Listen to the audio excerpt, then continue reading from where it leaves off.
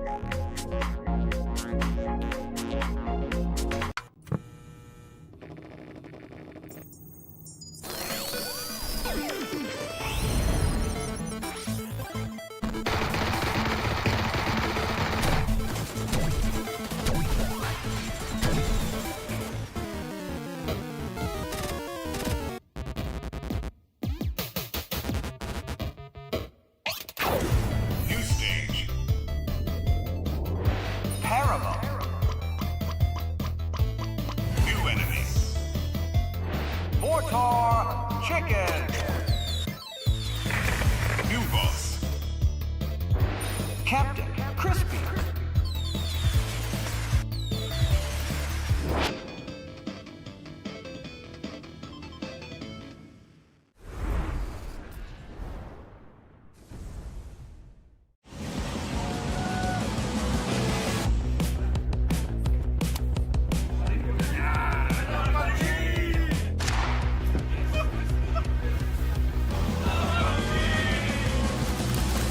About these events like the PUBG Hot Drop 2025 that we just had is simply just meeting all of these amazing people.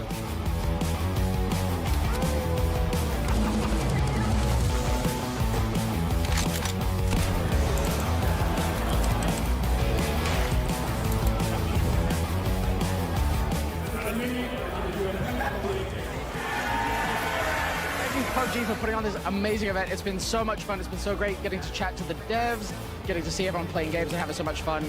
Thanks to all the team that's put it together.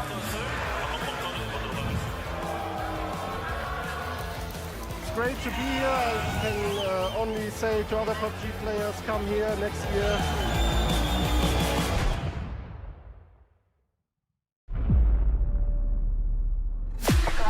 I just need a spot, light in the dark. I got a 2-chain but hard too. Don't always listen when you talk. We was wishing upon a star. I've just landed. Real enough that this Battlegrounds will remember. I'm bringing the static. She sees the world respect. I follow with my soul connect. Hey,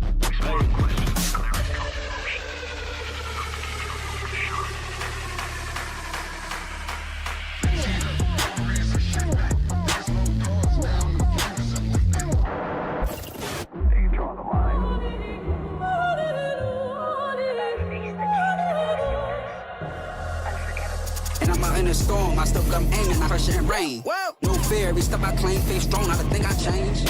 Staying in my lane.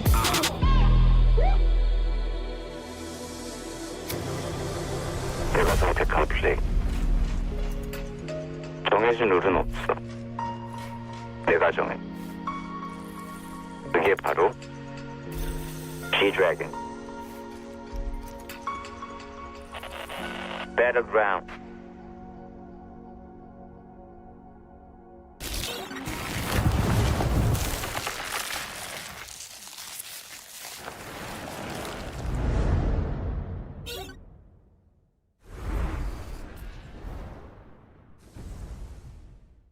A new collaboration, movable death boxes, and some changes to Miramar. All this and more as we dive into the update 37.2 patch report. First up, the desert's about to heat up again with a visit from the iconic artist G-Dragon. You'll be able to find an emote stage on the starting island. Special G-Dragon map decor such as a decked out gas station and fan room, and other themed visuals such as planes, blue chip towers, and care packages. And be sure to head over to the G-Dragon truck stop to immerse yourself in the recreated Power music video set.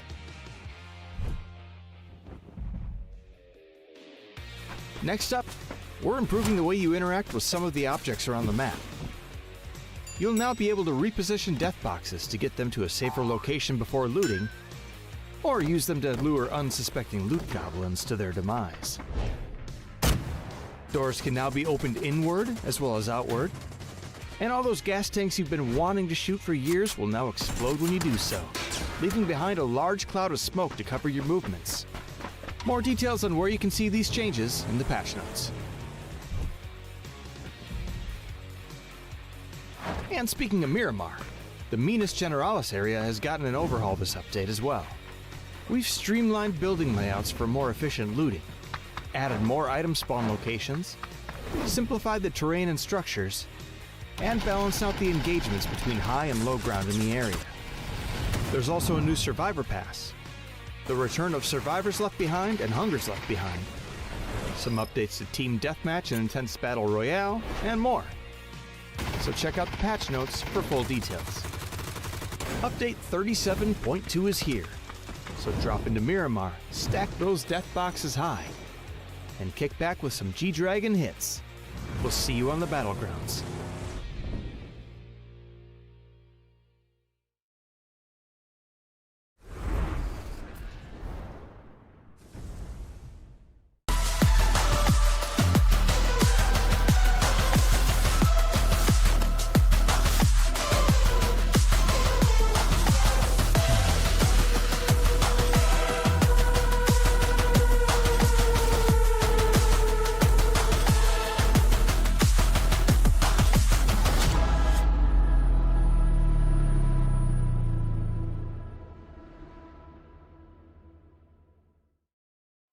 Welcome everyone to the first day of PAS 6 Last Chance Qualifiers. We are finally here to see who will be the next 8 teams to advance to the grand finals here at PAS 6 and have a chance at qualifying to the PCS sets coming up, as well as get those nice points for PGC points to qualify for the biggest event at the end of the year. My name is Cameron Davis, joined by Matchum and Godspeed. Godspeed, man, last weekend was great. Are you excited for this one?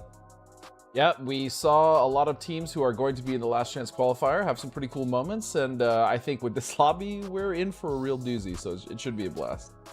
Yeah, and we'll go through all of that in a second, but first, Matchum, we didn't see you last weekend. You excited to get your feet wet with some more regional PUBG action? Dude, regional PUBG action and last chance qualifiers, that's like the double whammy of fun, because things Right? get wild in these and always can lead to cool stuff. I know. Listen, it's super exciting stuff that's happening. If you guys are just tuning in, welcome. We miss you. As Godspeed said, it's been a really, really exciting time looking through the group stage. A couple of expected results, but a couple of surprising teams that we see here in the last chance qualifier, which we will go through in just a short minute. But first, we need to walk through how this is going to happen with the overall format. We are halfway through the overall PAS main event, PAS 6. Right now, we had the group stage, last chance qualifier, and it should be a really, really good time. It's just 2 days though, Godspeed. It's just a best of 12. It's the same 16 teams, but with only 12 games. Do you think that's going to be a bit of a limitation here on how teams can qualify? Yeah, 100%. I mean, you know, when you have less games, I mean, we had 12 games as well when we talk about the group stages, but technically, I mean, when we have an 18-game finals, you know, cutting 6 of those games out, we saw the results of that happening at EWC. It gives a lot of teams less chances to have mistakes. You can't really have bad games if you're not salvaging games. It's going to be an issue. And again, with how rowdy and raucous I think this lobby is going to be, I think this is going to be a challenge. This is going to be a challenge for sure. Right. So here we're going to see the actual format graphic kind of walking us through everything. The group stage is completed. We had 24 teams enter. The top 8 after the group stage, round robin, A, B, B, C, C, A rotation. Top 8 go to next weekend immediately. The remaining 16 teams are playing this weekend in a best of 12 series. 8 of them will advance, 8 of them will be eliminated. So it's a double elimination bracket matchup in some sort of ways. We sometimes call it that. But this is the last actual chance. Teams are going to be going home. There is no more safety net for them. But matchup, let's walk through again, in case you're new, what the point system is here in PUBG Esports. Tried and true, right? We've been using this for forever. 10 points for first, 6 points for second, diminishes down to 1 point, down for 7th and 8th. Let's not forget about the fact that kills give you 1 point apiece.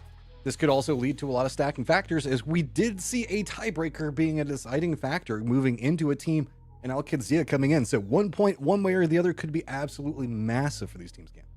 Yeah, exactly. And, you know, it rarely ever goes beyond the first tiebreaker, but it's one thing to keep in mind. Tiebreaker is placement points first. So anything past that, then maybe it can get a little complicated, and there are steps to go over that, but placement points first. So even though kills are valuable, placement points maybe a little bit more, but this is what the prize pool is going to be looking like overall. It's a good chunk of change, 50,000 total dollary dues to go into these players' pockets. But really, Godspeed, it is honestly about qualifying to the global events, not just the PGS events coming up, but also the PGC event at the end of the year, where we get nice points for that, specifically 250 for first place.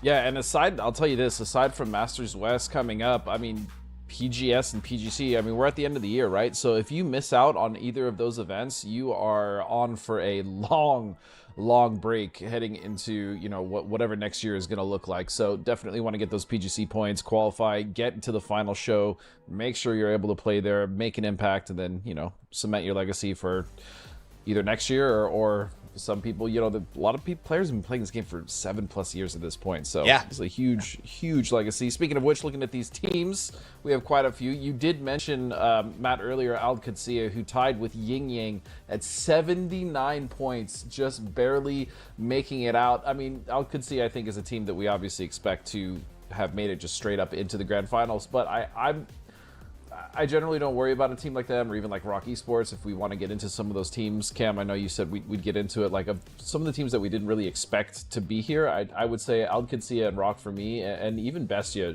probably the teams we talk about at the top. Yeah, I mean, imagine, like you said, like we established you weren't here last weekend, but we know that you were watching. Any of those teams kind of stand out as you as the team that you were perhaps shocked to see in the last chance qualifier? Well, I mean, of course, whenever we look at those big three, the thing that draws my attention the most, though, is honestly Rock. Al-Qadsiya is a squad we know that should perform well, but Rock is just coming out of some pretty solid performances on international stage. Like, we can't say that they were, like, phenomenal, but whenever you're competing at the top of everything, you should be doing really well. And remember the fact that they did switch out a coach. So, since the last international coming into this, Silzen has taken over the role of coach, and we've seen a bit of a slide. So, we all know that Papa Silzen can bring a lot of knowledge, but I get a bit worried whenever we see a coach switch up and, you know, we saw a squad that was performing well slide back down. So that's going to be a lot of pressure onto him. Yeah, so, yeah, I mean, that's a fair point. We'll see how they recover coming into this week. And here's the overall leaderboard from last weekend. All group stages, everything combined together. The top 8, as we established, they're already in the grand final. They're not going to be here, but this is a good sort of look into how these teams that are playing this weekend performed last weekend. As Godspeed said, or Matchroom, or we're all saying, right? 8th and 9th place, one. It was a tie. Yin Yang and Al-Qadsiya, we're all the same person, okay? We're one big giant Cerberus. We're one okay? entity. Yeah, Stupid exactly. math being the exact thing that everybody can agree on. I know, right? No arguments there. So 79 for both Yin Yang and Al-Qadsiya, but Iraq Esports also in 10th place. But the one thing that jumps out to me, Godspeed, looking at this leaderboard, is that there aren't really any breaks in the points. It's just a linear slide towards the bottom. Yeah, it was. I mean, we had some sponging up top, obviously, and when we came to group stages, but it was pretty linear all the way down aside from that tie again. I mean, looking at the head-to-head here of Al-Qadsiya and Rock 2, the teams we're talking about, 53 kills, you know, for Al-Qadsiya. A lot more damage on the side of Rock. Rock was definitely finding a lot more action. However, they weren't able to convert those into kills. Actually killed points. Some of those were stolen, but overall it was very close, right? 79 to 76 points. Rock, again, you're talking about how well they've done recently at EWC. We've talked about their year so far. This roster is really coming together. So yeah, I mean, a little slip up coming off of an event like EWC, I think is okay, as long as they right the ship here, and I think, you know, they qualify to grand finals, which they should, right? I mean, let's be honest, they should. Then I think they'll be just fine. Yeah, but should is the key word. Yeah, exactly. It is. Yeah, so I think a lot of eyes are going to be on Iraq Esports. We see the damage numbers and kill numbers, a bit of a, you know, discrepancy there, but we know that the teams play different styles, which could be leaning into that. But now that we're looking at some key players from these two rosters, I already did the numbers. I did the math for you guys, so you don't have to worry about this. Both of them were basically close in their kill participation, both around 30 to 35% of the kill participation of the team, but damage-wise, Roth is only looking at 21% of the team's total damage, whereas Fantastico is looking at 32% of the team's total damage, and that's already of a team that we just saw on the previous slide have a really high damage count to begin with. So Matchroom, when we're looking at Rock Esports of like, oh, why are they here to begin with? They had such a good previous performance. That I'm sure that the damage amount itself is something to kind of look at of, oh, maybe they still got it. We shouldn't be worried about them just yet. Well, damage is interesting, specifically whenever we look at how Rock tends to play. They're a squad that can sometimes be a bit more passive in the earlier stages, and by passive, I mean just control an area. So farming damage, forcing teams away from them. So a high damage count with a lower kill count comparison usually does mean that it can be something along those lines, and yes, kills aren't being converted the way that they would like to, but it can also just go into area control. But when we also see them kind of sliding down the leaderboard, now being in last chance qualifiers, it's showing that maybe the damage that's being converted out isn't giving them the control that they really think that it's wanting to kind of capitalize off of and giving them their path into the circle. That's, yeah, actually a fair point. We'll see if they can't start to get a bit more of those conversions into kills this weekend. Looking at the top kills overall, these are the top kills from group stage of the teams that are in last chance qualifier. That's why we're not seeing anyone from Mira, not seeing anyone from Furia. And Godspeed, Balefrost really jumps out. Not only is he in first place, Yoho are in fourth place of, okay, how do I say this? They're fourth best team in last chance qualifier of from group stage. Yeah, they were in 12th. That is the most Yoho stat I've ever heard in my life. You're the fourth best, worst, best team. Something like that. What you said. Yeah, but Balefrost being first in kills, though, that's something fun to see at least. Yeah, I mean, it's nice to see Bale back in the mix. I mean, it was talked about last week during the games when they were playing, you know, talking about Balefrost and Poonage coming back together. You also have Shinboy back in there. Cherry Vibes is in this roster. Wolf is, you know, back coaching. So again, this is, it's a storied roster, but also looking at a team like, I mean, Wuju 2, we've talked about Wuju 2 in the past quite a bit as well. They have found varying degrees of success with different rosters. They have Lucid, Seifu, Zenny as well. So, I mean, I expect them to do well. We've had them kind of had explosive starts, especially last year, but not able to quite capitalize and finish strong. So we'll see if they can kind of do that here. But again, this is a very strong team to watch. Definitely, definitely one of the ones to watch for sure. Yeah, so looking at the graphic now, what it's showing is that in PAS 4 and 5 and Last Chance Qualifier, they got 107 points both times, which was enough to advance them to the grand finals. We were assuming they should be able to do it here, Matchroom. I don't know if that's the case. We're going to have to see. But another team that we want to keep our eyes on is going to be Yoho, specifically Shinboy, who got 25 kills total combined between PAS 4 and PAS 3 Last Chance Qualifier. Shinboy did compete in PAS 5 on God Squad, but they were able to qualify directly into Grand Finals. So alongside Bill Frost, Matchroom, Shinboy certainly is another player to watch to see if they can, I don't want to say recover, but at the very least, like, get their act together and appear in the grand finals. Bro, can we talk about how Yoho is like the team that always wins my heart but never wins anything else? This is a squad that I always really have a higher expectation for, because I always I want to believe that they can pull it together, because there's so much history on this squad, but it's always been a squad that whenever they can have these big, huge play moments, but the consistency just isn't quite there. And they have so many phenomenal players on them that are kind of like the squad that grew up playing PUBG, for lack of a better term. And there is so much capabilities in them, and I have firm expectations that they'll make it out of Last Chance. But I want to see them take really whatever they're learning out of this and catapult themselves into a better position in the grand final. Yeah, and now Michael, what do we say about this player? Constantly jumping around so many different teams, a really, really strong player, has performed well internationally, even if I do begrudgingly consider PNC as an international event. We're not get into that. But even he's got his MVP jersey on. You can see he's not as international as it gets. It's an exhibition. It's, you know, but it's it's not like, I understand what you're saying, but it is definitely international. But yes, even outside of that, good international success. But I mean, this is a team of veterans, right? Mission Ready International Alliance. This is a real deal. You got Snakers, Vox, Gats. You got Michael, right? You got Bizzler as the sub. You got Trevor as the coach. I mean, this is a storied team. They were just LG, right? They've been the Falcons, like the Snakers in that core. They've been many different teams, so we expect them to also get out of this. Plus, they're fun as hell to watch. I mean, Vox with his BRDM is just an absolute menace. Michael, you know, doing Michael things, whether it's clutching something up or healing in the blue, you get a little flavor, you get a little sample of everything with that team. Yeah. Now, this is an interesting one, Theros. A bit of a dark horse, we have to say, coming into this. Bunch of Gaio really haven't been performing all that well, but Theros did help bring Potentially Dangerous in previous Last Chance qualifiers to the grand finals, with the team getting 103 points in 4 and 109 points in 5, and of course, even qualifying Spam directly to the grand finals in PAS 3. But since joining Bunch of Gaio, I mean, Theros is an experienced enough player, but seeing Potentially Dangerous move on without him, qualifying immediately to the grand finals from last weekend's group stage Matchroom, do we think that that's going to maybe have Theros feel a certain type of way, maybe feeling a little left behind, or perhaps more motivated to perform? Well, the thing about PUBG is it's hard. We do talk about MVPs and a lot of other stuff that goes on. This is a squad that really is struggling to find points right now. Maltheros has been around for a long time, has a lot of skills and capabilities. He has got to make sure that he's also feeding over a lot of that experience to other players on his squad to give them the opportunity to climb. Right. This is a team that, yeah, it does have some history to it, but it is the team that I think out of everything that we were looking at is going to be facing the uphill battle today. I mean, what we saw 24 points, if I remember correctly, 20 something like that, yeah, for the group stage, and that is harsh. That is what, 2 points per game, less than, or right at? Well, it was okay. I double checked. It's 32 overall points, but not much better than what you're saying. So yeah, definitely one of the teams that probably has the highest hill to climb.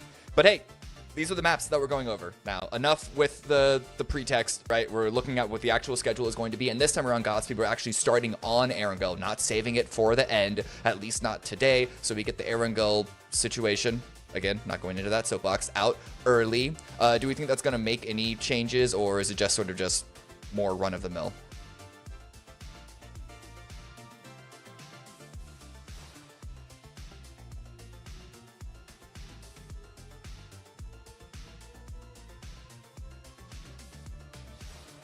Yeah, I was going to say, the only thing I can think of is really sometimes starting on Erangel can be a bit more comfortable and like, because it can sometimes have a bit of a slower pace, but Erangel lately hasn't been the slower paced map at the start. So hard to say.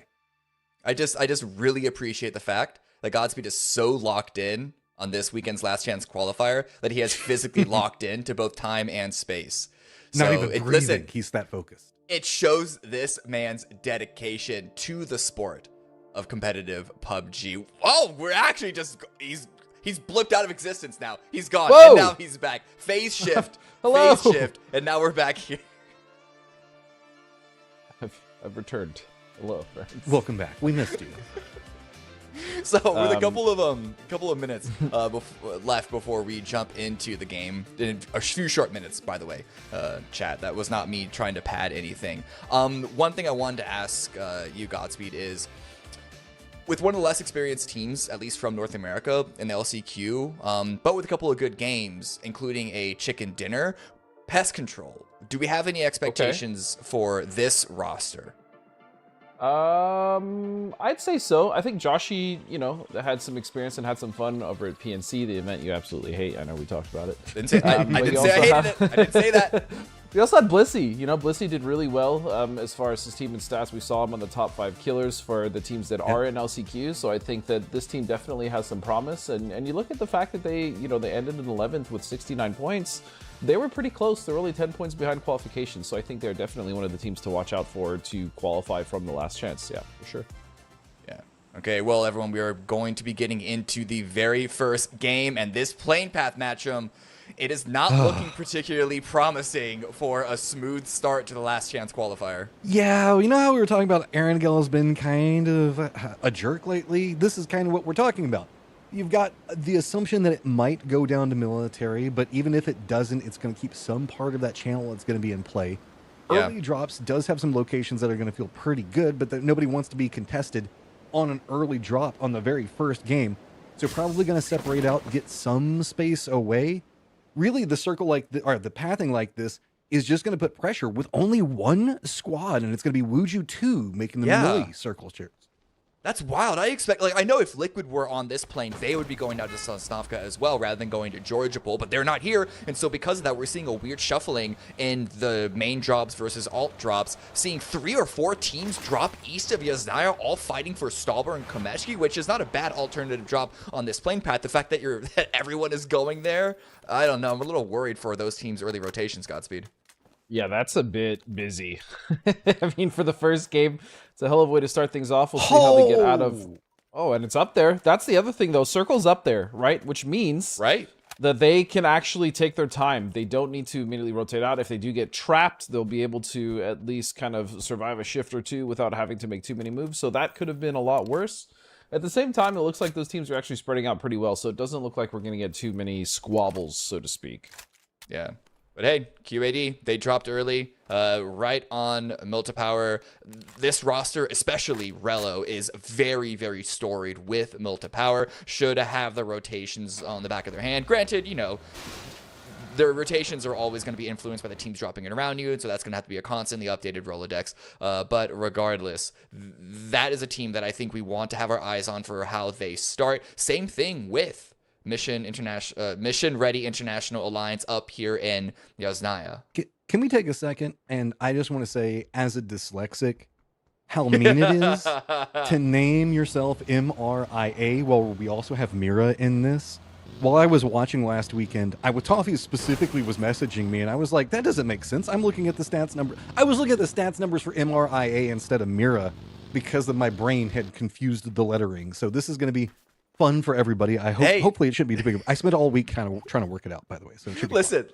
Allegedly, they chose that specifically because it is so close to Team Mira to try and have any sort of advantage when it comes to kill feed tracking. It affecting us commentators is just we're just in the line of fire. Gravy for the squad. Immediately Theros finds a target, so this fighting up and around Stalber is happening quite early. It's gravy for the squad. So this fighting up and around Stalber is happening quite early. So this fighting up and around Stalber is happening quite early. So this fighting up and around Stalber is happening quite early. This is really interesting. We've got a lineup along this very wide open hillside leading into Kameshki. Down this double hillside, there's a lot of verticality in this and not the easiest of pathing. So that is actually going to be Max losing one of the tires on their car early. I like this. This is being a bit of momentum at the start to kind of like, even if it's just getting harassment or some small victories, it does carry over in the mental state. The codes, check the codes. Oh, the codes. Top yes, right okay, of the so mini-map, before I go- U0673-V8XR-CTF5-GPAQ8.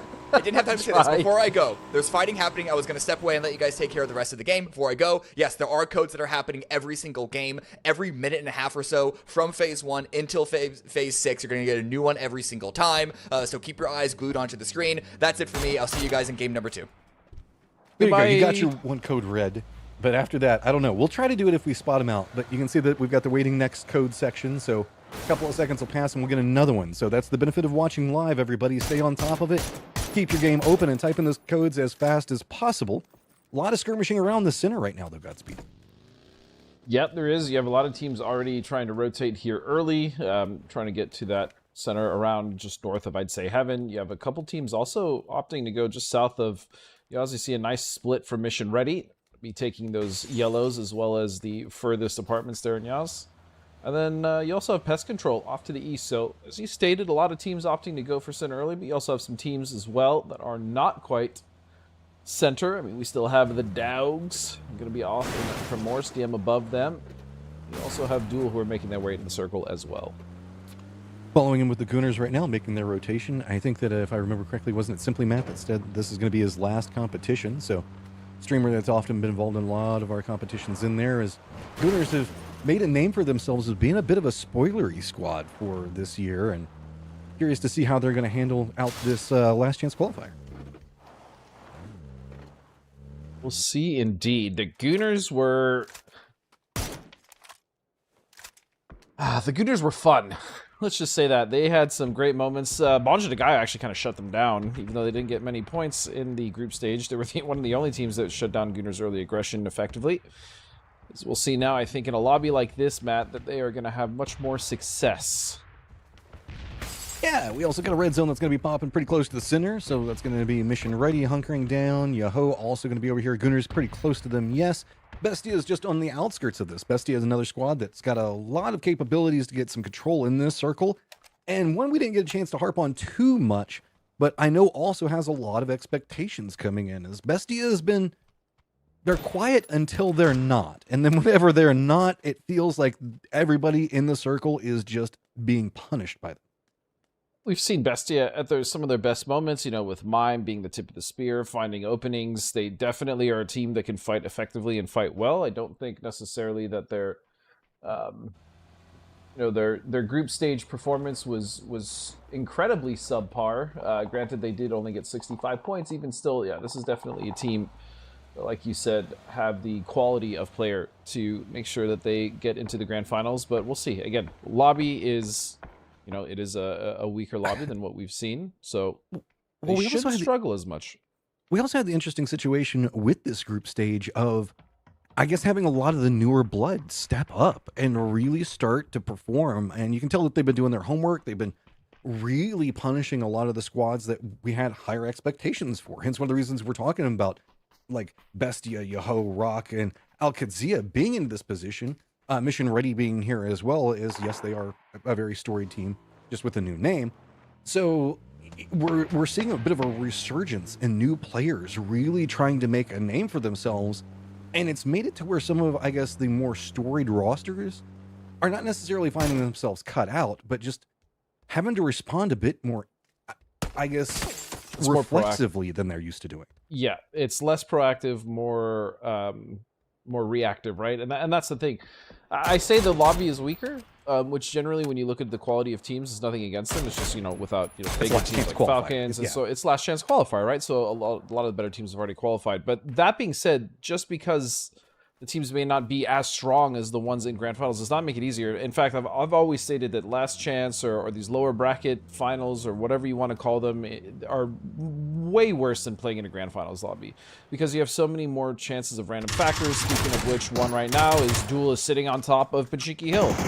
Danik goes to scout, and you just don't know, right? And so that's the thing is, even though you don't have the Falcons, there's so many more variables in playing in these LCQs, and that for me has always been much more difficult than playing in like an actual established lobby where you have like the best teams in the world. So these are brutal. These can be very brutal to play in. Yeah, I 1000% agree. It feels more like, and I don't want to say this to make it sound like different versions of the game are worse or better or anything else like that, but it's a more raw version of competitive PUBG whenever we look at it, because it's a lot of people scrapping for their very last chance to perform anything. It's in the name. And so, like, a curveball, a rotation, a holdout, a trap, they tend to be a lot more common in this specific play area whenever we look at last chance qualifiers. It gets a little bit wilder. It gets a bit looser. It's trying a thing that you want to see if you can pull off that you might not be able to do in the other lobby. And now Rock also have to be pretty careful. Going to take some shots, and BL does get the knock on a Seifu and also gets a quick flush out. Yeah, and to your point, it's just less formulaic, because when you're playing against the best teams, they have their set rotations, they have their set drops, they have their their set macro. They like the things that they like, and other players pick up on that, and generally they don't want to run into a team like that early, so you get again, it's much more formulaic when you have a much stronger lobby with teams that are well established and know how to play around each other. So this also makes LCQs much more fun to watch. Unfortunately for the players in them, as we see another code fly by on your screen, make sure you look at that in the top, excuse me, on the lower right above the mini-map. As Alir V is gonna get, he doesn't even get one. Oh no, DM. That's, Duel's gonna find two. That's gonna be a big start for them as well. That is absolutely wild. Just runs through, shift pops. It does go a bit more into the south. So that means the Death Road's going to stay in play as well as Farm. A bit of a death funnel might happen up into the northeast as we've got Max and Gaio as well kind of called out over there, but a quick regroup's going to be happening. The southern section is pretty open, so that's beneficial for DM as they make their rotation around it. You have Sam Crow that's trying to keep some territory control, but it's pretty hard over here as he's all isolated by himself. Yep, all by himself. Dreams, though, he's going to find Shinboy. That's going to be a flush as well. Unfortunate for the Yahoo boys. This is the Gooners. Are sitting nice and pretty in the northwest side of the circle. Not taking shots at controller. They're just being a menace right now. Just dictating, not really dictating, but just harassing rotations coming in. As you can see, again, they're right below, should say right above Volcano. And most of the teams at this point, Matt, are set up in the circle, except for Max Win and Bonjour de Gaio. They are coming in just on the north side. Everyone else is pretty comfy and tentative, we'll say. Tentatively comfy. Best going for the crossroads dip and trying to feel as safe as possible. It's safe for the time being, but if we see the circle continue to press this way, it gets a bit more hazardous, but pretty much going to be chilling for the time being. Yoho has a pretty interesting split that I don't know if it was intentional or just kind of how haphazard due to how everything was happening over here. They've got CRL that's just going to be the northwest of them. We've got two members that are going to be lined up pretty close, and the Punaj is going to be playing to the south with CLR. Uji 2 is going to be, I think, trying to get one of their members back over in position, and actually it might have been an emergency pickup. Nope, no, it was a call back in, so he's going to, the rest of the squad pretty far down the south. Yeah, you can see Bessie has a split off to the south that we used to call it New Compound, but that and Hacker Compound, and then Yahoo is actually in that solo Alamo by himself as well, so that's very fitting for him. Meanwhile, Mission Ready International.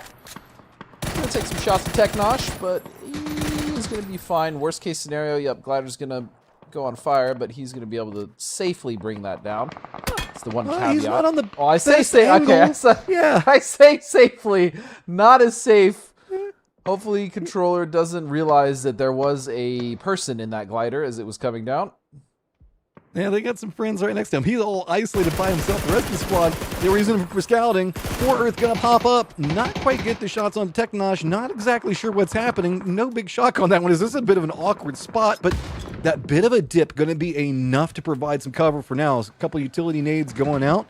And that is going to give time for the rest of Max to regroup over here. And now CLR, how much more of this do you want? Do you need to regroup and play it safe? And I think that's what they're going to do. 4Earth's going to hop in the vehicle and just let him have it. You know what? Props to Technosh making a bad situation. I mean, he was scouting for his team, so even if he went down, he found the spot. I like that the rest of Maxwin was coming in off the heels of that, so they were rotating and pretty much ready to go once he went down. So great on them, and because of it, they find themselves, at least currently, in a good spot in the circle. Yeah, so this is not as crazy as an early game as we're expecting, but this has also got a lot of open sight lines. So teams are going to start trying to exploit that as much as they can. You can see Alcazia going to spot out Rock, take the tail end shots, does hit some damage, but going to be enough to get at least a bit of a shoo away position. That means that the hillside around Prison is entirely under QAD control. Unfortunately, the circle does move a bit west of center, so they lose most of that controlled territory. This is a Pie Road Center, so it's been actually a minute since we've seen such an open circle here. We do normally end near that Death Road area to the south edge, but yeah, we're going to be centered right on Pie Road. Now, there is a dip dead center of that circle, which is good to play, but this early, not so much. We'll see if anyone desperately sends it there.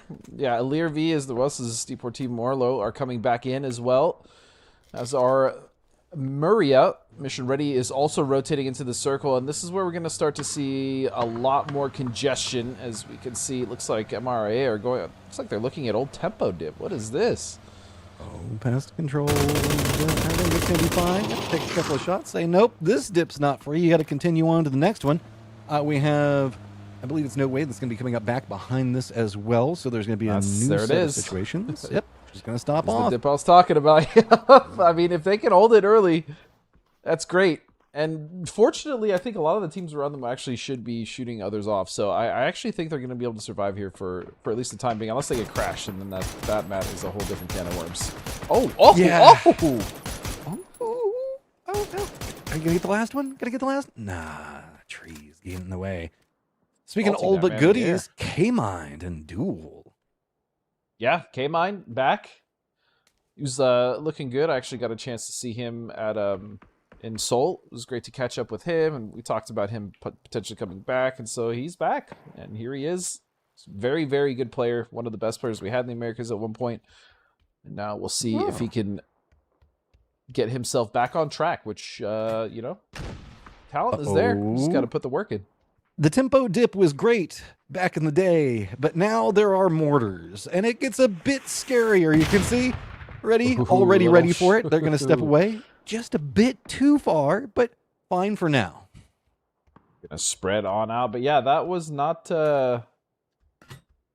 These were not something that, you know, we had to deal with in the past. There were no mortars. That one should be a bit closer. They saw where the last one landed, and it is going to be, again, just a bit far. Meanwhile, it's going to be QAD fighting Bonjit, Matt. Yeah, spot him out. Okay, quick pick on that one. Cowboy, though, in a desperate position, has to step away from it. Friends trying to hold the angle for it. Biden goes down, and now it's just one member up. Abonda de Gallo in some trouble. But at least we're going to see some assistance coming out. It's going to be Rock at range that does get a knock onto one of the QAD members. That might give Fran something to work with, but I don't know. He's just kind of trapped out in the blue. D's looking right at him. Smoke wall down, but I mean, what do you do in a situation like this? It's just running right into the waiting arms of QAD. Yep, and so far they're dealing with it. Roth is down, but that should be a recovery at least, and Rock is going to just pull off. They are in front of them as well. So, yeah, why not? Plus, now they have a foothold into the circle. It's not a great edge, but it's something. Now QAD are going to have to follow in tow, and that's going to be a bit more uncomfortable. I love just whenever you see a team get a knock like that and instantly run off of it, because you know it's going to slow down the other squad, give you some time, even though somebody's back behind you. Pest Control dealing with a much closer threat, and that's going to be No Way running right into him. Sam Crow's going to go down. Easy pickup. Rest of the squad's going to stay a bit further north, but that does mean that No Way doesn't have very many ways into this circle. They might have to start maybe around tempo dip. There is the hillside where we do see the respawn beacon at that they might want to go for. Bestia could get some vision on that as well as Rock. So No Way does also lose Lopes in rotation. And I don't know. Where do you even go? I guess, yep, just down into tempo dip, and that don't work too well. Yeah, and they were on, I mean, they were coming back from a revive anyways from the Blue Chips. I wasn't expecting a lot from them. Meanwhile, it looks like a crash is coming in. Max Win on the backside of this controller actually leaving off to the east. They're getting shredded by the Gooners, who have set up this nice little split of control on the north side. Is Yahoo also getting involved? They have to be careful, not controller right on the doorstep. Yeah, I don't know how they want to try to run through this when it's just turned into a big mess. A lot of squads all stacked up on top of each other. Yoho in a lot of trouble. Just Poonage, the last one up, looking at the Gooners, trying to see if maybe he can get Matt to go away. Finally gets those shots, but he is surrounded at the time being. He's got threats all around him. Does he go back, try to make the hero play for his teammates? No options even allowed. Yoho is eliminated quite early. Yeah, so they will go out with not many points either. In fact, I don't think they got any points. And, I mean, again, we're in phase 4 and already lost 3 teams, Matt. So this is starting to become somewhat of a meat grinder. You can see how much open space, again, these Py Road endings, leaves a lot to be desired as far as playable area, and that's going to be controller now going down. I mean, just not a lot of options for Collector to play from that angle, so Gunar's doing a good job in defensive holding this area, pumping out good damage, making sure to kind of force everybody a bit more into the east, and Pest Control was picking up something out of that. Al-Qadsia now making their rotation. They've got a bit of this dip that they've got to drop down, but now inside the circle, looks like they're going to go for a vehicle fortification. Crossfire is going to be set up to the north and the south, but Wuju 2's positioning is going to be mostly lost due to the hillside itself. So that means it's going to be mostly 55, just looking right into QAD. So QAD now with a very tough play ahead of them. I mean, they just have to survive here, but they're getting just absolutely battered. There really isn't any cover. It's just the smoke. It's just the vehicles. It looks like QAD really are not long now. That circle, I mean, it just doesn't help at all either. You can see 55 as well, just off to their north, need to make their way in as well. Oh, starting to try to rally back. D does get the knock onto 1, but Arnzerad gets the knock back onto D. Is it going to give anything for QAD to work with? It's just continuing to fall apart over here. 55 in a good job playing control for time being. Wuju 2 now has an opportunity that they can try to leapfrog into the circle, but you can see the circle's going to be pretty open. That area to the north of Death Road is pretty much just a recessed hillside with just a couple of rocks, a couple of trees to play from. That's going to be why nobody is in it right now. That means it's a death funnel up into the north where we've got dogs lined up against Gooners. We got Max that's going to be running into it as well. A couple of high ground teams also keeping an eye on it all. Gooners, they've been harassing a lot of squads over here now, put themselves right into the meat grinder as everybody is just running right into their doorstep. This is such a packed northern edge. All these teams opting for any sort of control of what little area there is to play here. Looks like Maxwin's going to go out. Pest Control is just doing work on this side as Gooners. Whoa. It's just down to simply Matt. Pest Control coming in with some gusto. Dogs on the other side of it. Big crossfire set up, and it has just been a problem for the Gooners to deal with. Pest Control, though, going to start getting some vision on dogs as they crest the top of that hill, so might slow it down enough. Simply Matt, the last one up, very far to the north. Nothing that he can really do, so he's going to go down. Gooners are now out. Wuju 2 also opted in to crash right into Rock's compound, and that's where they're going to get eliminated. Rock, great on the defense. He got that headshot. The MP5 from that distance, that last bullet hit his head. What a knock. Okay, Blissey. Either way, you know, Gooners going out. They still got 7 points. Hell, definitely a solid start. Not bad for them at all. You can see Rock as well, currently with 7 points, 6 kills, 3 members alive, though, and they're on track to have a much better game overall. Meanwhile, the 4 dogs, currently 3 dogs, one of them knocked. Ice Tech, not sure if they're able to get that res. Looks like Pest Control is pushing the pace. Oh, and that's a nade and a knock on a Bliss. That's huge from Blissey in Battle X. Down to half the number of dogs. It looks like they're going to start eyeing a bit more west. They do have that hillside that they can play that's going to block out a lot of vision. Bestie is still center of the circle with a lot of control in it. Rock as well.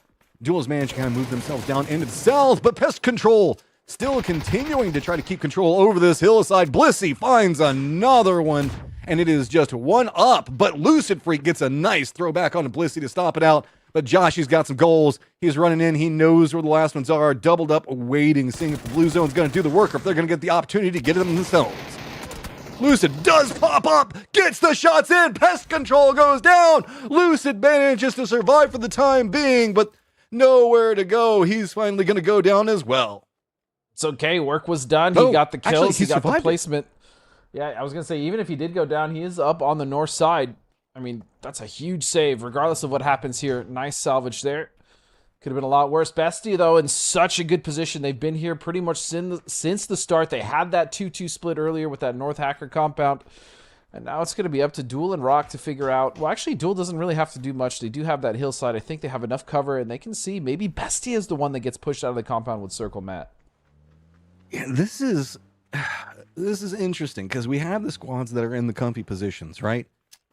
And then we've got Mission Ready. Mission Ready is definitely the outlier squad. They can go for the easier option in Rock. but that doesn't necessarily make it any easier, as that you're still going to be walking into a pretty desperate situation. That nade, though, is really nice. That's a good way to get the damage out. Follow-up nade's going to be close. Does get the knock on it as Fantastico, and he is a big part of how they manage to set up their defenses. Blue Zone nade's going to follow in, and Mission Ready just cooking the nades to perfection on top of Rock. They still have to get in, and if they don't get rid of Rock, that's going to be a big problem. You still have souls in that shack. That's the big. It's going to be the big issue. And remember, these are the still pretty juicy C4s. You know, the DMR is still pretty good. We are not on that patch quite yet. Oh, that thing is struggling, and he's going to send it, Vox. Where are you going, RBN? He's not getting very far. I think he was expecting more people to be there. Nothing's going to get found with that. It's scary, but that was about it. And now Mission Ready, they put a lot into that, hoping that they could find something, and it puts them really behind in the pace for the circle. Well, they're still going to have to cross, even though that was a very unsuccessful C4 attempt. You can see Duel just not wanting to move. There's no reason for them to, because it's either going to be them or Bessie are forced into the center again, and this is just an open-faced hill. There is nothing to play, which is why you can see Mira really struggling to just find an option in, or just even a path. They don't have a vehicle. They use one for C4. It's going to be a solid spray. And Mission Ready is now down, so we have 3 teams left, Matt. It's Duel, Bestia as a 4, and then the 2-man of Rock. Yeah, Duel's got the high ground, looking down into everything. We're at phase number 6, so a couple of circles might dictate how we're going to see this next section action play out. K-Mine being a bit bold, going to be punished with it as Bestia's Draft King does spot him. Bestia's got the controlled compound right now with a lot of vision around, so really Duel's high ground is going to be the thing that they're going to have to keep their eye on the most. We can Rock right up against the circle, though. They're scrapping. They're fighting for everything that they can get. Presently at the top of the leaderboard, 7 kills.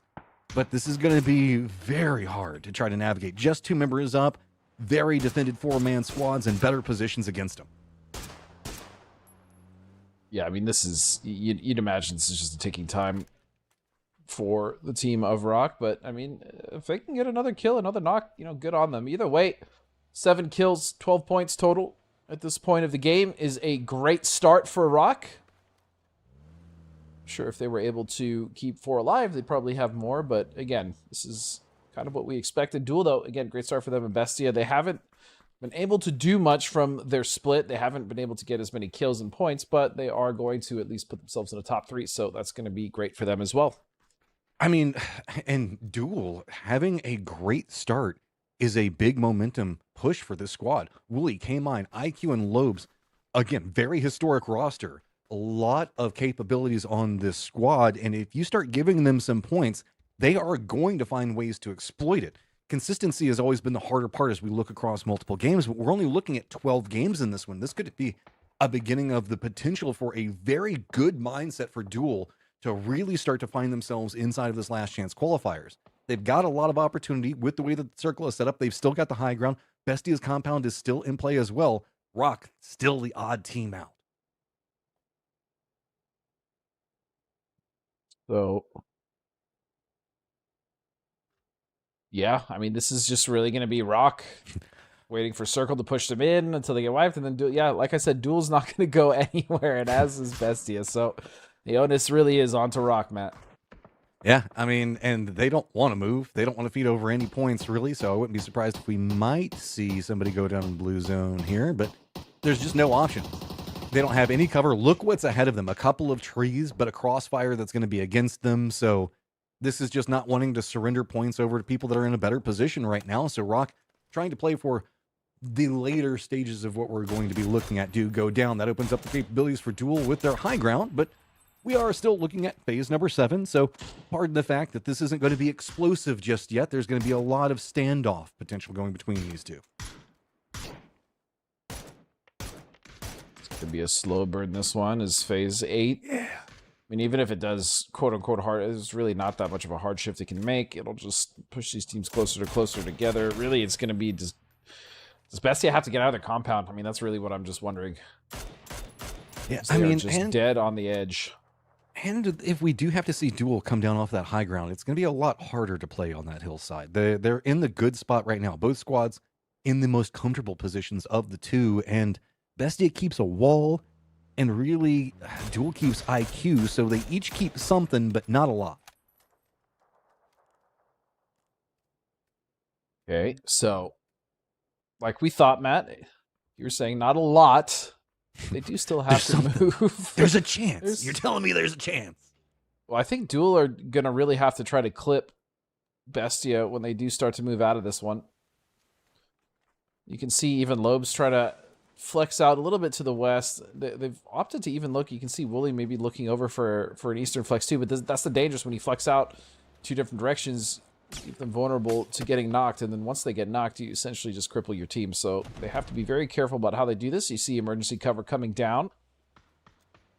Yeah, a lot of smoke already on the field, and Duel needs it. Again, whenever we look at a fortified position in the lower ground, the trees are going to deny out some of the vision, but look at the cover that Duel really has to play with that's going to be in front of them to deal with. Instead, Bestia's going to use this wall. Vinny does spot out Lobes. That's one down, and the vulnerabilities of the smoke is if they spot any movement, Bestia has the firing capabilities to punish it near on instantly. So what are you going to do, Duel? Looks like they are going to have one inside the vehicle. It's going to be Wooly, trying to see if maybe he can coast down a bit further. Instead, the vehicle's just going to be rolling down, seeing if it's a bit of a distraction. But Mime on the other side of that, going to be a bit more brazen, move into the circle a lot more aggressively, trying to get control of that low ground and absolutely choke out any options for Duel. And the problem now is, like I said, with when you lose a member early like that, you really start to open the door for them to start to really kind of put the screws on your position and make things rougher and rougher. Flood just holding back, playing as the anchor. You can see the rest of Bessie now starting to push up. IQ with no angles because of that anchor position. Mime now is going to find K-Mine. That's another flush. And it looks like Bestia is trying to put the finishing touches on this game. They've got all of the momentum on that hillside. Started to run up, but looks like they're trying to find different angles of approach. Mime on one side is going to spot out, and there we go. It's going to be Bestia taking game number 1 of our last chance qualifiers. Feeling pretty good about it. Moved into a good position early. Managed to continue to force a lot of the other squads away from them and kept control for oh so long. Yep, they did, and you know, like you said, they didn't really get the most kills, but that's because the position they were in, they really didn't have the opportunity. As soon as they consolidated, they were able to flex out a bit. They found kills on Rock as well as other teams, and so they were able to find that. And then, of course, you know, Duel having a good game as well for themselves, getting second place with some healthy kills, Matt. So it was a good start for LCQ for quite a few of these teams. And if we look at kind of how the playing path was at the start of this, it was a far friendlier circle than I think a lot of these teams were expecting. We ended up in kind of that awkward, I guess, mid-game firefight, just due to the fact that the later game sections of this we knew weren't going to have a lot of cover. So squads getting bloody and brutal early led to a much slower but kind of chess-like ending where the two squads were kind of lined up against each other with Rock being the odd team out. Are seeing a couple of teams that we had higher expectations for in the group stage coming in here, but Duel being a standout, reading the circle well and getting a lot of kills, I'd be a little bit worried for the rest of the lobby if we start to see some of these squads that we know have momentum capabilities start to warm it up in this first game. We'll see if they can do that. We are going to throw you guys to some quick highlights as we set up to get back with Cammy, and we set up for our second game, so don't go anywhere.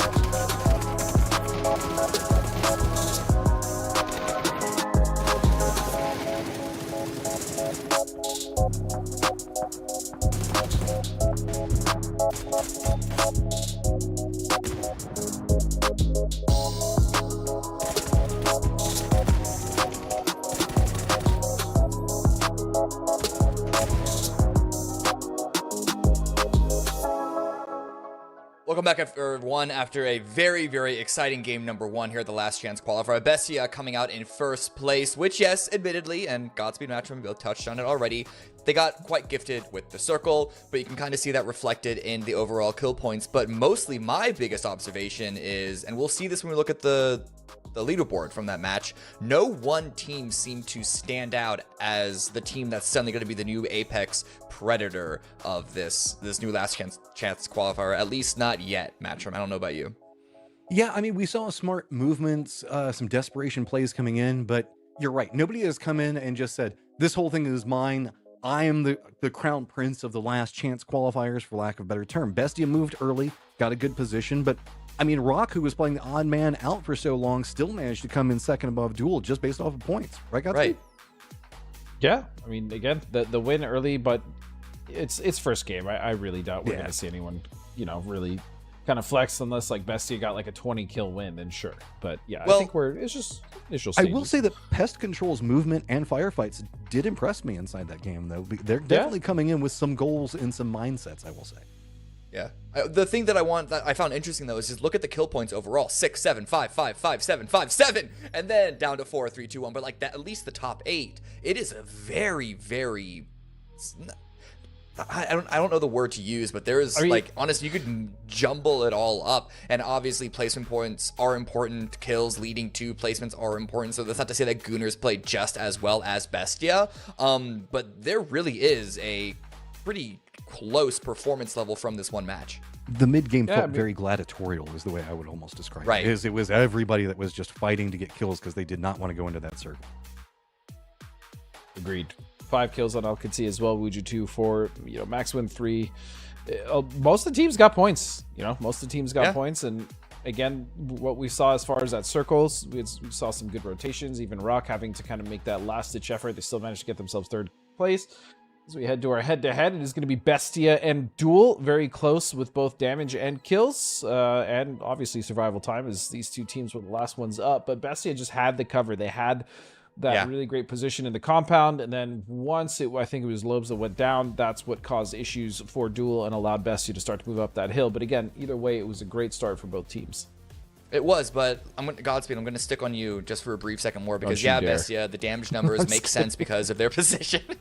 But it's good to see Duel at the top from the very beginning. This is a team that they are veteran players, right? Super experienced players individually. As a roster, maybe not so much because they're a new roster brought together, right? But definitely players with their extended experiences with together and with other rosters over the years. They had a couple of key moments from group stage, but no real standout full games, not that I can't remember. But maybe with that experience, now they're getting back into things. Do we think that them getting a nice solid 2nd place here is going to be like the sign of them, I don't know, becoming more like rolling back the years? I don't know about rolling back the years. It's not about rolling back the years. I think what it really comes down to is just getting back in the swing of things, right? Because Duel, K-Mines, you have Lobes, you have Wooly, you have Pensa. I mean, some of these players actually have played on teams together, whether it was, in Duel itself or other teams within the North American region. Plus, you have to remember that they have Wooly, who is someone who is very good at analyzing games, even though he hasn't necessarily been playing. The last couple of years, he has been a coach for one of the best teams we have in the region, which means that, coming into Last Chance, I am not surprised at all if these guys are taking this very seriously. They're actually sitting there going through VODs. K-Mine being rusty, which is totally fine and normal after not playing, also getting back in the groove of things, someone who's very talented. I think Duel coming into LCQ are going to qualify. I'm just going to make the call here now. Okay. I feel like that team is strong enough to, also know how to do their homework and what they need to fix. And so I think this was a great start in showing that. We'll just have to see if they can keep that up. I know that was a very bold prediction, but I think they'll be just fine.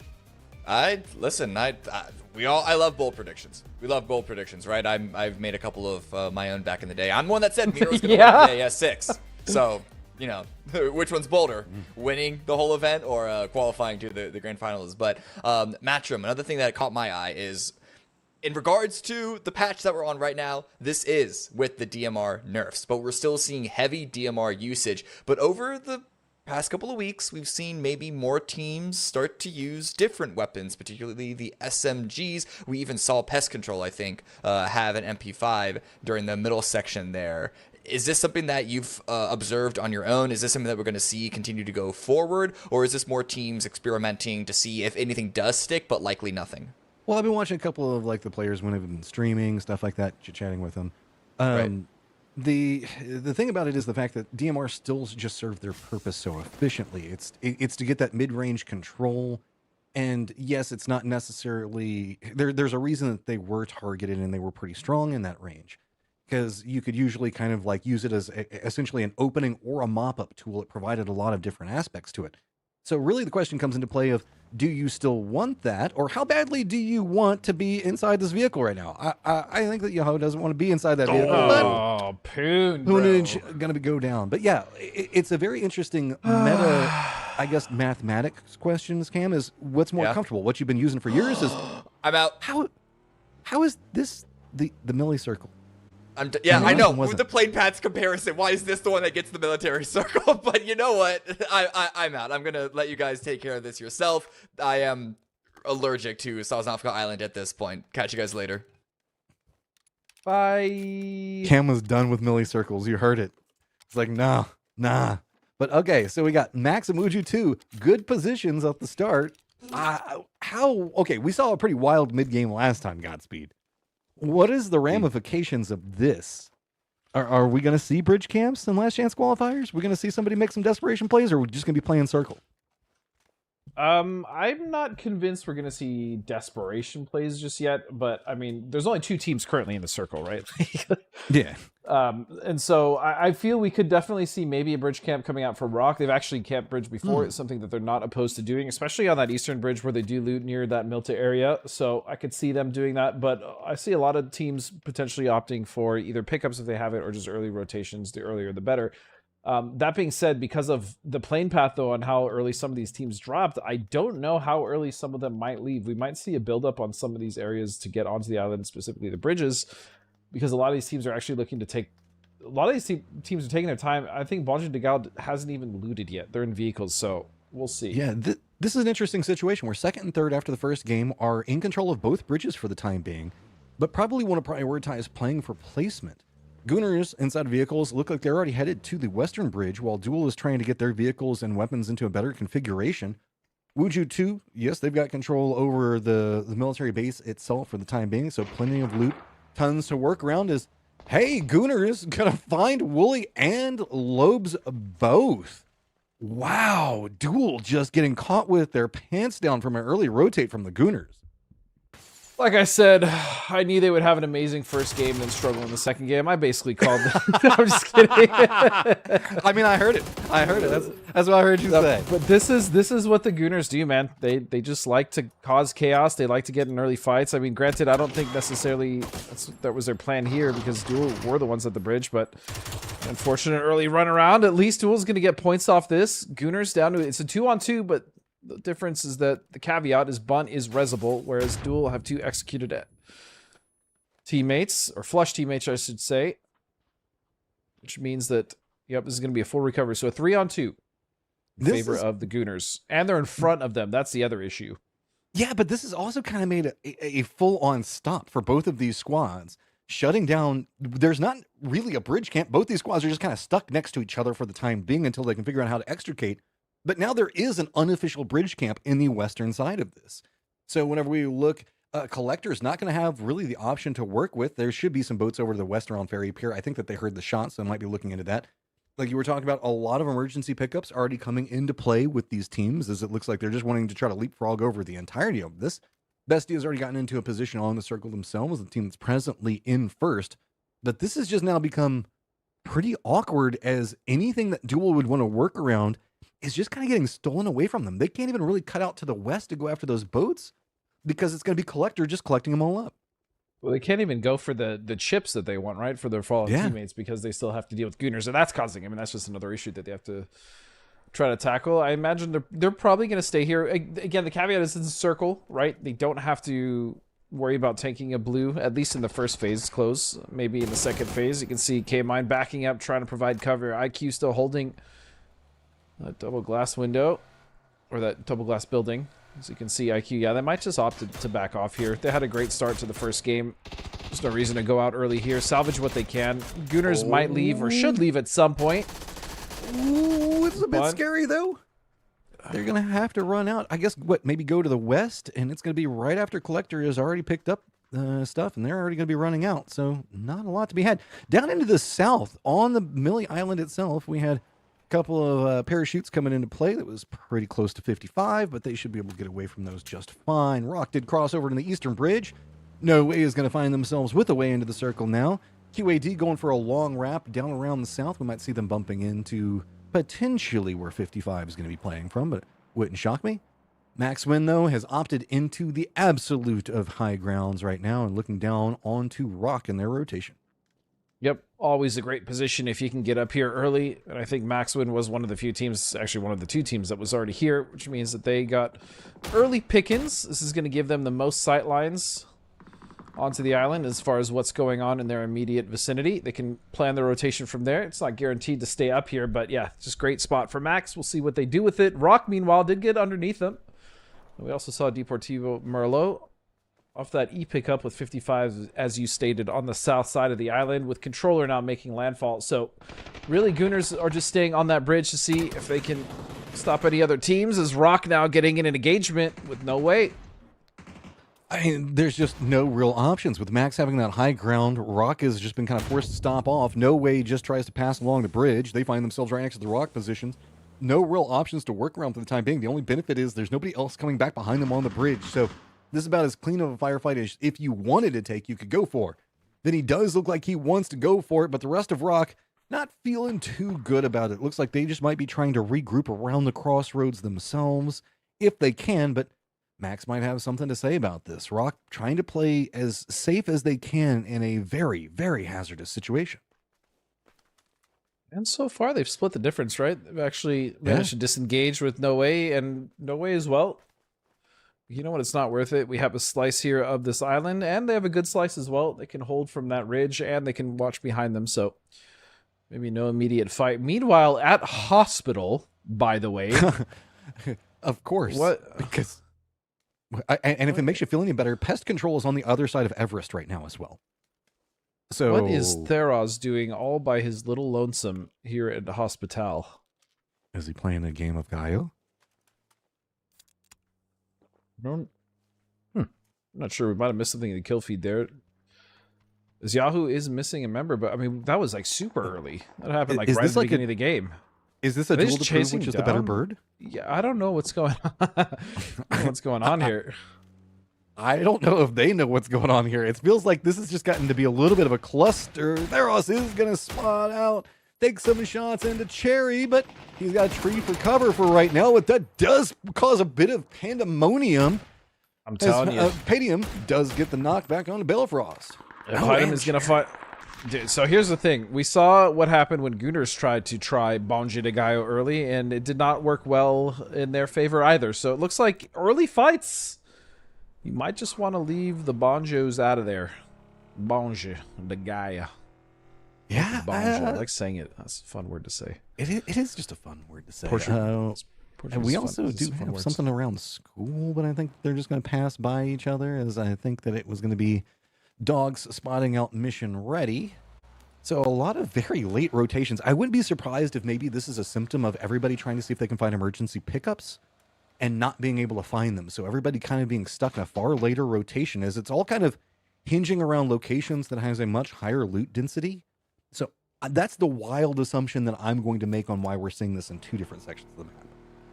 Well, for me, I'm just going to make up the storyline that Bonji de Gallo took 3 of Yahoo out and they wanted to finish them off. Or took 1 out in the beginning and they wanted to finish them off with 3, and now they're going to get that chance. Shinboy has revealed his position, and now all 4 members of Bonji de Gallo should be crashing this building, and sure enough, yep, there's Pydem, and also here comes the rest of them. Okay, oh, Shinboy though, hold on, Matt. Straight out. He ain't done yet. He's got some goals that he's trying to work out. He is firmly revealed. So, Bonji de Gallo trying to see if they can fish him out, but the nades aren't going to connect. Slows down with that knock the other members. Blue zone lined in. Here's the new circle. It's just going to keep some of the channel in play. So, Pest Control is still going to have some of their peninsula while they have mission ready that's going to be back behind them. Shinboy navigating the threats surrounding him everywhere, but it is just becoming literally everywhere as he's got a tree on one side of him, multiple people driving in. He's finally taken some damage, and if the call comes for that, yep, here comes the foot push right up into the thick of everything, holding the doorway, not going to spot out. They pass each other like ships in the night. No idea where they're lined up against each other. Just chasing in. Shinboy is picking them off one at a time. He's making it happen. He's actually doing it. No, he switches to the SLR. No. He tried to hip fire with the SLR. It wasn't enough. That was actually such a sick play, though. He almost had them. If he would have got that last knock, it would have been a 1v1, and you know the pressure would have been on Prince. My brain is cooked from everything that is happening right now. But Bungie guys should be able to keep everybody back up, should be able to keep their meds fine, and then they should be able to make it to the circle, which is predominantly open. MRIA. God, I didn't even realize it sounds like MREs. That's another Say thing Maria. Maria and Mira. See, that's what I was thinking. Like, my brain was just like, oh, it's like Maria. So I'm glad to see I'm not the only one that's crazy like that. Thank you, Godspeed. I mean, Maria and Mira, right? It makes sense. Yeah. As the dogs, oh, Lucid Freak, you need to heal, my friend. Bandage, please.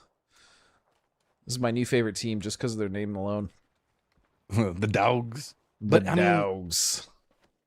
Pest control isn't animal control, so it looks like they are going to let the 4 dogs cross the river. But some are pests in certain areas. It looks like they're lined up and waiting for this, and oh man, Ice Tech just ate so many bullets. They're not done. All the dogs are falling into the water and unfortunately cannot doggy paddle their way to safety. Now these dogs can't swim. Oh goodness, leave them alone. Lucid Freak, the very low cowboy, and the rest of QAD coming in to finish the job. If they can do that, then they would have cleared out pretty much all the teams on the north side from pest control, but Lucid is being quite the thorn in their side currently. We've seen we saw Hero playing that last game from him. He managed to step up, put in some work. Cowboy is going to go down. Rawlins wants to get closer, but there's a lot of nades. Yeah, I was going to say, that was a nice nade. No way. They cooked that so well. QAD now gets control of the beachhead to the east and should be pretty comfy inside the circle as they don't really have anybody except for No Way running a 2-2 split over to their west. 4 dogs, Jabane down, but that's okay. I have another game after this one. Well played from Alcancia, though. Going to find themselves again with most of the control here. Meanwhile, No Way, who did split off from that fight earlier from Rock, have continued to go further and further west, but now they find themselves in a great position towards center circle. So good on them to disengage from that fight and find a better foothold like that from them. Meanwhile, Pest Control, Matt, they're just casually going for a swim. Just keep swimming, trying to make their way. Oh, hard shift down into kind of the center east. Means the fact that Rock now finds themselves in a very good position. Max as well, who've been holding that high ground, kind of controlling around it. QAD also with a lot of territory. Bestia also. Man, God, this is a group of squads that are not in the high ground. Max should be able to exploit it well, but Rock, Bestia, and QAD all holding down primary positions in this circle is going to be really hard for the other squads to deal with. Yeah, we'll see how they like to navigate. Oh, no, really? The bike! Oh, the bike hit the tree and he flipped off of it. That is tragic. Oh, that's a feels bad for Rello. Just a motorcycle betrayal right there as we've got a lot of roamers coming into play. Gooner's going to be crossing pretty close to Pest Control. Pest Control probably going to let most of them go, if not all of them. But Gooners look like they spotted something they want to stop off for just a second. Could slow out their approach. No Way tries to pass in just to the south of QAD, but gets shot at from Bestia, so now they're turning back around. Gooners could find themselves bumping into that, which is kind of making this all messy over here. Nobody really wants to just bold send it just quite yet, but No Way doesn't have any options. Nobody's shooting at him from over here, so we're going to stop here. This is about the best thing that we can find. Gooner's going to go for the opted path over to the north since they saw No Way, but that's going to have D in a fortified position waiting. Yeah, D now has to decide when exactly he wants to strike. Cowboy's going to try to drive past them, but Gooner's now... Looks like D's going to have to just defend. Forget about striking. Although he is going for this off angle, but the rest of Gooner saw him go on this ridge line, or at least they saw one on this ridge line, so they're going to be somewhat careful about this angle. They're lining in pretty aggressively. There is no third party for the time being. A good old, Greg shot, Goon shot. Got to call him by the name the way it's written over there. Looking right into Cowboys' position. They've got the motorcycle prepped up, but this is a bit scary. No Way is sending over Sam Crow. That's a bit behind this, so this has gotten a bit stalemated over here, and in an entirely different stalemate, we've got Duel up and looking at Gaio, who came in late because of what was going on over in Georgia Pole, if you remember, and then we have Duel that was kind of hold off in position because of what happened at the bridges. So this is just kind of becoming a chaos effect game where a butterfly has flapped his wings and it's led to a whole scenario of chaos. I mean, well, Gooner's still taking this fight to Alcancia. It's a 3-on-2 now situation. You can see that QAD is trying to fight back. Goon shot. Freaking Greg shot changes his name. I love it. Goon shot. GG now making the case, or the push, I should say, onto the remaining duo of Al Qudsiya. And again, this is in the circle, so they can take their time, clean up this coast, get that knockdown. Or back up, I should say, as we still have this entanglement with Duel.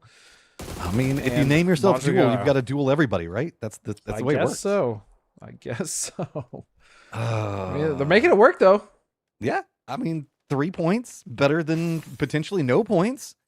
And I mean, they did have a good first game. So a couple of peaks down the stairwell is a bit complicated to work around, just narrowly surviving both sides. But the blue zone going to be able to do enough. Monjadagayo is out. Gooner is now having to deal with the fact that they had no way pop up back behind him, is the other section of what we were seeing inside the kill feed. They did manage to rally and hold it together. Gooner sitting at 6 kills right now. Al Qudsiya backs up against the ocean, just 2 up, in a lot of trouble. Yep, and that circle has posted, which means that the Gooners and Al Qudsiya have to now move into a very busy edge. You can see No Way currently moving, or said Lopes moving in that direction, but really it's going to be Rock now in charge of holding off the north with help from Max Win. Don't forget, they're still all the way up on that tower. They have not had to move, which means they can see pretty much this entire circle, which is going to be very advantageous for them, especially that they still have a 2-2 split. That 2-2 split worries me. If they can manage to defend it's going to be gold for later sections, but there's just so many people still alive. Bestia's having to deal with the threats, and it's going to be Collector coming up back behind him. Back behind that is going to be Pest Control, so that means the Collector's kind of caught right in between 2 different squads. No real ways to work around it. DraftKing is going to make finish on to Hazel. Meanwhile, Dreams is going to spot out Mine, but that's going to open up opportunities, as it is going to be Pest Control sweeping him back behind. But let's not forget the Gooners up into the north. Full 4-team firefight as Gooners getting shot. It goes, I don't know if we want to deal with this, but we don't have anywhere else we got to go. They're just going to push in. Collectors have to retreat from one side of it. Pest Control pops off on the other. Simply, Matt, everybody just wants a piece of the Collectors, and I mean, the collection is mounting. It feels like every team's getting one of them. Yep, every team is getting a piece. As you can still see, though, Pest Control, they're fighting back. They're trying to push back Bestia, but Bestia now I feel like they're on, especially DraftKings. Man, having that P90 is devastating. Blissey now, dude, Blissey's been honestly on it. Blissey's been really impressing me on this team so far. Spoke about Joshi earlier, but for me, I think it really might be Blissey as a breakout. Oh, sneak attack is going to find Joshi. Could be another point for Wuju2, and they do take it. I mean, it is just so fast how quick teams in this lobby are pouncing. Max has also got some vision on the backside of Bestia, so forcing them a bit more aggressive into this line, and Bestia's Vinny just lines up onto Goonshot. Takes him down, but here comes Pest Control back behind DraftKings, gets a knock onto him. It's just a tidal wave, dominoes falling everywhere. Wuju2 should be running in right back behind this now as well. It's every single angle. Bestia is going to get eliminated, so it's our top dog presently out. Pest Control now down to 1. Wuju2 wants to sweep in, see if they can get some more points, but the shots coming out from the Gooners are making them a bit hesitant. Yeah, this is a great opportunity for Wuju2 to go ahead and not only take out the last member, but get a push onto the Gooners while they're trying to recover. I don't know if they're going to be able to do it quick enough, especially with Matt kind of holding down the angles. 9 kills for the Gooners. It's Gooning their way on to victory here. As you can see now, that north side has been cut off, and this is going to be a difficult circle situation now for Max Win. Do you consolidate? Do you go down to where Frogman and Shap are? I think you do. I don't know if they can hold that high ground with so many teams around them, as we are currently watching Wuju2, also a team that needs to find their way or their next foothold into the circle, because it is very much on the base of that compound we see Max Win on. Well, it's interesting because Wuju2 still kept Lucid very far down to the south, so they still had control over that road path, and they're finally starting to regroup, but that's pulled Lucid away onto a new angle, so kind of opened up. DM has been spotted out by Max Win, is finally going to connect on the shots. Duel is finally eliminated, but DM not too much to work for. Gooners continuing to rein in. Pest Control is going to go down. Kills mounting more and more as Gooners presently in second place. Like I said, I felt like this was a lobby the Gooners were going to excel in. And sure enough, the second game have already shown it. We'll see if they can keep it up. But again, for them, they should be able to deal with what is left of Al Qudsiya on that north side, unless Bunt gets caught by surprise. And Max Win need to make a decision. It's great I that don't they're think- holding off these teams for now, but I don't think they're going to be able to do that for a while. In fact, they might lose those members up top.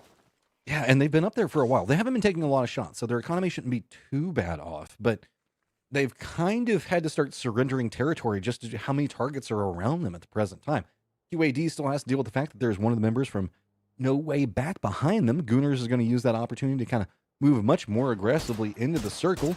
Wuju 2 is going to try to cross the road. They're going to be able to do that while it looks like Max is kind of caught dealing with the low ground and Mission Ready right down below them. So Mission Ready getting right at the feet of Max, and Max only having 2 up on top has kind of opened this up a bit more for these squads to make some rotations that weren't available just a few seconds ago. Yep. I mean, if Max gets off that as well, Maria is going to be able to also have a better sight line and rotation into the circle as well. So we'll see if that's in fact what happens. Wuju 2, meanwhile, have to hold off 55. Gooners are right behind them, though, and that's the real threat. It's going to be Icy Flex. He's going to find Sneak Attack and Lucid. 55 looked like they want a piece of that. Couple of shots went over and said, nah, okay. Even just going after the toes to make sure that they can secure what they can get. Kill counts just continuing to climb.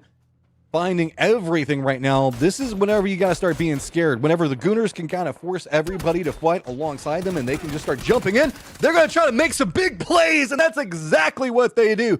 They send it in hot and heavy, finding more kills. 14 so far inside this game is wild. I was going to say, they still have one member left. But of course, right when I go to open my big fat mouth, he gets eliminated. Even still, a hell of a game. 14 kills, doesn't matter. That's a great game to end the second one on. As you can now see, Mission Ready International. Just taking some shots. Nothing crazy. I just like saying their name like that. Every single time I hear it, it reminds me of like Mission Impossible, and I get like exactly, or like a James Bond something. Just something very espionage. Either way, they have 2 very cool theme songs that they can play while they're running around trying to scout where they want to go. Because I mean, as long as we don't hear it, copyright. Yeah, copyright. Okay, so Max did consolidate like you were talking about, but that also opened in Mission Ready's Bizzler to get into a spot pretty close to them. DM, kind of the team that was left ostracized in this position as they came around the road. Yeah, so that's going to be a hard path for them to come in the circle. But they've avoided, really any risk by staying on the weak side of the circle, and they've managed to keep 4 up. So good on them. 3 up. That being said, Mission Ready, they have really good control now, and they've made it into this compound. And as you can see, the Bizzler made his way all the way, actually clearing building by building. The Bizzler is all about business after all. As you can see, Rock now have to deal with Deportivo. Merlot finally getting activated, getting involved. They are 3-man, pushing onto this position of Rock. And out Kinsia on the Rock right above them. This is an interesting situation to be in because Rock, I think, heard this coming. I don't know. I think it might have been a silent roll-up coming in from DM. So Rock has an idea that somebody could be wrapping around there. QAD does have some pretty decent vision on, I believe, 2 of the members, maybe 3 of the members of Rock. So if DM does end up in that firefight, QAD could kind of backstab it, but all of the focus right now is on Rock. So this could be a backstab into a backstab, because if we see the shots come out, QAD gets very focused. DM might opt into going for some shots into it. Instead, Rock starting to realize the vulnerability of those positions. They're already moving. Deportivo straps in, but Santastico does go down. Okay, that's a big knock and a big opportunity here. It's down to Lear and Zello. Can they finish this one off? Meanwhile, Rock's fighting demons on both fronts here. You can see also trying to deal with Alcancia, who, for their attack, chose great timing. Cowboy's going to find one, doesn't get the second. They're going to get finished off now. It's just up to BL. And he's going to have to take on not only Zello, but Alir V on a 1-on-2. He's still healing. He's going to get it off. It's not enough, Matt. They will go down. Rock's out in 5th. I mean, good awareness to go after QAD to make sure to secure a squad out, so at least buy some more placement points. But this opens up an opportunity for DM, who has kind of not had the great start in that first game. So getting some points now, starting to get their own position rolling. Max still just continuing to hold down a good position in the circle, but feels like Mission Ready is kind of the team that's being more proactive with their control of the circle. 55 has left Pippa pretty far down to the south, but also sent 2 members pretty far to the north to see if maybe they can gatekeep out anything that DM is going to try to play. Yeah, and this is the problem. I mean, they do get the win there against Rock with the help of Alcancia, of course, but now they're still outside of the circle, and they have to deal with 55, who themselves are outside of the circle. You can't see Pippa on the very south. This is a 1-2 split, potentially looking for an entry point or a way into the circle that maybe is less dangerous.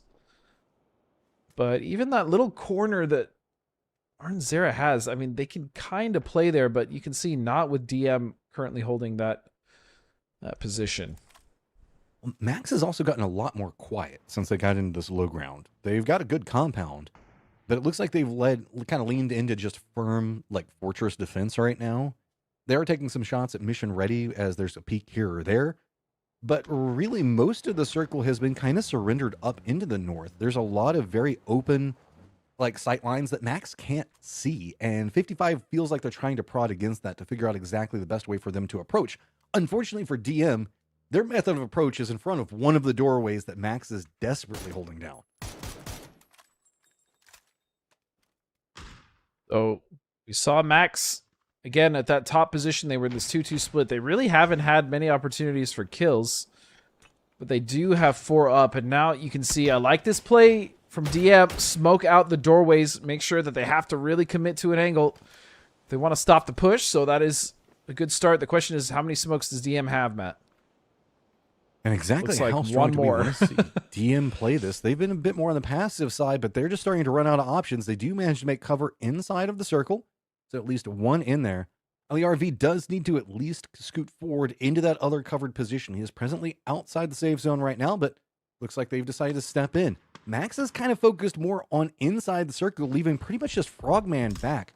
Those smokes right up against the doorway have denied out anything that Max can do with it, so I think just listening in for footsteps to kind of cue in the rest of the members whenever they need to come in for reinforcements is circle's pretty settled. New circle pops, and it's going to be mostly just 55 having to make a move. So 55, again, still has that 3-man managed to find an edge. Again, with DM leaving and having to move in themselves, that opened window of opportunity to take control a bit of that west side, or what little is left of it, being inside this zone. And you can see, man, Mission Ready just has so much control now because of the fact that Max have kind of pigeonholed themselves into this building. And so they're just waiting for DM to move up. It's going from all of the control in the world to absolutely none of it. Max now hearing the footsteps so close, so they know that there's an aggressor right on top of them, but there's not much that they can do about it. There's so much vision denied. 55 can't make too many moves. There's a wide spread coming out from Mission Ready, holding down a lot of different angles. So if 55 gets too aggressive into this, they're going to find themselves in a crossfire spread, and Max still has kept a lot of focus over here into the west. So you can see DM finally starting to get spotted out from Bizzler in this very far position back behind it. Is not really going to be a catalyst just quite yet, but is going to continue to keep the pressure cooking as he just has to run straight up right next to the same compound that Max is fortifying. I like this position from Alir V. This is actually really great if they do pour out. That's the thing, though. I don't feel like Max is going to leave that building anytime soon. If anything, he's going to get angles onto 55, which isn't bad as long as he can find the knock, and he is hidden from Mission Ready, so that's great. So that knock did go out onto the Bizzler. Should be able to recover that. Yeah, this is kind of turned into an awkward stalemate, though, with DM and Max kind of working together, and Mira with control. MRIA in control. But they need to regroup as they're right along the edge of the zone, and the pressure cooker continues to get more pressure as the blue zone is going to force everybody just that much closer to the center. Yeah, but the good news for Mission Ready is they have center dot. They have control, basically. Yep. So really, it's the onus onto the other teams to make sure that they can find whatever path there may be towards the center of the circle. You see the deployable cover coming out. Oh, denied. Landing up where there's... I mean, it's giving cover to the top of the sign. True. That's very important for that sign. It is. See, I like this from Zello, though. Deportivo, I mean, they tried to fight. They kind of tried to find a knock. They didn't get it, so now they're just playing spoiler, really. And even if they just get points here, they don't win the game, which I doubt they do. It's still going to be enough. They just need a couple points, maybe eliminate a team, a few more placements, maybe a kill. As a duo, they could still do a lot in this game, but Mission Ready have to be careful. Even though they have center control, Matt, doesn't mean that they're guaranteed the win. Oh, those nades! What? Wow. What? The coordination, you saw it being prepped out. This is a squad that knows how to communicate. They're now just going to take the authority that was at the start and shut it down. They're like, yeah, we got center dot, but we're just going to run in. They have to be careful, though. They're putting themselves into a crossfire. DM has shifted into the more western spot, but DM's being very quiet right now. Max just getting ripped to shreds. Mission Ready was 100% ready for this in-game circle and demolished it. Jesus, that was... Wow, okay. I mean, Gunner's 14 kills, 1,500 damage. We did see that earlier, but what a... what a blitzkrieg endgame that really was for Mission Ready International, man. They just, that nade on the 55, and then they just collapsed in the other two teams, and DM and Max win, and just got rid of them so quickly. But that was... okay. That went from slow to 100 real quick, Matt. The way we saw lineups going through like broken sections of windows, nades set up, Mission Ready had all of the information in the world, and we're playing it slow paced just to pop off at the end. And man, that was ridiculous how efficient that was at the end. That wasn't just a statement finish. That was a we should be already in the grand finals and we're a bit mad about it kind of finish. Yep, it just might be, as that is going to be it for Erangel and us, at least for today. We have 4 maps still ahead of us. Don't go anywhere as we check out the highlights and set up for our next analyst desk with the beautiful Cameron Davis. Don't go anywhere.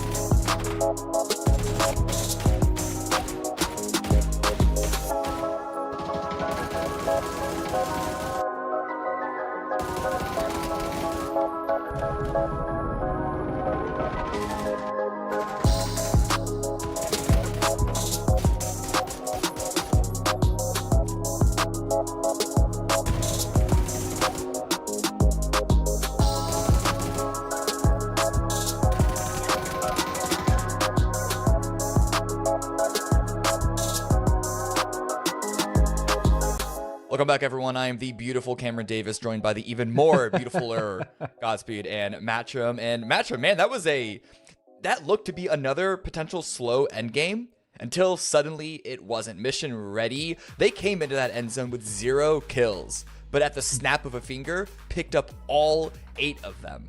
And this is really interesting because this is a squad we know that likes to play in this style of efficiency, right? Historically, we haven't seen it work as efficient as this, but that was a crazy statement for finalizing that. They just instantly jumped from point to point to point and cleared out every single risk to their game like it was absolutely nothing. Yeah, and here's the overall leaderboard from that entire match. A bit more top-heavy than the previous one, Godspeed. But Gunner's in second place with only 1 placement point because of just how many kills they got. This is a different team than what we saw in group stage. I think it's well, to be fair to them, I think there was a couple games they only had 3. But also, I just feel like this is, again... I hate sounding like a broken record, but this is just a lobby they can kind of abuse, right? Like, this is a lobby that they can go. There's certain teams that they can hunt down. Again, I mean, they were finding success even against, like, you know, the much better teams. It's just, it was much more difficult. But this is a snowball lobby for them. And I feel like if they continue to go down this road, if they continue to find success early, they're going to get more and more points and rack these up. And it's going to be, it'll look like a very impressive, I mean, it'll be a very impressive showing for them if they can keep it up for sure. Yeah, so here's the overall leaderboard. It's only been 2 matches, but at the same time, yo-ho, Matchroom, do we get worried this early on? There's always going to be that conversation of sample size versus expected performance, and yo-ho at 0 is a pretty big surprise. Well, it's hard because game 1 was weird for them, but then game 2 was also really weird with that bridge situation. So it's like, I don't want to hold it against them because they were in smart spots, but then they just got caught in an awkward spot and then kind of just got stuck there. And a part of it is trying to figure out how to get out and get to safety and get those points, because it is only 12 games. Yeah. They've lost a sixth of their total points that they can gather, and it is a bit worrying, right? But at the same time, it's yo-ho. It's a squad that we know that can be inconsistent, but then get 25 points in the next game. Yeah, and then listen, it's not about winning the last chance qualifier. It's about making it into the top 8, whether you're 1st or 6th or 8th. They all go to the grand finals nonetheless, just like we all go to a break. Right now, we're going to go to Tego in just a few minutes, but before that, we're going to give everyone a bit of a rest, a bit of a break, go get some snacks, go get some drinks, and we'll see you in a bit.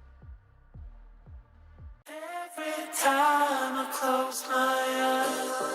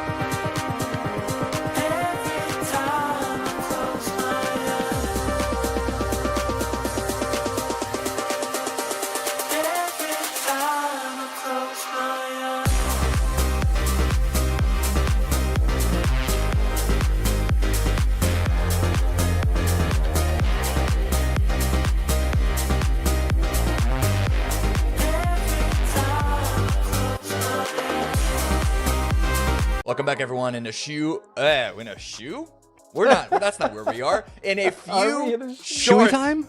Shoey time? Is that it? No. Let's start over. Production, rewind. Okay, Stinger. Yeah, I don't think Welcome that's back, how it works. everyone. In a few short minutes, I wish it was. In a few short minutes, we're going to Tego for match number 3 of the best of 12 this weekend here at the PAS 6 Last Chance Qualifier. A couple of surprise performances, both good and bad. And just briefly, I went over the predicted, expected, projected drop spots for these teams. We might have a hot drop in Ohyang, but otherwise, it seems to be pretty fair. Tego doesn't seem... Actually, Godspeed, wait, am I misremembering? Is Tego one of the maps that, like, is like a beacon for hot drops? Tego? Not necessarily. I think it was Rondo. Or at Right. least, are you talking about this specific lobby, or like this PUBG PAS? in general, I guess. I don't know. I feel like we actually don't really see too many hot drops on Tego, oddly enough.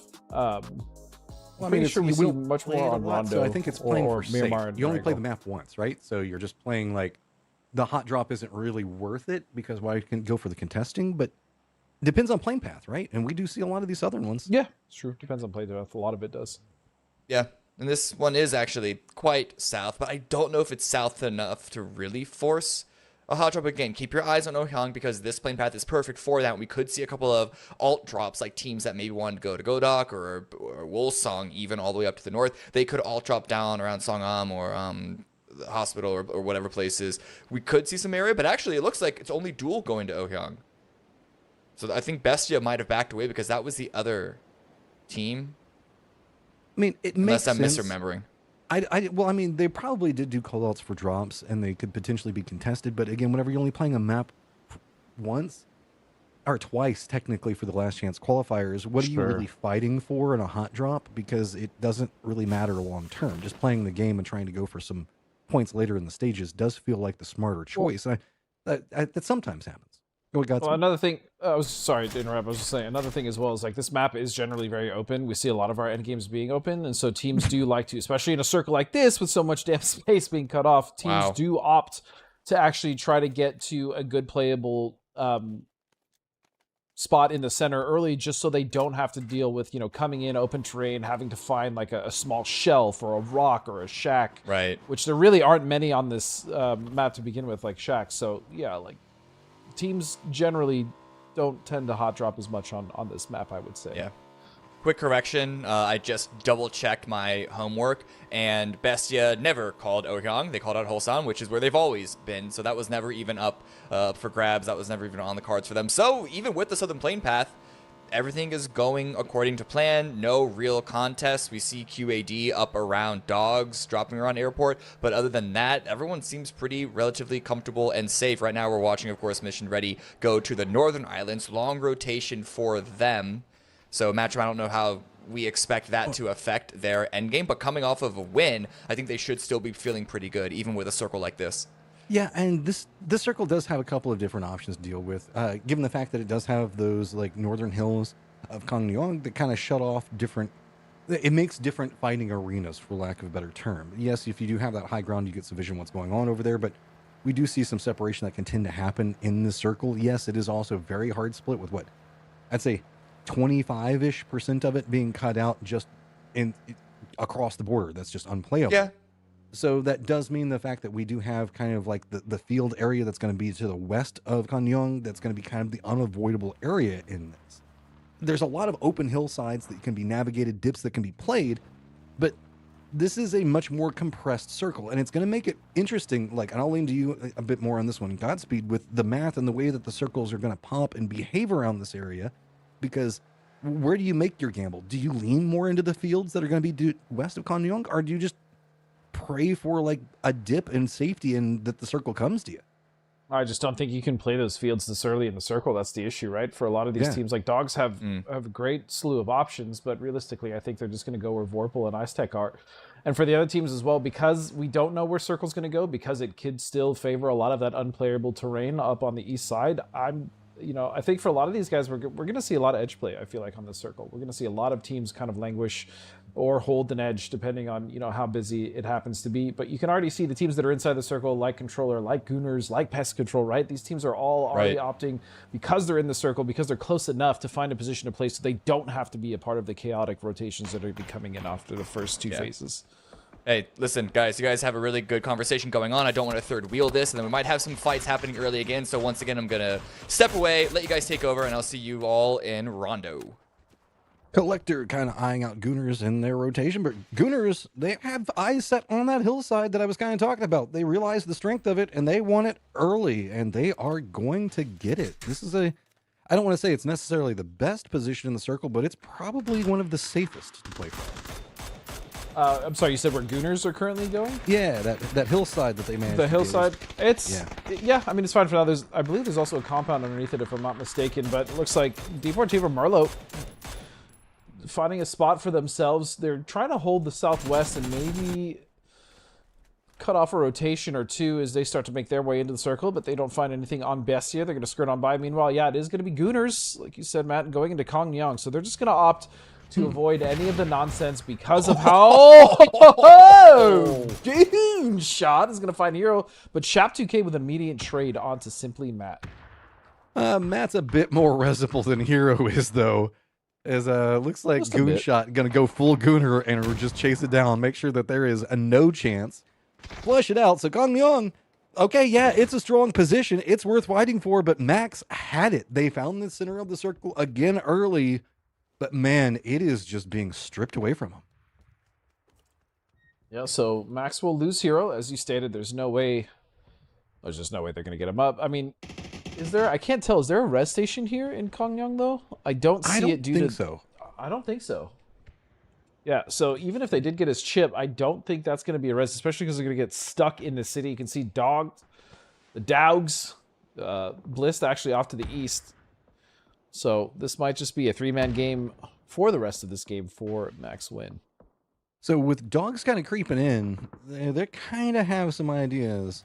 When you talk about with Blissio over here, Duel has managed to spawn out Bestia in rotation. Vinny does go down. The tail end of it gonna get caught and should be flushed out. Looks like Mime really wanted to go for it, but he's lined up against Wooly now.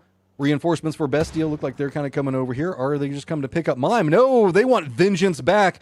Meanwhile, Frogman looks like he's trying to get some nades back into some vengeance onto the Gooners. The Flood will find Wooly off in the distance. Keep our eye on that. It's going to be a flush, so one down for Duel. But yeah, back to this fight.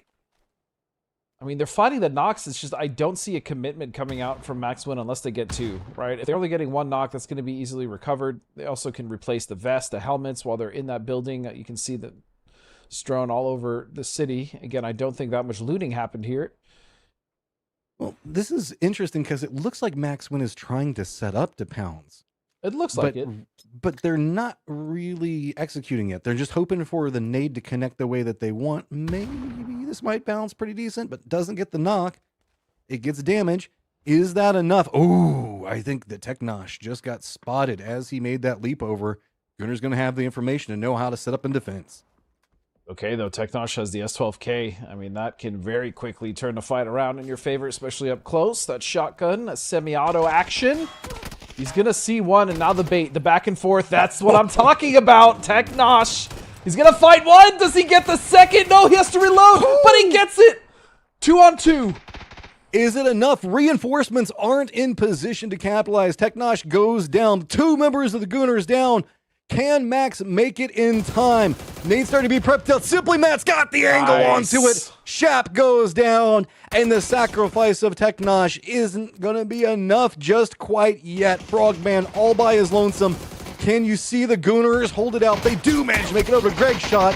Looks like they're going to try to get the reses back up, try to get their positioning going. They know where the last one is, and Simply Matt's cooking it.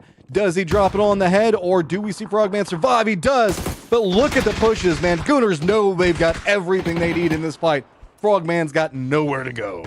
Yeah, once the information was gathered from Simply Matt, that's going to be a beautiful wipe from Gooners. Now there's a point where they kind of had their foot against, they were on the back foot, so to speak, but again, great recovery from them, and fortunately as well, no one else was in Kongyang really to punish or third party that fight, so they had all the time in the world to recover. Great stuff, again, from the Gooners.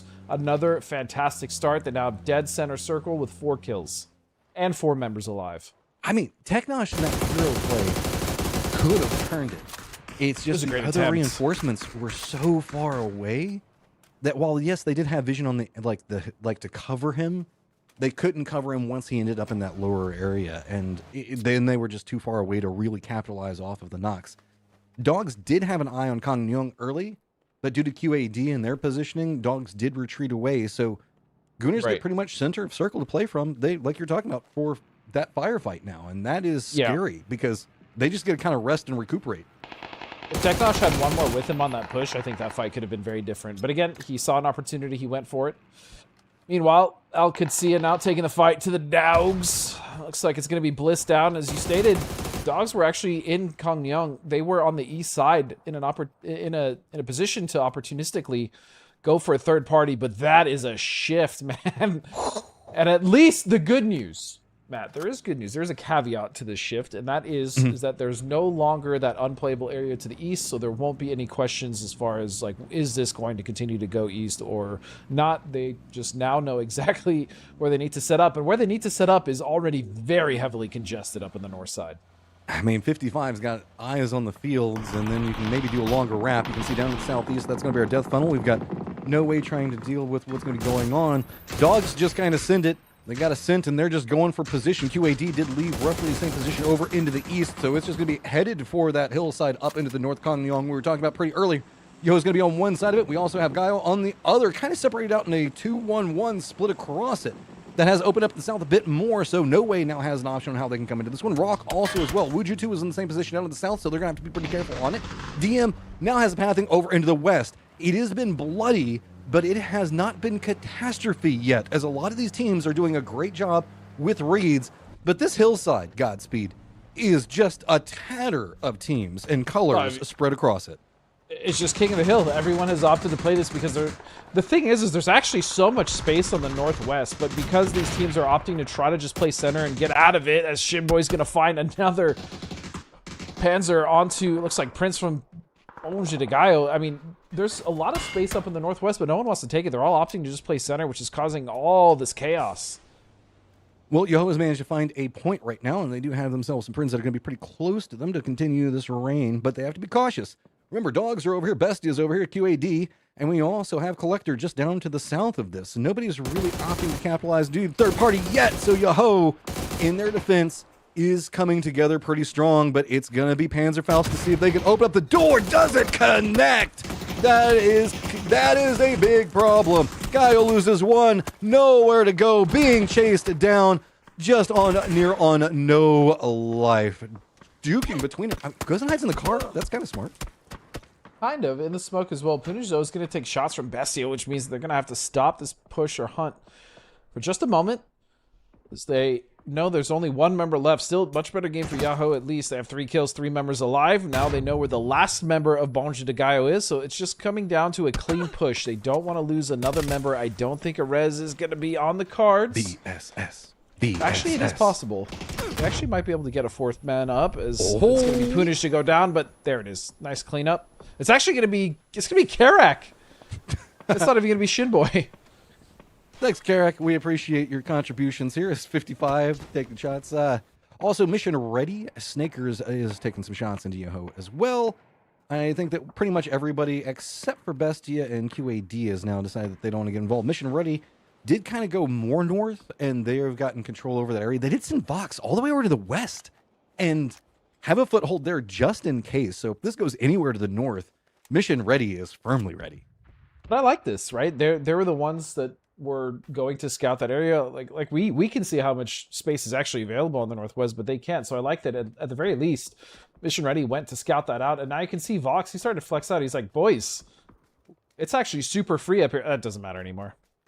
Yeah, completely south, but they would have had a nice bit of control there had it gone north. That being said, this one is rough because the center of that like ravine, whatever you want to call it, it is barren, man. Again, another difficult circle to play dead center.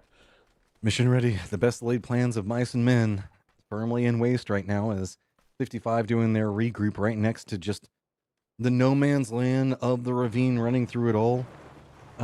Pest Control does have some high ground and does also have No Way pretty close to them. Rock is going to be back behind that. Looks like they did spot out a couple of things that they wanted to stop and pick up as they spotted crates. So they're going to be feeling a bit better. Then we still have the spattering of teams on that hillside, as it does look like rotations are going to start getting punished. Uju 2 is going to get spotted by Pest Control's high ground position. Pest Control again. They've been really solid with their macro into these kind of mid-game circles. Just like to see them get past that. They've also been finding a good amount of kills, so currently sitting in 9th place. 11 kills, though. Getting at least 5-6 kills a game so far is not bad at all. 5-6 points, I should say, but they're going to need to get more here. We'll see what they can do from the south. I was going to say, they're doing a good job of finding their points based off of their playstyle, and they're being the catalyst for it. And that's what you love to see whenever you're looking at a squad that might be trying to fight their way into the grand finals.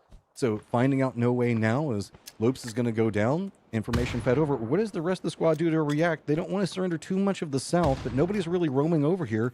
They could provide reinforcements, but right now they're just kind of trusting. Oh, Cowboy. Narrowly spotting that around, but does not matter. It's going to be QAD coming alive. 3 kills already, spotting out Bestia. The interesting thing about that fight we're just watching with Joshi, though, is that was a very forward position. That was a very risky position to be in. The fact that he got a knock and it wasn't capitalized on is a little disappointing. We'll see if they can fix that, though, as we're still with this fight. QAD versus Bestia. Flood feeding information. He's going to get flushed out. And now here comes Yahoo, and it's going to be Cherry Vibes, as well as Shinboy, to take down and just devastate Alcancia. Careful, though. We've got the dogs back behind them. Alcancia realizing they now have to go. Rello, the last one up. Getting harassed. 6 life. Playing along the smokes. Seeing if maybe he can hit the Hail Mary nade. I think it might be just a bit short. But Bestia also now having to run. Yahoo chasing after the last member of QAD. And it's just going to be Ice Tech watching it all from back behind while Bestia is doing an interesting little wraparound. But they might find themselves in the crosshairs of Yahoo if they're not careful. Oh, DraftKings gets the drop on Punage. Exchanges go out. That's going to be all she wrote for Alcancia, but it is just DraftKings, the last one up for his squad. Dedicated in the res. Yeah, it's going to be one member of Alcancia, one member of Bestia. Now, Yahoo have been able to recover because of that slight pause given by Bestia. So, again, great opportunity for them. They get the recovery back up to 3.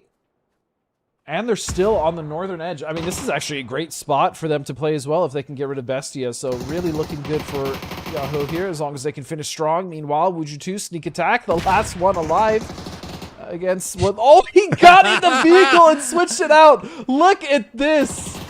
Oh, I mean, that's kind of cheeky. It was cute. It was cheeky. I liked it. I mean, you name yourself Sneak Attack, you got to be bringing out some tricksy plays. No Way. Gonna find their way into the circle, running it as quick as they can. Gonna be pretty close to Bestia, depending on how their pathing goes. Gooners still have down Kong Nyong, but they have to be careful. Rock looks like they're gonna be crossing pretty close to them, and Gooners, while they do have the compounds to play from, does mean that they're at the edge of the zone now. But that's where Gooners like to be at. They want to go and get kills and find stuff, but it's gonna be very hard. This is a pretty open exit to the north of this. Yeah, if they can somehow not get focused coming out of Kangyong, I think they'll be okay, but that's a tall order there. We'll see. Meanwhile, Santastico is going to pluck Vinny right out of that vehicle. Easy kill for him. There's now Rock starting to get activated. They've been on this eastern edge for a bit, and they're going to have to contest with Gooners, though. That's why they can't flex out and get as many kills as they want to, unless they're going north, which you can currently see RBN and BL going. Bestia does get eliminated, so that's our third place team now out. No Way under a massive amount of duress right now from this position coming up from Rock. We know that Rock's firing line, specifically Santastico, can absolutely pop off, but No Way, just due to the way that this hillside's set, we've got Yahoo up on top of it, but they can kind of get involved in what's going on with Rock, and they're going to finally start doing so. But really, it's just No Way, Rock, and maybe the Gooners, if the Gooners wanted to get involved in this firefight. And if Yahoo wants to look over down to the southwest, they might be able to spot out a bit what's going on, as it is going to be DM having to push in next to pest control. So Rock being the moving factor over here is starting to draw a lot of the aggro of Gooners, No Way, and Yahoo all, and it's kind of containing them up in this northeastern area. And speaking of which, see Gooners, I mean, again, they're going to have to come out of that slice of Kangyong eventually. It's really all Rocket to be able to hold them while also holding Yahoo. But again, fortunately, Yahoo is probably going to have to deal with mission ready if the circle does post off of them. So just waiting to see what goes on with that. 55, meanwhile, going to have to deal with DM underneath. But we're probably in for a slow burn until the circle does something wacky, Matt. Most teams are already in position. Right now, there's a lot of different fortifications. Specifically, goes down into the south, but I mean, that might be the firefight. But no, instead, it's going to kind of go centered up a bit more, leaning into the northeastern area. Rock going to find themselves still in the circle, so not going to have to make their desperation move just quite yet.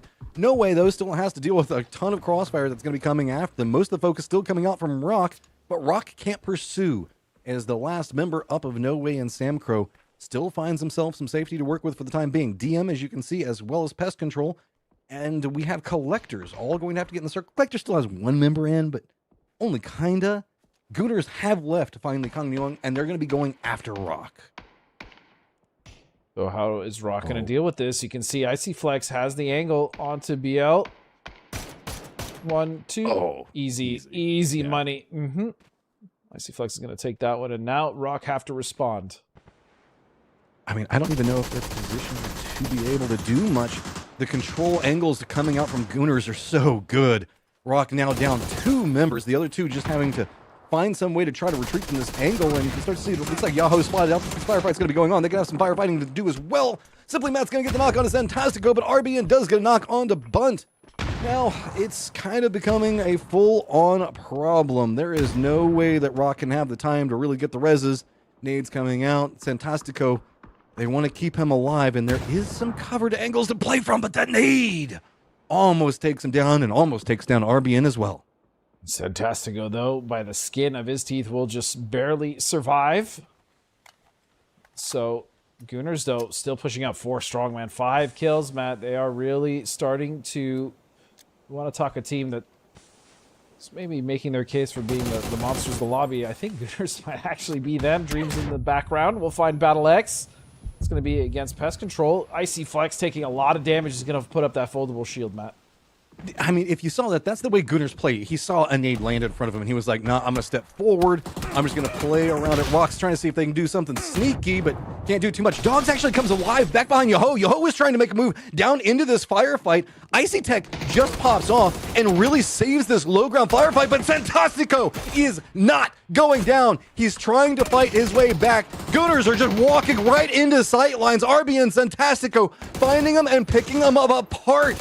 Icy Flex. Icy up on the top of this has stalled out Yoho and opened it up. Mission Ready also could be kind of crest up that hillside to pounce onto Yoho. This is a massive firefight, and the longer it goes on means the ramifications for the hillside are absolutely massive. Gooners finally find some high ground, do manage to flush out Fantastico, but RBN staying alive is stalling out everything.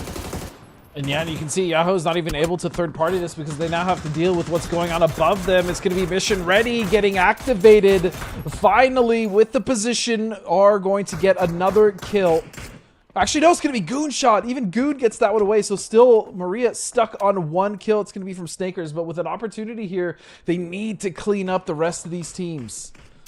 I mean, Ice Tech just opened up an opportunity for so many of the squads, specifically Mission Ready to exploit. Still alive, still hunkered down. Gooners in trouble. They're getting crossfired from DM as well as Mission Ready up on top. The rest of the circle's pretty quiet right now as this hillside has been the catalyst for so many different teams, cresting the top of it and chasing down everybody in the lower ground positions. 55 is playing just to the southwest of this, but they've got their own problems, and Ice Tech still just playing it cool and collected. Can he ruin another squad? You sleep on the dog. Ice Tech. I mean, here's the thing. If he gets a knock here, and if it's messy enough, that's going to be dinner bells ringing for 55 to come up and third party this. Now, will they do that? I'm not sure. Will Icy Tech get more than one? Probably not. But these are just the dominoes I'm trying to lay out for you to just cause some chaos and see how the game could progress. Meanwhile, Joshy's going to get an easy kill and flush onto 55, and he's going to go down, at least for that point. Collector also spotted that out, so they're starting to get some more information. They're really far to the south, so they've been kind of corralling a DM into Simply Matt's position. So Simply Matt is going to spot out Ice Tech, so he's going to go down. The threat from Mission Ready going to be a bit easier to work around, as it is going to be Mission Ready now lined up directly with 55 in the high ground. It's going to be a direct confrontation, actually, with Mission Ready and 55, which gives the 2 solos opportunity and a pause to maybe figure out what their next move is going to be. Vox, though, is going to find Psycho, so that's going to be 2 members now up for 55, and the advantage going to Mission Ready. I mean, Mission Ready and the way they exploit information and crossfires, this is just absolutely brutal to watch. Look at these setups that they get. They leave baits, find new angles. They are specifically planning around the reactions that other teams are going to try to be playing from and exploiting it time and time again. This is such a good setup. 55 Esports just entirely demolished there, but Gooner still sitting up with Simply Matt. 10 kills in this game, have made it to the top 4. Finding placement points now is scary for everybody else if the Gooners can continue to do it. Just want to tell you that they have averaged 10 kills a game the last 3 games. That's kind of impressive as hell. Gooners doesn't matter about the lobby or not. Yeah, literally, they've averaged 10 kills a game so far. Points, though?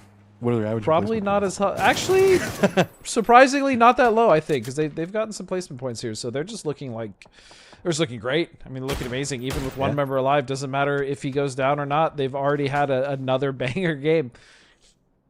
It's so interesting. It's like two sides of the PUBG coin, watching Gooners and the early game shenanigans and firefighting that they do, and then mission ready in their later stages. But look at this. Collectors have collected most of the circle. 3 members up to the north. They did leave Hassel down to the south.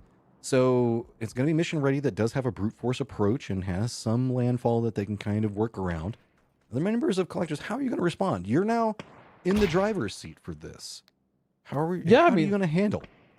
Coming into the circle, like you said, with a healthy amount of kills. 4 kills, not bad at all. And they have now, because of the chaos and the shifts, been the beneficiaries of the circle. So we'll see if they can hold this. They're currently kind of split a little wider than I'd like, but that's also due to the terrain. I don't think they can really double up. So they just have to be careful not to incur any knocks, Matt.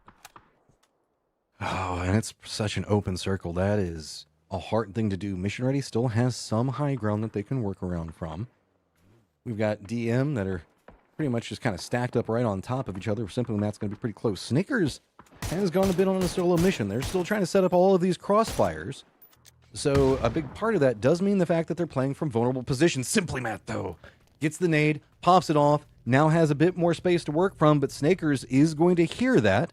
It's going to make it a bit more complicated. And how is Simply Matt going to come to the circle? It's going to be a firm wrap.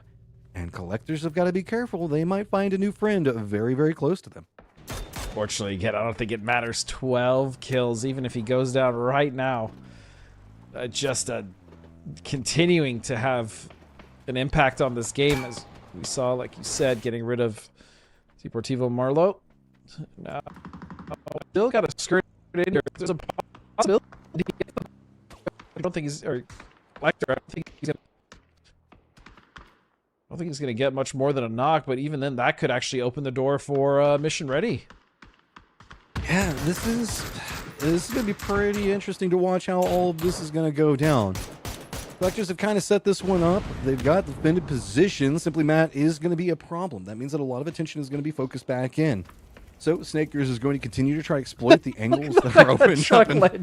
Okay, dude. Sorry, I gotta ruin you. Is that not the most Gooners thing? That was the last time you saw a vehicle land like that? Of course, it's the Gooners, bro. Oh my god. Good times, good times. Circle's gonna post. It's gonna center up just a bit more. Phase 8. One more phase before we get that center dot. And still not that much movement. You can just see Mission Ready and Collector just inching forward little by little, Matt. Oh, the dragon of strikes, though. Vox get just tapped. I mean, that's send his helmet flying, right? Yeah. These crossfire angles that they set up means that they're pretty isolated. Hazel. Hazel just picking them all off. Finally, he gets some damage put into him. Doesn't have a ton of ammo, but he has enough for these later stages. And so now Mission Ready finds themselves in an exploitable position.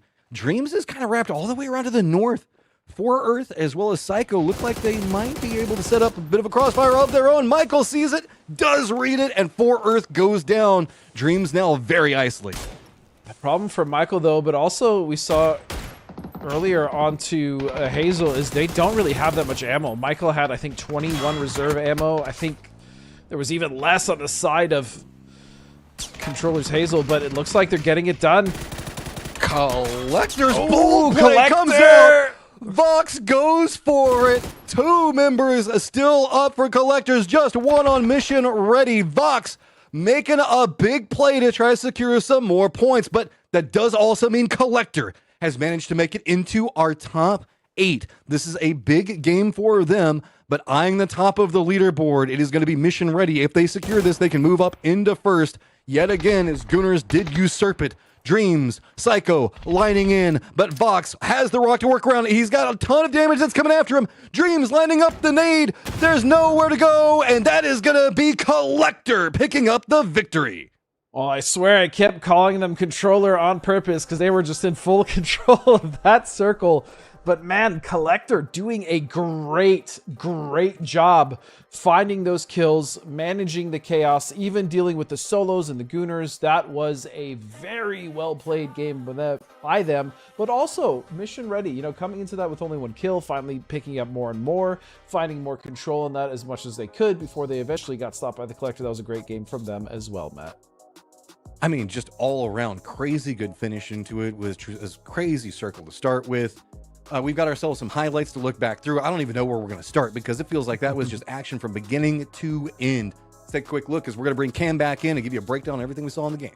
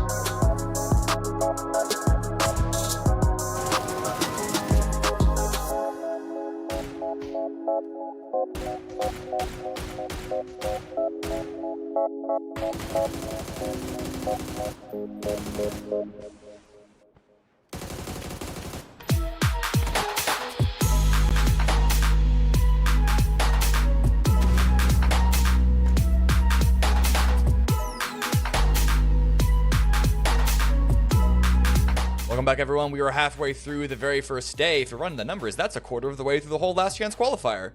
Time's moving fast, and we're going to be here with you guys throughout the rest of the night. Cameron Davis joined by Godspeed and Matchroom, and that was, again, another incredible late game. Collector coming out with, I don't want to call it a surprise win, Godspeed, but for a team that certainly was not one of the main characters in many sections, if any at all, during the group stage, this has got to be a good chicken dinner for them to get.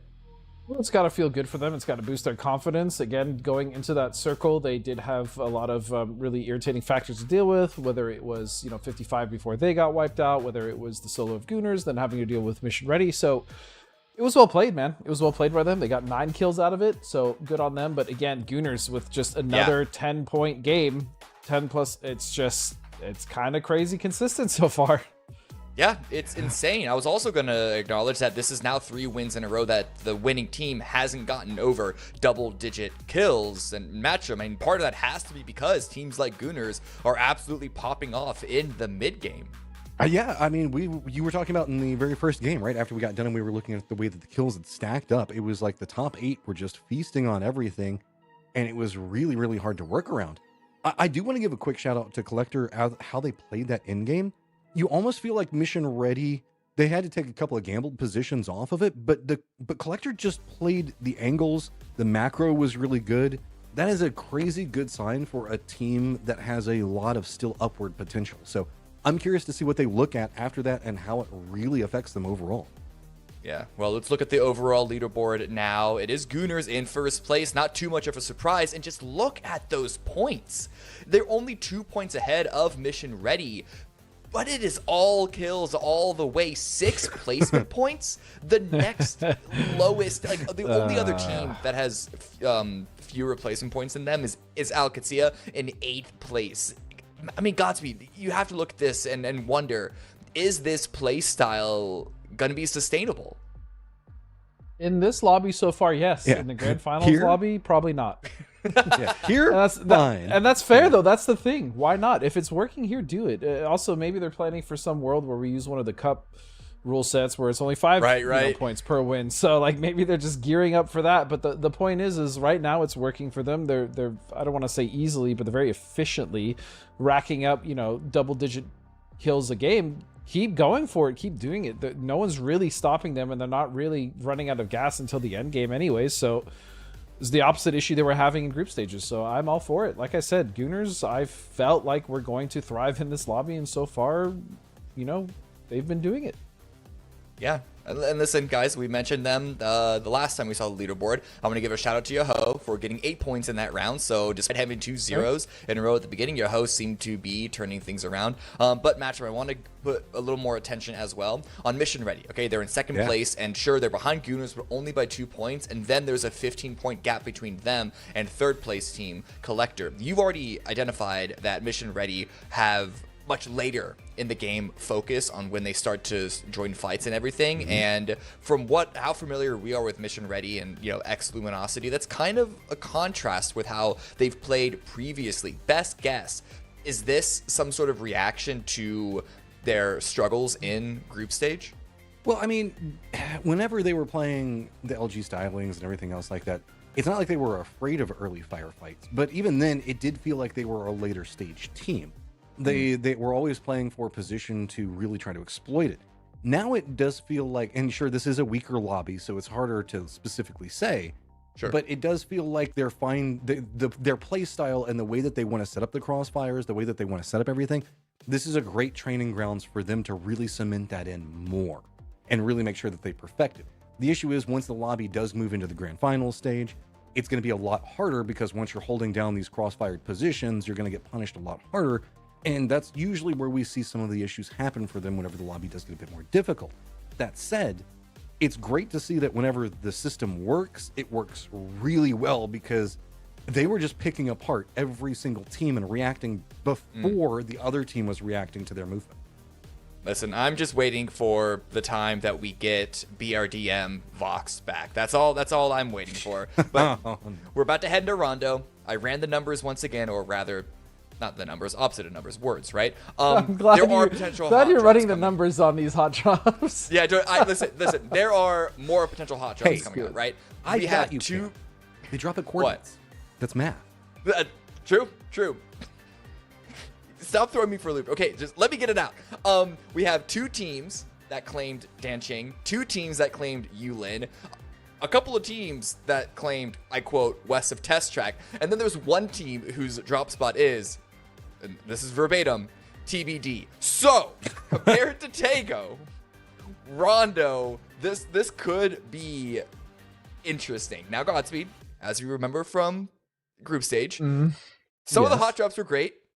Some of the hot drops, not so much. A bit more of a cold drop, ice cold, chili ice cream drop. So it's not necessarily a good thing for viewers or the players involved. But Rondo, even this long in its competitive lifestyle, it's great to see it still have a unique identity. And part of that is the hot drops aspect that we continue to see.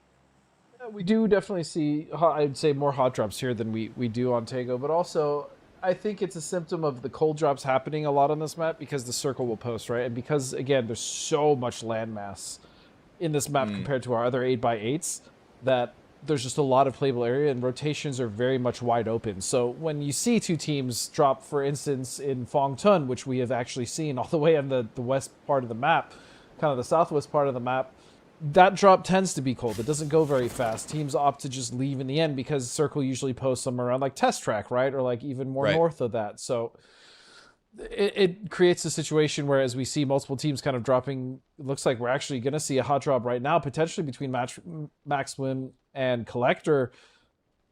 They're not as, let's say, dynamic as we see other hot drops. And it looks like we're not even going to see a hot drop Yeah. right now. It looks like Maximus just going to go further north, which I think is a smart idea. I like that. I don't think there's Yeah. any reason to hot drop here. Bestia. I mean, Oh, yeah, that it's not came exactly on. a hot drop around Jadena City. No, Usually it's more of a came on. fight for vehicle, but still, yeah, Bestia getting 1 kill, Duel losing 1 in the very beginning is not a good thing to see. There is Deeper Tivo Merlo and 4 dogs dropping right next to each other. Some potential for early game action coming out of that, but the first circle as well, while I wait to see this particular fight pop off. I don't know if you guys have any thoughts on that. Well, it kind of intersects with what you were talking about earlier, right? Like the places you were talking about where there was the potential for hot drops are the usual suspects where we see a lot of circle behaviors kind of on this map, right? It was like Jiao 10, Test Track, those types of things. That's because the circles tend to favor this area quite a bit, specifically like the west of Test Track, all the way down kind of along into that Bushhook area we've been seeing pretty regularly. So we're seeing a symptom of people reading the circle, and then a couple of gambles a bit more to the east. So this is going to be pretty interesting because this circle, while it does have a lot of playable positions in it, is also very, very open in the center. And we've been seeing a lot of center meta coming in. Right. So, okay, listen, I'd love to keep talking about this, but these two players looks like they are setting up for a fight. So I'm going to give this over to you guys. I'll see you all in a bit. Okay, bye. So we got ourselves You always- 4 dogs and Marlowe lined up against each other, and it could result in a bit of a firefight. If anything, just territory control. I mean, dogs are a bit territorial, right? Yes, they definitely can be, for sure. I know mine are. They hate every single person that drives by my house. I was going to say, both of people and properties. Looks like Bliss will be the first one to take some shots. Nothing's going to land, though. And this is happening right outside of the edge of circle. Denching is actually a really awkward place to fight because some of these buildings like go underneath each other. It's awkward. We'll see which of those teams come out on top. Meanwhile, 55 and the Gooners will be in an entanglement, just entangled. Well, look at the way that the Gooners are set. It's a totally different approach. They're kind of like spattered across the southern section of this one. So while you do spot out one, it doesn't give you a ton of information. And you can see that 55, I think, is pretty aware of the fact that there were several Gooners down to the south of them. So they're just going to go for a very quick boot, scoot, and boogie and get out of there. Kind of set up around it. And that gives this pretty much mostly the Gooners, but does mean that inside track of Test Track is going to go to 55 ahead of the Gooners. As we can see, we haven't... Looks like K-Mind actually was brought back. Nice Sue. So they do get his chip. That's good to see. This duel started off well, right? That first game. First wrangle was good. It's been a bit slower in these last couple, so we'll see if they can kind of right the ship. Meanwhile, we're still here with this very lukewarm drop between Deportivo Merlo and the 4 Dogs. I mean, you have Merlot at room temperature, so that's kind of the way that they're coasting. Dan's going to find the first knock, though, so first blood will be given over to the Merlo. Collectors on the outside of this, though, just kind of watching. They don't want to go yet. I was really hoping that was a knock running against that wall. Maybe not. Oh, well, it looks like There Wardogs it are is. trying to do it. Dreams picks up one. Lucid Freak finds one as well. So DM punished quickly for pushing along that fence. Well, the problem is for Dogs is both those kills were stolen. Doesn't even get the points for that. And now Bliss with the pre-fire in the window. That was actually so good. That was a good read. That's dirty. And so now Merlot down to pretty much 1. He's already been spotted. Does he manage to make it? No, he doesn't. 4 Dogs find themselves kills and defense. Danching goes to them with some assistance of the Collectors. Actually, they only lost one of those kills, so it wasn't not bad at all. It was clean. As clean as you like. Again, it was a third-party assistance there from Collector, but you take those if you're Dog. But here's the issue. Is Collector's now going to push and try to put the screws onto the Dogs? Looks like they are still setting up for that. It's just Dreams, by the way. It's just Dreams and 4 Earth. So I like how aggressive they're getting here. I play with the momentum you've got. You're presently in Yeah, third. exactly. You know who you're going to be lined up against, and it's going to be 4 Dogs, so you can be paying attention to the kill feed with it. Yoho is also going to be wrapping down to the south of this. Bestia could be wrapping pretty close as well. So if a firefight breaks out, I don't think that either one of those squads, maybe Yoho might go for a third-party stop-off, but Bestia isn't necessarily prone to early game shenanigans. Collector, though, it looks like they're just going to go ahead and scoot their way out of there. Means that Max, Gooners, Duel, and Bestia, Yahoo, Dogs are pretty much our teams that are not yet inside the circle. And everybody else has said, screw it. We're going to the center. We don't care if it's pretty open. And that's to avoid kind of just the rest of the areas around of which the center circle does surround. Again, because there's really not a lot to play. At least in direct center. No Way, meanwhile, is going to be... I mean, they're actually in a good spot, just above Yulin, so they're going to be chilling right now. I think they're in a split. And it's a pretty wide split, but I think it's a pretty good one, if I remember it's correctly. okay. Like you get some control over, like, maybe a rotation, but that's about it. It's okay for now, especially in Circle 1. They do have to worry about Pest above them, but again, that's only if Pests have to move. So right now, they're going to be okay. Really, it's just the East. I'm looking at this massive bunch of teams. You see Yahoo being one of them, rotating right below Collector, and it looks like Psycho's about to just tentatively pass by and say, hey guys, what's up? As they try to consolidate with Dreams. You see him turn into that, be like, I saw somebody, and they started getting prepped, and all of a sudden they're like, I see 4 somebody's, never mind. And they just kind of drift through them instead. Yeah, they're like, oh, only one. Just kidding, guys. It's just jokes. Just jokes. It's jokes. It's fine. Fine. One of the Gaios spotting out some friends that are going to be, that's going to be No Way up to the north in that split you were talking about. Gunners are still in test track. Well, technically Neox factory now. And Dog's not also in a run. So this is interesting. Very late rotations coming out from some of these teams. Yeah, I guarantee you Gooners is freaking juiced to the max, though, with loot. They've been there for a while. They have probably a bunch of utility. They probably have good vests and helmets. So they did spend a bit more time there. Remember, they did have a team up in that area sharing space. So kind of slowed down a bit. But now that they are free to loot, they are getting quite large. Now, as we move over to Bonge de Gallo, they're actually dead center. In fact, they're the only team that's truly dead center right now with a very interesting split. They have 2 members on the low ground and then 2 members in Yulin, but not in the actual compound itself or the compounds. They're actually above on that hilltop. As Gooners are now moving in. You were wondering where they're going, Matt. Here we go. Don't shoot at him, yo-ho. Don't shoot at him, yo-ho. That's the one team you don't shoot at. Are they going to spin back around? No, Gooners. They're like, nah, okay, we'll let you have it. 2 different squads shooting them, so it's probably the smarter call. You got to be careful, though, as their pathing might get a bit more dangerous. They do manage to pass by the first section of the gauntlet in Yoho as well as 55, but that's going to put them pretty close to the Collectors, oddly enough. They'll have a few teams that are yet to be in. Bestia rotating in. They're going to be on the southeast, as well as Dougs, who won their hot drop fight with the help of Collector. Still a few teams trailing in. Other than that, Matt, everyone else is inside of this circle, including Max Win, who have 2 members already in forward positions. So this is just going to be one of those situations where things are going to have to settle, and we're going to have to wait until that next shift. Yeah, this is one of those circles that can go pretty much anywhere. It could be good, it could be bad. If it goes center-west, it'll be kind of painful for a lot of these squads, as that's probably going to be one of the more open areas, but could mean it gets a bit Wild West, and everybody's just going to go for a big shootout to get their way into the circle. Bestia and Dogs did manage to avoid each other. Bestia played a bit more into the south.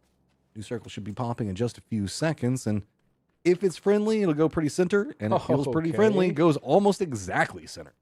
That's about as central as you get for a ship. Not bad. So QAD, great position. Bonge de Gallo as well. Even pest control up to the north, kind of avoiding all the nonsense. Yulin, though, still wide open on the east side, so we'll see if any teams opt to take that. It's going to be BL taking shots now at Alcancia. This is the duo that's trying to consolidate now. Wise decision. And it looks like they're not going to get punished for it. Look at this, though. I have the high ground. The ultimate high ground. Watching everything around him. But I gotta be a bit careful with it. If it goes away, it could be its own issue. Rose tries to go for some spray, does finally manage to get the knock onto him. One of the Gaio got a bit dicey there for a second, but Yahoo finding some retaliation. Finally, again, Shinboy with 2. And Yahoo, and so many more SMGs being used these days. Especially Actually, in all maps, it's really not just one either. We've seen a lot of the MP5K, and honestly, that gun is kind of disgusting, so it does not surprise me at all. Even at mid-range, it's really not as bad as you would think an SMG has any right to be. Gooners will be shooting by the Dogs as they chase on that middle circle and go on by. Gooners just having to watch points past them. That feels bad. Yep. Okay, Well, that's the thing, though. The fight was just kind of sloppy at the start, Matt, so just kind of got caught by surprise. This is kind of turned into an interesting situation as Yoho has gotten a lot of friends, and one of those friends is going to be No Way. They're playing this very aggressive, realizing the fact they're at bottom leaderboard, sitting at 2 points right now. Yoho, though, kind of defending up. I think that Shinboy might have gotten spotted, but Shinboy, he's got some goals. He wants to make sure that he secures, but the nade drops right on top of him. Beautifully cooked by Vinny. And now starting to have some issues. It's going to be back behind, and No Way getting a couple of shots coming after him, but no real idea where the other members are just quite yet. He just vaults on that, buddy. Okay, he still gets on that. Straight puts his whole body in the window, Vinny. No, not like that, brother. Oh, no. Now he's going to find Cherry Vibes just on the Balefrost. This is getting pretty messy. I mean, both sides of it having to deal with a very vertical, integrated section with a lot of walls, a lot of sneaky angles. Bale trying to make the best of it and try to exploit it, but really can't find anything. Realize the fact that they're probably going to be going for the res. He's going to be playing alongside of it. Goes for the flush out. I think that he might have spotted out the other member that was going for the res, but not until after he made the jump down. Spots the one on top, though. Balefrost not done yet. Bull charge around. No fear. No Way is out.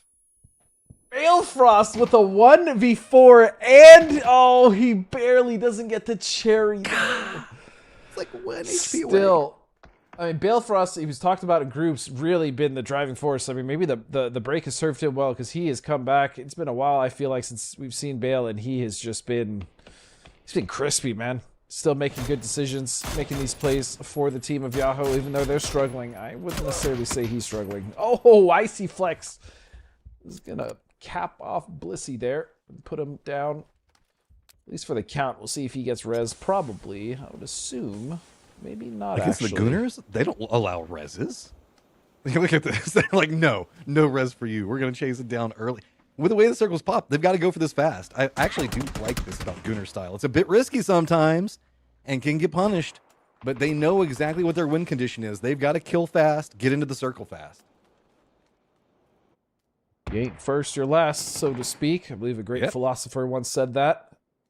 So they're definitely pushing for that first spot. They still have it, and they're getting it, as you stated, all on wins, or all on kills, I should say. The placement points, not high, but Greg shot, Goon shot, excuse me. The artist formerly known as Greg Shot, just narrowly escaping the knock there.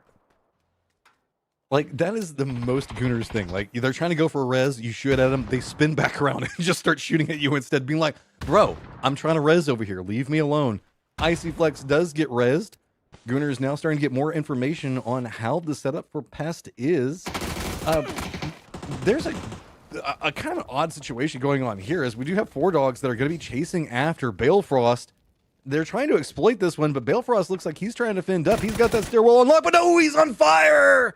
He's going to go down. Yoho, after a valiant attempt, does get taken down in 14th place. No, I feel like if Bale wasn't on fire there, that could have been a dangerous situation for the Dogs. He's made of frost. He Of did course just it's his weakness. True, of course. Actually, I didn't even think about that. But he could have made something happen. We just did use that building to great effect against the team prior. So now it's going to be Bonjo Nagawa, just two friends and Prince, just having a great old time. As they are just above Yulin, as their split got punished heavily. We saw that earlier. Yeah, we do also have the collectors that I think are spotting this, and I don't know if they're going to third-party range, but mission ready, gonna have some friends, and it's gonna be Joshy rolls right on top of Snakers. Box looks like he's just got to cut out and see if he can manage to make his way in the zone. Remember, this is gonna be one of the more open sections of the circle, so it's pretty scary whenever you just have to cut and run from here. Box gonna go ahead and send it across. Looks like it's gonna be fine for now. The other members for Mission Ready International just trying to stop off anything Pest Control. Pest Control, though, has to worry about that because they've got the Gooners that are going to be chasing after them. Definitely not a team you want chasing after you as well, as the Gooners are wrapping all the way towards Pest Control. Pest Control also, Karam getting dangerously close to Mission ready. International. I forget how to exactly say it, but they're here in this position. And they're holding the west side. They've been holding it pretty effectively. They've only lost one member so far, Matt. Well, Gooners is showing some restraint. Got the knock onto one, and they're like, I don't know if we want to drive over there. That's pretty scary. Airtime is Pest Control realizing they've got some problems. The circle yet again goes to this more open section of the map. Monogayo is going to have to deal with collectors in low ground. Bestia is going to have to find themselves a path into the circle. QAD, though, separated in a 4-man split across the compounds. Going to try to control as much of this as they can. Rock's also going to have to come into the circle. Wuju 2 down in the south. And then on the other side of it, it's K-Mine after his res. And the rest of the boys from Duel going to pretty much have that western vision on lockdown. But there is not a lot to play in this. So Bestia is just going to opt in to go into a crash onto QAD. Yep, QAD. We have a code that should be coming here fairly soon for you guys. You saw it right there. There's the code. Action happening. Code happening. It's all happening at once. What an exciting time to be alive, but it is a successful crash, actually, for Bestia onto this compound where QAD currently holds. I mean, it's a pretty open circle, and QAD was running a full 4-man split. That was a bit presumptuous to assume that nobody was going to crash. Maybe they could try to defend it up. Here goes back into what's going on with Yulin. It is going to be 55 wrapping low, not really involved in too much of what's going to be going on here. Rock also sees an opportunity, saw the fact that Bestia is going to be regrouping QAD as well. They just come in and steal their own section. Everybody is just getting a piece of what's going on with QAD, but it looks like Bestia might have their eyes set a bit further into the north. The Gooners, they're not done yet. They're still after what's going on with Pest Control. And so far, a light kill count for Gooners, only 2 heading into phase 4. By this point, they'd usually have at least 7 or 8, so they're slowing down a bit, running. but still. It's not fair. Yeah, I mean, they're still well in position here to get another double-digit kill game. We'll see if that's exactly what they do. Circle is about to start to close. It's about halfway there, I should say. Now you still have teams on the east edge that need to get out. That's 55 and that's Collector. They still need to figure out how they're going to play this circle. And they're running out of time. A hard push comes out from the Gooners onto the remnants of Bestia, but not Bestia, I'm sorry. Pest. Best and Pestia. Got mixed in my brain for just a second. Sorry about that. Mission Pestia. Ready, though, also did a good job on taking a couple of shots into it on the rotate. So Pest still has one of their members that's pretty centered up on the other side of Mission Ready. Wuju 2 down in the south. They're going to spot out Duel. Pest Control finally going to go down. There's a whole bunch of teams that are similar. Bestia. Then we have Pest Control. And then we have Mission, which makes me keep thinking Mission Control. Mission Control, okay, I see you. Meanwhile, Wuju 2 have a mission of their own, and that's to control this little slice of the circle that they currently have on the western edge. Meanwhile, Gooner's butt trying to stay alive against Lobes and Duel. And that nade is, oh goodness, so much. Oh, no way! He gets both of those with the nade. Just that was the nade and a right knock between them. from That was the nuts. frickin' MP5K, dude. The nades landing on both sides of him. No fear. Pops up. Deadly Jack in the Box. Wuju 2 sees it and is like, nah, man, did you see what he just did? I don't want to go after that. Instead, let's just keep control over the circle. Mac's going to be coming back behind poor old Bunt, but Mission Ready very far into the north. To the east, though, what you've been talking about, still brewing. We still got 55. We've got Dreams for Collector, and we still have Dogs over there. And this is, if you thought the last circle was open, boy, there's like nothing in this one, except for those compounds that are already held down. I mean, the Dogs in at 55, though, because of how much pressure they've been receiving from Bestia, from some of those other teams outside, you can see Max would also kind of transfixed on this position. 55 and Dogs can't really do anything, especially 55. I mean, 55 is just straight pinned. So yeah. I don't really know what their next play is. I mean, a crash maybe on Vinny's side, but I'm pretty sure they're going to get shredded just going into that. And you can even see Dreams from Collector also opting to just kind of flex out that way as a solo. I mean, if he can get some kills, why not? Well, Max has a goal. Okay. I think I heard some beepy beep beeps. Looks like they might be sending right into Mission Ready. They Josh is like, hey! all the way in! Big explosion. Mission Oh no, they ready sent the goes down. second one! Frogman, why? It was unnecessary. They flushed Technosh. Oh no. Oh, it feels bad. But hey, it still feels good at the same mean, time. it's They still- got into the circle. Yeah. It's 3 members in the circle, but I feel like the second one was unnecessary. Either way, Bestia is actually going to get knocked out with the help of Rock and 55. So it was a crash. 55 opted to just go for it, and it worked out because of Rock. And dogs were kind of watching what was going on with Max, and I think that that's why 55 managed to steal their way into this position. Would2 is taking some shots into Rock. His mortar is now starting Roth? to come out. Max, gotta be careful. Roth gets the knock on to 1, but Dogs steals away the kill. Frogman on a sliver of life should be fine for now. I don't see any mortars falling in.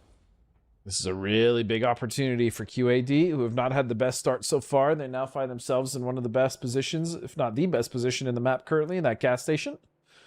They do have Rock and 55's remnants very close to them, but still, great opportunity as long as they can just hold this off. Granted, also that the circle doesn't completely shift. This is only phase 5, by the way. Yeah. I want to point that out to you. This is phase 5, and we have only 20 players alive. What are you going to do in this circle? I mean, there's just, you can't keep very many more alive. Would2 is separated out so far away from each other. They've got control of the south. And yet again, we come back to the compound. So it's going to be Dogs, Max, and good old Bunt that have to make their way into the zone. There's going to be a phase 6 closing where I feel like we have less than 15 people. This is going to... This is a really, really rough, brutal even circle to play. And you can see the results of that with how many teams have fallen, how many players have fallen. I mean, even with the teams, respectively, that are still left alive, you see Max win only with 2, Dogs only with 2, 55 only with 2, Gooners only 1 member left. The fact that there's 8 teams even at all is impressive. Well, 7 now.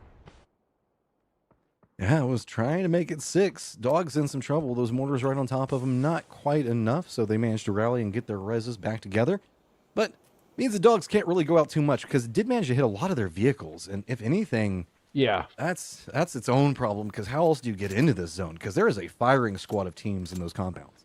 They have to deal with Max win as well. You can see they're trying to rotate in, but Max just being off to their north means that they really can't set up comfortably. They're going to have to deal with their backside first. They're going to pull up right onto... I don't think it's enough. No, that vehicle doesn't even have tires anymore in the rear. Oh my goodness. This is a mess. And there it is. Oh, we got so close. Gunner's Bunt, he just runs in, no fear, jumps out, gets a knock onto one of the Rock members and dies instantaneously. But now it's kind of being its own issue because 55's like, thanks, bro. We appreciate it. Yeah. That was an opportunity for 55 to mobilize. Maybe they can find an opportunity now with RBN gone down. And for Bunt, I mean, he didn't really have a play left. Why not? I don't blame him for doing that at all. That's actually going to help 55. Huge. Fantastico will also go down. It's just down to BL. That completely caught Rock off guard, and they are in a lot of trouble. 55, though, can't go too far out on this one because Woju2's positioning is its own problem. Max also, though, taking some shots into Woju2, has distracted him, playing a bit more into the south. So Carrick has managed to sneak around into a pretty good angle. They just have no idea where this last member for the setup is on this. So we can see it's going to be Souls on one side, BL on the other. QAD still playing into the north for defense, but nothing really coming out of it. It's settled back down. You said you didn't know how many were going to make it into phase number 7. Well, we're at 12 right now. Not too many more. His Soul's got an idea that he really wants to give Carrick. Yep, Soul's out, picking up his foldable shield. Realizing that there's just one close to his side, and the constant communication between him and Beal. I'm pretty sure Beal is stopping Psycho from crossing as well. Which means that currently there's an isolated player. If they can just deal with it, the nade's going to come out. It's going to be close enough. Is he going to pre-fire? No, he's going to hold on to it. Good discipline from Souls. I mean, you gotta hold it for now. If anything, it's just the stalemate. The longer it goes on. Nice nade to just trying to make sure nobody's wrapping around. But hey, remember Woju2 on the outside? There's starting to be a bit of a problem. Carrick has no real ways to deal with this one. So Rock, patience pays off. But revealed to QAD. Cowboy heard the shots. He wants to get involved, and that's going to be some points very needed for QAD to line in and get. That's what I was going to say, though. For QAD now, this is This is no longer about Rock trying to hold off 55. They need to be very cognizant of the realization that QAD has to move as well. They have to come down to the south. Yeah. And so it's just one member of each now. So it's up to Wuju2 to kind of hold them out. You can see Seifu up in that area. Sneak Attack was also flexing out to maybe get an angle on QAD, but Souls is safe. It's really Psycho and QAD that have to move in. Seifu's going to find D. Beautiful. That's what I was looking for them to realize that QAD had to move. And sure enough, the setup was perfect. Well done. Well done by Wuju2. I mean, this is just setting up to win the game. That's all Wuju is playing for right now. They had the territory down to the south. They played the scarier, more open area, and nobody really came after them. So instead, they're starting to use that little bit of cover that they've got to set up very nice crossfire positions. It was the problem for 55. It's a problem for Rock, and now it's a big problem for QAD. The strongest squad now limping in competition against Wuju2, who's still sitting at 4. 2 members up for QAD. Nade gonna connect, make it 1 member up. Retaliation Nade does come back. And that is going to take down Sneak Attack and get some damage onto Seifu to slow down the roll that Wuju2 had going. Yeah, now it does slow them down a bit. Recovery, I don't think is an option though for QAD. The blue's coming in too fast. You can see, yeah, Cowboy getting the P90 from his teammate Roth.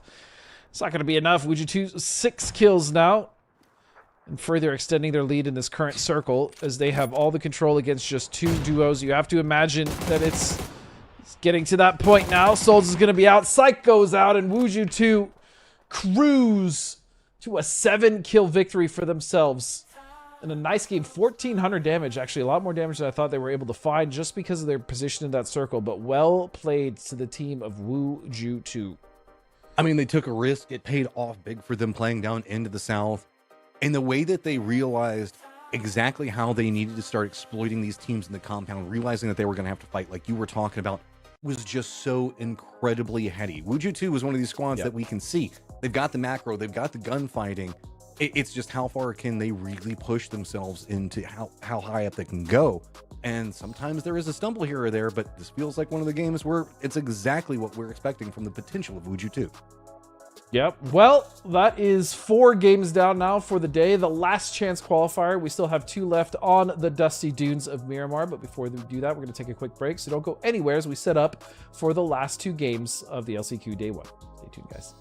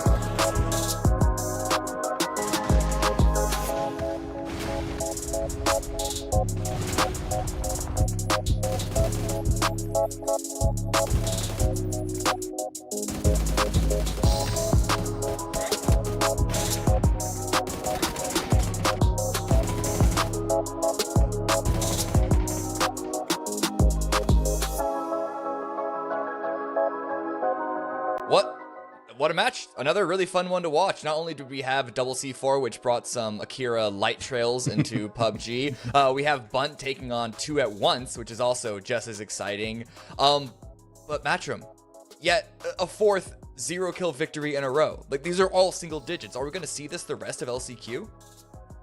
Oh, well, yeah, I mean, not managing to break into the top 10, break into 10 kills is, yes, a thing that's going to start happening depending on how the circle goes. I mean, if you're the guys that get the placement and the good positioning, and you got squads like Gooners that are running around on the outside of it, it's going to be so hard to find the later stage kills, right? Because nobody's playing the safer strategy of just waiting for the very last circle to fight.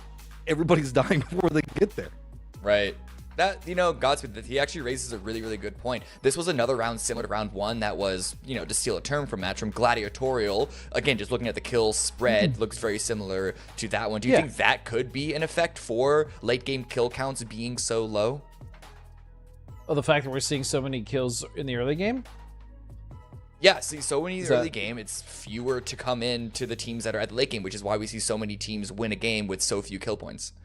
Yeah, and we're also seeing the team that does win generally be in like one of those positions where they can't really do much out of, right? Because a lot of the fighting, like you and Matt are saying, is happening on the outside. So there's definitely less available for the teams that are kind of making it into that game, who happen to be coming out from the center spot, right? But as we look, or I was gonna say, as we look towards the as we look towards us. Listen, the camera there we what go. Can I say? What can I say? But yes, so as we look at the main overall leaderboard, yes, the overalls, it looks like Gunner's still at 640, 630. So they have more kills than any other team has played, that just points in general, which again is pretty impressive considering they only have 8 placement points. But Mission Ready, they're actually racking up on the flip side of things. They are racking up those placement points and finding themselves in good positions in all these games. Yeah, 55, not too far behind. And I mean, I don't know if I would call them a point sponge just yet, but they're certainly a kill sponge. The Gooners taking so many of those points off the board. I wonder if that is going to become a major factor in some of the teams towards the bottom, like the Duels, like the Yahos, like even the Bonchi de Gallos, of really having the opportunity to crawl and climb back up and get into the top 8. We're really running out of time. We're already, what, a third of the way through this entire last chance qualifier, just as we are entirely through this death segment, because we're going to another break. We have 2 Miramars coming up in just a couple of minutes. We'll see you guys in a couple of minutes. Every time I close my eyes,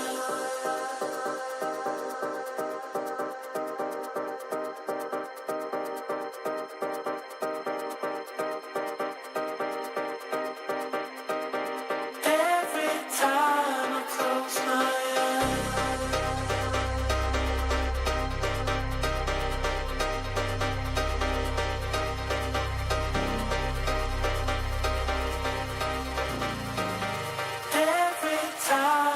close my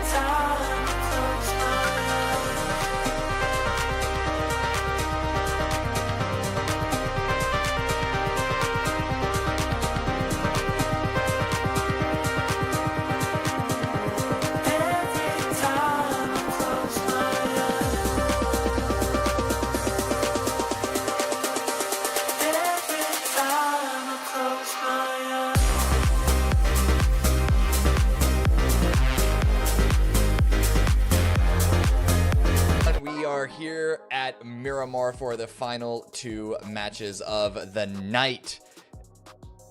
I know we don't like to talk about the map changes, and because you know we know these maps before, right? And they do have their differences, and I want to talk about that a little bit, Godspeed. Because the Gooners are taking so many kills, and it feels like with Erangel and Rondo especially, but maybe even Tego, the way that those terrain often works gives them the opportunities for those kills. Is Miramar kind of the moment that's gonna alleviate some of that pressure from a lot of the different teams, the lucky ones that aren't immediately next to the Gooners, because of the way that the Miramar terrain is so unique? I mean, I think it also works in Gunner's favor though, because Miramar has so many good crevices and also like road camps that you can do, whether it's at the crossroads we see all the time coming out of El Azahar, or even some of the roads near El Pozo, right? Like you also have that area that Batulins likes to go up there and kind of camp, and he gets a lot of vision from there. So like there's actually a lot of opportunities for Gunners to not only get information, but set up for camps. At the same time, we did see them get stopped in some of their early aggression on Miramar, specifically by Bonja de Gallo. So there's always the opportunity or possibility that they run into them. But I honestly think Miramar lends to what Gunners is doing just as well, if not better than some of the other maps they've been, finding this early game success. Well, in fairness though, Cam, I do think that you hit on a good point though. Whenever you've got Gunners that are like roaming around and kind of like punching everybody on the face of the earth, and then the circles are bad as well. We heard Godspeed mention earlier, it's a very blitzkrieg approach. So then whenever you even have cruel circles, there's no time to really respond and think through, which is what can happen a lot of time in PUBG. The mid game is where you do a lot of your planning on the competitive level, and you go, okay, if the circle goes here, it goes here. You're not getting that now. And it's just this cascade that, yes, does work in the Gunners' favor whenever we get some crueler circles. But if Miramar stays more open, yes, that benefits them. But also, just like Godspeed is saying, this is a squad that wants to push into everything, and now they've got paths to do it. So if anything, now if the circles turn more tame, it's perfect for them in that situation. And yeah, you know what? So it sounds like the Gunners' reign of terror is just gonna keep on coming. You just gotta kill them, dude. That's all you can do. You just gotta stop them. Honestly, it's PUBG. Like, how hard of a game is this? Just kill your enemy. Easy. That's really all. Just shoot them in the head, forehead. It's so easy. That being said, Gunners. Oh, I was going to say Gunners is currently sat in Picado, right? So they are going to have the best. Generally, they should have the best opportunity for rotations, regardless of where circle is. This one though is going to center on Pozo. I'm curious actually how early they're going to leave, or if they're going to do the same thing, just kind of loot up, take their time. They are just on the edge there, and then they can kind of hunt their teams or do what they want to do. Going from there. So we'll have to see. There's a lot of teams, though, that fortunately are already in the circle. One of them being Wujutu. Last game's winner. Yeah, coming off of a nice little chicken dinner there. Doesn't matter if it's low kill or not. Chicken dinner is a chicken dinner. It's a good number of points, and it puts them up into 5th place. I believe they were below 8th before that game. And so this circle being at the beginning of the plane path as well, I think it's going to give a pretty big advantage to the teams in the center, especially the ones that take those mountains, ridges to the east of El Pozo. It could be Wujutu, could be Bonja de Gallo, probably the latter, because I don't know. Well, actually, Matchroom, do you think Wujutu are going to be leaving El Pozo? It's dead center of the zone, or close enough to it, right? But it's also a city. You don't want to commit to it early. What's your feel on this? There's a couple of ways to look at this, and it depends on your kind of team mindset, right? You can go and play into the hills to the south to get control over that. That's a very strong point to play from, just in case it stays around here. Or you can go into the north, which gives you more pathing options. But given the fact that Pozo is center, we've got some unplayable in the west. That wall gives you a lot of opportunities to work from. You have to assume mathematically there's a decent chance that Pozo can stay in this. So I would almost gamble to stay along as close to Pozo as I could and only go into the foothills if I was going to do it. The downside to that is Pozo in-games, if we do get one, I love to watch them. But it is terrible to play in because there are so many buildings and so many pathing options into Pozo. It's very hard to defend. So if Wujutu opts into staying here, I don't think it'll be a mounted defense. I think it'll just be picking where they can probably try to get out of Pozo if they have to, and maybe play a bit more into the southwestern area of it, because that gives you more options to play from. Well, looks like they could also split. Yeah, you can just split Pozo and like those southwestern hills you're talking about as well. As we have, code. There's a code. Yeah. It's been codes the whole time. And listen, so things aren't going as hot as they were so fast in this map as it was in the previous ones. Usually pretty standard for Miramar, right? But there are some teams on the move, like Pest Control, and even Gunners with an E pickup going through the center of the zone as we speak. So who knows when action's going to start. I'm going to let you guys take over this now, and I'm going to go back to Twitch chat and watch people call each other washed over and over again. Oh, we got all the people that are qualified for the finals apparently calling each other out if I'm making an assumption. I don't know. Or whoever died early. That's usually the two washed conversations, right, Godspeed? I mean, as someone who is washed, I don't really have an opinion on this. Well, if you were never really good, can you be washed? That's my opinion on it. With me, I don't know. I don't know if I can be washed. Is it possible? Maybe there's different degrees of being washed. I don't know. That's a deep conversation. I don't know if I'm ready to have. What I will tell you though is that Chat philosophers, let us know. Most of these teams have made their way into the circle now, with just a few still trying to make it in. We saw Deportivo Merlot driving close enough to pest control. We saw some shots being exchanged back and forth there. Bestia coming into the eastern edge, which is completely free, by the way. In fact, there's still so much open space to the southeast of Monte Nuevo. We'll see if any of these teams actually opt to take some of that space and fill it up. As we see circle, it only just has a slight area of unplayability in it, right, Matt? So it's really not as bad as it could be. Yeah, I mean, it's probably like, what, 15%, maybe 15, 20 max. Less or Yeah, more. It's like in that area. It's not too bad. Yeah. What I feel bad about is specifically a team Dogs that I feel is playing very well in some situations, and then things happen. You know, PUBG things can kind of happen, and handling the PUBG things is how you climb the leaderboard as efficiently as possible. But I do feel a bit bad because I do think that Dogs are playing better than 10th place right now. We've seen them being very proactive, trying to be that third, fourth party, trying to read the circles well, having some good macro setups. But it just really isn't turning into a massive amount of points in one game as the mid-game stall just hits them and they get hit with a ton of Gunner bricks, it feels like. I think their issue is either defending against like a crazy crash or really just kind of finding their way in the circle without having to chase too much. And they've had some good games where they haven't had to do that, especially when we look at the group stage. They had some solid games, but overall, I feel like they're very reactive, and I think they need to transition to be more of a proactive team, especially when they get a good position in the circle. Like right now, they're actually in a pretty healthy spot, and we've seen them kind of flex out sometimes, but that needs to be a constant for them if they want to find future success. Sneak Attack is taking shots at 55. And those are kind of hard shots to hit, so I don't blame him for not finding much. I mean, it is a full-on party in Pozo. We've got Bonza Gallo. It's up in the north. Not quite in Pozo itself. 55 that just decided to go into Pozo itself. Just to the west of Bonza Gallo, we've got Yahoo-ish because they've got 3-1 split, so Shinboy's going to be pretty close. Dogs are going to be just to the south of that. Then in the foothills that are just going to be on the other side of the road around El Pozo, we've got ourselves the Gooners, Rock, and Mission Ready. So El Pozo definitely the focus for all of our teams. It's going to be where everybody cool is hanging out right now. It's the place to be. It's the place to be right now, Matt. But if that circle posts and it goes east or it goes hard south and Pozo's no longer in, that is going to be an absolute crapshoot getting out of El Pozo. And so that's why I like Bonja de Gallo's position, you know, up to the north around Church. That's a really strong position. I like where Dogs have currently sat. Gooners as well. I like the teams that have opted to play central but around Pozo rather than putting themselves directly in the city. Yeah, and in fairness to 55, I think that they were thinking about going for Bonja de Gallo's position, but they just couldn't really because they were already held in there. So instead, they just made the commitment and go, okay, well, Pozo time. QAD not quite in the circle yet, as well as it is going to be Max and No Way. A bit slower on their approach. I mean, no real big need to get into the circle just quite yet. But you did raise an interesting question, or an interesting premise, because Pozo, while it is pretty centered, it is north of center. And so we could see this go Monte Nuevo side and then chaos, for lack of a better term. There's just, what do you do if you're coming out of that area? Because we still have the walls in play, right? Yeah, this could also shift towards the wall, right? Even more so. I mean, it can do a lot of things. You see, and yet another code. We're just shotgunning these bad boys out. That's what I like to see. Give the people the codes. Give the people what they want, what they deserve.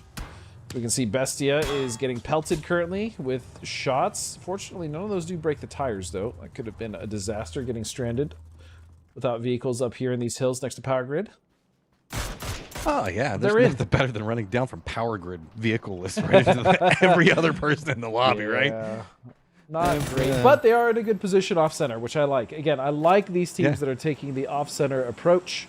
Tend to see a lot of success from those positions, especially when these circles get really wonky because they don't have to deal with the chaos that is the initial rotation out of center. Well, I mean, it's like sometimes we talk about circle luck. Yeah, you're playing circle luck, but you're also playing math. And that's where a lot of these teams that often get quote-unquote circle luck play for, right? Is they're like, okay, we have to make the expectation that a lot of people have already gone here. So let's go to the what-if scenario that works best if it doesn't go there. And playing those off angles like you talk about can have massive rewards, like Wuju too. Everybody else was playing for the safer positions in the north. They played to the south. That's what got them their victory, because while it was far more difficult to play from, nobody else was there, so there wasn't as much competition for position. And they didn't get as many kills as they could have, but the point is they won the game and they had the control. So I agree. And even here, that's going to be okay. We're going north, apparently. Pozo, for those teams, fortunately, in there at 55. Wuju 2. Also, I like that Wuju 2 took the southern ridges there of Pozo and did not commit directly center, which means that they should have an easier time rotating out. But yeah, 55 kind of stuck right now. Bonja de Gallo actually just benefiting massively from that shift. I mean, they are in a great position up there at that church. I'm sure they're going to consolidate that soon, or maybe get greedy and keep that split. We'll see. But a lot of teams now, Matt, all of them just immediately rotating towards the north side. Well, it's interesting because not a lot of teams are really bold enough or brazen enough to run through Pozo. So Bonja de Gallo are kind of getting this for free because they have the southern section defended and nobody was playing up into the north. Yoho, you can see, is already kind of followed in back behind where the collectors were going in the west. Wuju 2 is trying to fend in. Rock's RBN does get spotted out. Sneak attack does manage to take him down. Rock being one of the few teams that opted into going to Pozo directly, and it is instantly punished. Nicely done from Wuju 2. Sneak attack going to find the first one there. Great defense to hold, at least to survive. And Zito, though, is not out of trouble yet. He's at the top of that 5 stack, and he's going to get down. They should hear that parachute. Yep, they did. And Zito, he's still going to survive those smokes coming out from his teammate. Great support. As he's going to get right underneath that window. So, the nade, the team nade. That was so close. Ah! 34 damage, almost gets him down. Close. 2 different angles. Almost knocked his own teammate. Almost managed to make it into the window. Fantastico, though, still with the high ground. Get some division into Seifu, but, I mean, Rock just, they know. They know exactly. It's just really hard to get the angle onto it, and Fantastico doesn't want to leave where he's at to go for it, because Lord only knows who else could be around is their mindset. We get vision in the sky, so we know it's pretty safe, but, I mean, this is a committal Pozo. We've also seen Yoho come in here as well. A lot of teams thinking that this might have to be where they live for the rest of the game. Yeah, they're actually opting to just send it here anyways, saying, screw the north. Oh, it was a nice pre-fire, but it literally got eaten by the windowsill. That is unfortunate for BL. Now Nate is going to take down Santastico from Lucid. And now Wuju 2 just getting great recovery, man. Even though they do eat a knock there on sneak attack. I think that's the second one, still recovering quite well. Nade. Surprised that Nate actually didn't take him down. Still, I a thought good so, recovery too. here from Rock 2, though. They're starting to stave off this immediate aggression coming from Wuju 2 sneak attack. And now Enzito from Karak, 55 getting involved. All of a sudden putting the brakes on this fight completely from both sides. We've got a sandstorm that's going on to the north of this, so it's calmed down a lot of the skirmishing that's happening. To the south, though, we still have a lot that's going to be going on. So while teams are starting to line up and looks like the rest is going to be coming out from Wuju 2, it should be noted the Gunners have set up a defensive position. Bestie is also going to try to come up pretty close to DM. No Way is going to be trying to gatekeep out Duel, who's trying to regroup themselves. Push coming out from Rock, and well, I wouldn't say push, I guess defensive counter push coming out, but Lucid stop Souls out. Santastico gets the counter knock into it, and this is just going back and forth. Nobody going down. Finally, Santastico does go down. Biel, the last one up. Blind, no option. Wuju 2 still sitting on 3. Make that 2 as Biel finally gets some vision and looks like he might be going back. I was going to say, I thought he might be going on the chase, but instead looks like he's just going to go to fend up and try to get his meds back in order. The amount of resets in this fight on both sides from both Rock and Wuju 2 is plentiful, but it is going to be Wuju 2. It comes out with the advantage, a huge advantage, mind you, at that. It's going to be Seifu, the only one just knocked. 3 members of Wuju 2 left alive. BL with an MP5K in a dream. He's going to find one. He's not going to get the second. Beautiful trade, and Wuju 2 will hold this, and they will recover all 4 members. Very well played. That was a fun fight from both sides. Yeah, and good job on Wuju 2 to keep 4 up because this is not even in the zone. It did opt in a bit further north, still has some Pozo in place, so they could still just stay in Pozo and be fine. But now the Rappers coming in on the west and east of Pozo. It's going to be Bestia running in right back behind Dogs. Yoho is kind of holding out over here, watching Bestia make their wrap. 55 actually sent one of their members out in Karak, but he was trying to come back at the worst possible time as Bestia is going to be wrapping very close to him.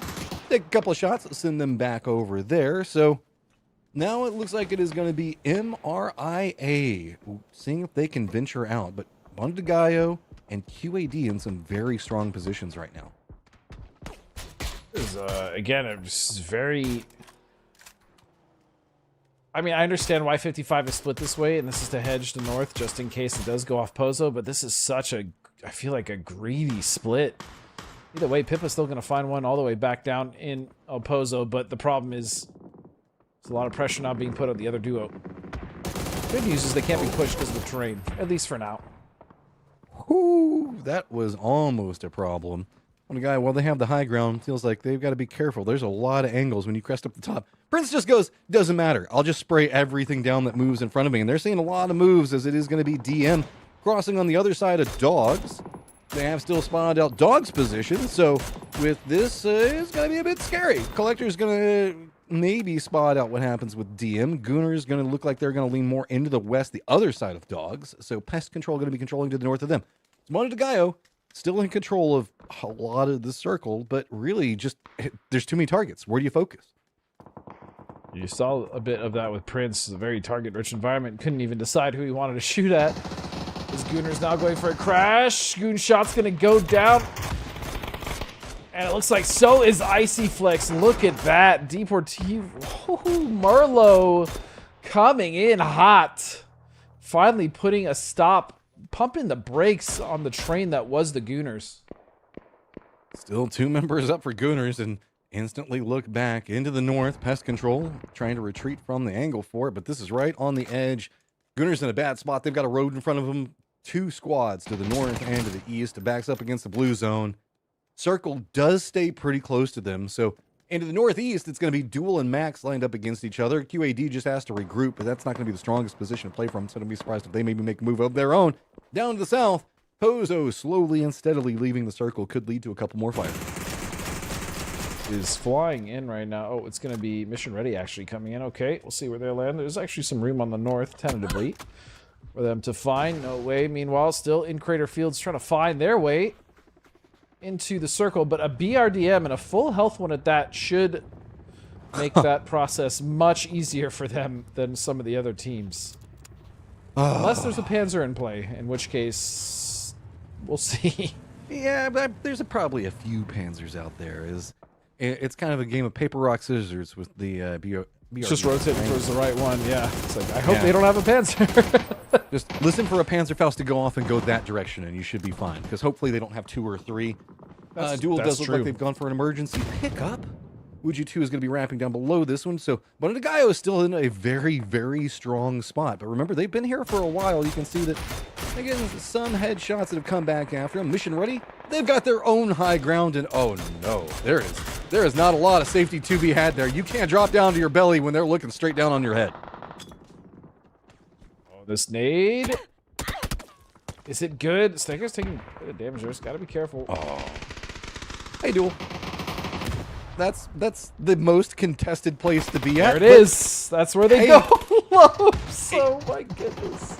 Kills to be had, right? If you jump in a firefight, now you can get both teams as long as everything goes to plan. And it's starting to go to plan pretty well. Duel picking up a lot of those kills. No Way still alive. Do they know exactly where they've positioned up at? Okay, now they've spotted at least one. That's insane, though. Halo jumping like their special forces. Duel just come in here and effectively wipe both teams. K-Mine has to be careful. That is a lot of fire. DNL and Vinny, the only ones left of No Way, have to survive. But a very effective drop from Duel. I mean, that could have gone one of 2 ways. And I'll tell you what, it did not go the way I thought it was going, which is great for Duel. Make your climb, man. They're not in the top 8 yet. 21. It's pretty compacted. You can see 26-26 between Bestia and QAD. 21 between DM and Duel both. Duel having some high ground and some angles to work around, but are a bit nervous about what's happening in that higher ground position. So they don't want to go too aggressive with a peek yet. Can they get a nice basketball bounce on that nade? No, it's not going to go the way that they wanted to. So Reses coming out from No Way are going to happen. And look, being a bit more aggressive. Vinny making the push around in that lower section. Surprised that blue zone wasn't ricocheted off that pillar just straight into that corner. Maybe didn't know where exactly they were, but they are able to recover now. 3 members of No Way. An opportunity. I'll go back. Bonagayo. De Gallo, meanwhile, Yeah. yep, taking shots at QAD in the distance, Matt. Yeah, and they're just going to wrap down. They've got essentially the crater to work from. Duel back on the high ground. Gets vision. Goes for the spray. There it Look at is. the connection. There's the K-Mind we remember. That was the nade I wanted to see. That was the spray as well. Beautiful stuff. Again, Duel taking a massive chance. Just straight up E-pickup dropping onto this compound. They only lose one. You take that trade every day of the week, especially when you come out of that with 7 kills, 2 different teams. That was all or nothing, and I love that they went for it, man, and it worked. Good for them. You just got to have confidence in yourself sometimes. The North going to have some issues of its own as we've got mission ready, pest control, Max on near on nothing. Max now eliminated. Take that back. The South 55 should have a pretty decent path if they can deal with the problem of Yoho back behind them. Yoho is just doing a good job of staying entrenched, but the problem is Yoho still needs to get into the circle. The other members of 55 also need to get into the circle. And hey, guess what? Gunners also want to get in the circle, so they're going to path pretty close to this, but instead stop off right next to the dogs. Just sending it right into that small slice above the dogs. 55, as we said. I was curious if they were going to try to consolidate earlier. This split. I feel like once they had that forward position, maybe it wasn't worth it, but now they're paying for it. It's going to be Yoho, the last 2 members, Cherry and Bale, put devastating damage on 55. In fact, it's just down to 1 member now. It's just on Aranzera. He's their insurance. Yeah, and he's been taking some shots for a while, but Bundagayo still has high ground, so they were the ones that were harassing Yoho as they were trying to cross. To the north, back over here with Mission Ready International. They've got a pest control pretty close. DM also rotating pretty close. Bundagayo, you can see that this is kind of what they've been working with for quite a while. The high ground starting to lose some control as Mission Ready does manage to finish out pest control. So, Mission Ready, still moving forward. They do have that small slice on the northwestern edge. Wujutu, meanwhile, with the P90 in hand yet again. It's going to be Seifu this time. Just going to opt to back up. Now, they have pushed onto the position of Bonge de Gao here in church up above El Pozo. Which means that Bonge let them in, or just... I mean, it's really hard to control that entire compound, especially this close with this many teams alive. Theros, I thought he was going to melt his teammate for a second. Oh, that's what I was worried about. Is look at QAD. They've managed to get control over Crater. That gives them a lot of different angles into this circle. There's a huge ridge, playing high ground, and now they're exploiting in. That gives them an opportunity to start pushing into the center, but Bestia also spotted it out. Bestia is getting spotted out by Wuju. 2 quick exchanges between everybody, and QAD is trying to exploit it. See if maybe they can get into a point to kind of cut everything off. North Mission Ready still has to make a move. DM's going to be very close to them. Dogs also have to leave their compound. Yoho has spotted out the last member for 55. They're lined up against each other as well. So Wuju 2 has to figure out how they want to navigate what is going to be a just ton of people in front of them in this circle and a literal uphill battle. Yeah, well, they're going to have to deal with, as you said, uphill with QAD now, who have pushed out from Crater. In fact, they've taken this ridge. Oh, Seifu, I was just going to say, has to be careful. Barely hits prone in time as that spray was coming in his direction. QAD now with full control of this area and this side of the circle. In fact, it's going to be very difficult for a team like Wuju2 or even Yahoo, even Bestia, to deal with them as long as they stay 4 alive in this area. They have just complete and utter control dominance. Meanwhile, look at Mission Ready. Matt, they are struggling up in the northwest. I mean, it's just so many crossfires over here. Dogs are starting to come out of the compound. That's just going to be a new contender that's being added. DM doing a great job of just not really going quietly into the night. They've been doing a good defensive position over here.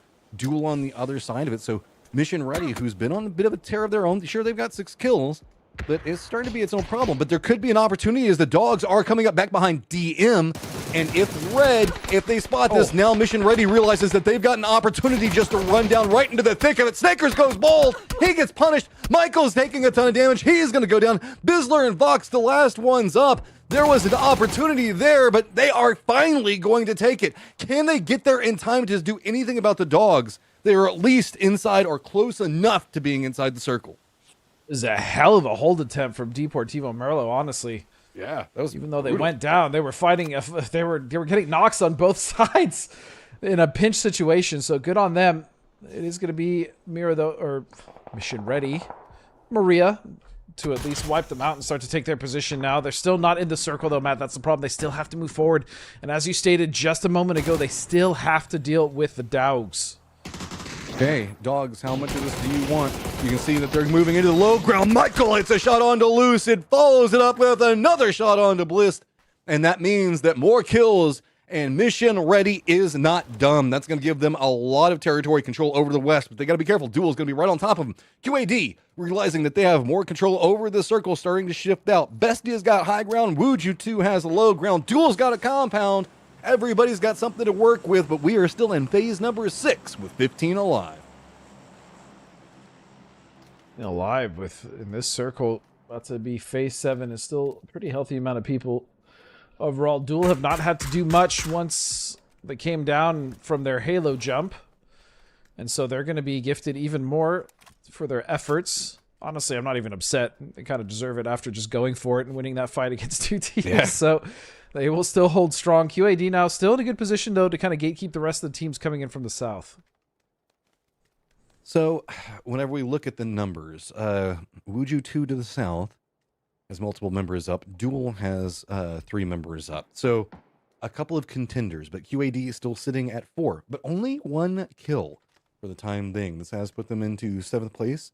They are in that pack, right, trying to qualify. As you can see, Duel is sitting at 29, Brock's at 31, Bestie is at 33, Wuju 2 at 37. Then back behind it, it's going to be Collectors at 28, and then the drop down into Dogs. Mission ready, trying to see if they can get into zone. Do manage to barely. Oh, but hey, that's fine. I think the box should be out of sight line. He's okay. Going down in that spot. Yeah. That's a good spot for, I mean, as long as they don't get naded. That's and actually, it's even good because the nades are probably going to roll past them anyway. So yeah, this is a great spot. Mission ready have found for themselves. Now they do have cover from basically everyone, including the high ground. Now all they have to do is wait until Duel may have to move out of that, or until maybe they're pushed towards Duel. We'll see what the circle does. Regardless, Wuju 2 also on the base of this, just underneath Bestia. We'll have to be careful how they tread, because they are just holding barely just a small corner of what's inside of this circle. I mean, yeah, Bestia does have this high ground, but they're kind of best friends with QAD and playing each opposite sides of that hill. QAD just doesn't have as many threats. Duel's going to be the closest one other than Bestia. Bestia doesn't want to move out because they know that there's a strong squad on the other side of them, and there's another squad right down below them. So they've kind of locked themselves into a point. Duel doesn't really want to leave yet, because why would you leave a compound inside a circle? You can try to get some shots at QAD, but I mean, they're still feeling pretty good for the time being, just waiting for that last 20 seconds where the circle is going to take us. So nobody's shooting, dude. You can see Cowboy. He's trying to flex forward a bit for his team. He's trying to be the tip of the spear, get as much information as possible of what could be potentially playable, what's open, and more importantly, what's open that's not an LOS of the compound that Duel currently holds. As the shift happens, it is not going to be too egregious, but the problem for these teams on the south is I think it's cut out most of what they can play without being an LOS of Duel, so we'll have to see. Bestia now have to defend. It's going to be Draft King. He's going to find 1. He finds 2. He finds 3. No way. He's fighting for his life. Finally goes down. Nades, can they get anything up here to finish these out? It doesn't look like anything is going to connect from Wuju 2 or Mission Ready, but it is scary. Alcazia should be able to get the reses. I get scared of those Doritos, man. I get so scared of those Doritos. Yeah, Wuju 2 just can't get up in time to punish. Oh, sneak attack, actually. He wants to, but he has to retreat. Yeah. He's causing issues for them on res, though. He's making it so that QAD cannot res. And if they're still worried about him, if these nades go up, I don't know if they have any more utility. That can be devastating for QAD. What an attempt by DraftKing. Holy. Yeah, that really turned a lot of this on the head, as well as the circle leaning a bit more into Duel's favor. Mission Ready now looks like they're just trying to set up and wait. They know that Duel might be a bit aggressive on them, but instead it's going to be the high ground. What's going to be happening with Wuju 2 and QAD? QAD getting all of their numbers back up. Mission Ready, trying to see if they can get vision on anything going on with QAD, but it's not going to happen quite yet. QAD instead leans a bit more back into the east. They know it's safer. I like over it. there. Why not? Yeah, I like this play a lot. This is a very intelligent play, realizing that the West is contested by not only the team under them, Wuju 2, but then Mission Ready, right? And they have to deal with what's happening when it comes to Duel. The problem is they're still within vision of Duel, and even if they get on the road ahead of them, that shelf, then they're going to have to deal and contest with Wuju 2. So either way, it's still not the best situation, but it is better than what they were doing before. I'll say that. They've just got to make bold That was jumps sick. down the hill, and they pick the right angles. You got to do this quick, right? Because if they don't, then that means the fact that everybody from Duel can just line up and just shoot the pigeons as they fall. It was very, very good play there. K-Mine is going to find Bizzler. And now it's going to be Duel starting to flex out. I was worried about when they were going to go out. Didn't want to see them just sit in that compound too long, but looks like they are starting to get some confidence to come out here and start to collect these kills, Matt. Got to be careful with this, as now with Mission Ready getting a bit more active, Duel getting more active, Wuju 2 doesn't have a lot of space to play, so they're leaning back into QAD's sight lines. Duel, K-Mine's got some goals of his own. Looks like the focus point might be QAD. Two different teams now starting to eye this line. K-Mine does spot out Vox behind. Lucid's actually going to steal it away. You can see smoke walls down. Everybody's just trying to play as close as they can to any cover that is to be had. Don't forget about Duel having some tools. Roth does spot out sneak attack. Quick flush. We do have foldable shields down there. Going to be massive. Blue zone nades also landing right on top of Al-Qadsia. Wuju 2 is eliminated, but in the lower section, it is Duel trying to go after Mission Ready on the hunt, and they do manage to get it. So 4v3 right now, as Duel is playing the lower sections of this, and everybody's starting to jockey around the center dot. And if Duel can keep this down to a 3v3, they can definitely win it. D is going to go down. Now we're down to a 3-on-2. Advantage is in favor of Duel. And so, again, picking the perfect time to strike. Woolie's going to find another one. And now Duel with 12 kills. Oh! Hold on a second. Woolie will go down. This is a 2-on-1 situation, though, in favor of Duel. Rello up on the top of it. But let's not forget there's the BRDM that's back behind this, I believe. It's kind of roaming around in the lower sections of it, being just a shark menacing to watch. Yeah, it's like, hi, Rello just gets to look at it. Not much that he can do. He needs to deal with K-Mine, and that's a problem because K-Mine's sitting on 7 kills. He's back in form on the eye. Goes for the shots. Picks it up. K-Mine makes it 8, and Duel takes the victory with 13. That was a beautiful reposition from K-Mind, and honestly, just such a great play. They waited, they didn't get overzealous, they didn't push up too early, and then K-Mind started that push up on the hill. He put damage on a Mission Ready International. That was just a sick endgame. It was a bit slow until QAD had to move, and then we saw Wuju 2 underneath them. We saw the parachute smokes. We saw the way that fight played out. That was actually a very sick endgame, and again, congratulations to Duel. One hell of a way to win that game with 12 kills, actually 13 kills. It was 12 plus, end, yeah. 12 plus kills either way. That was great stuff from them. I mean, and you got to say, they fought for it. They got exactly everything through it. Yeah. Let's stop talking about it. Let's just see it again. We've got some highlights. We're going to bring Cam back in. Let's take a quick look at how we saw Duel get to that end game.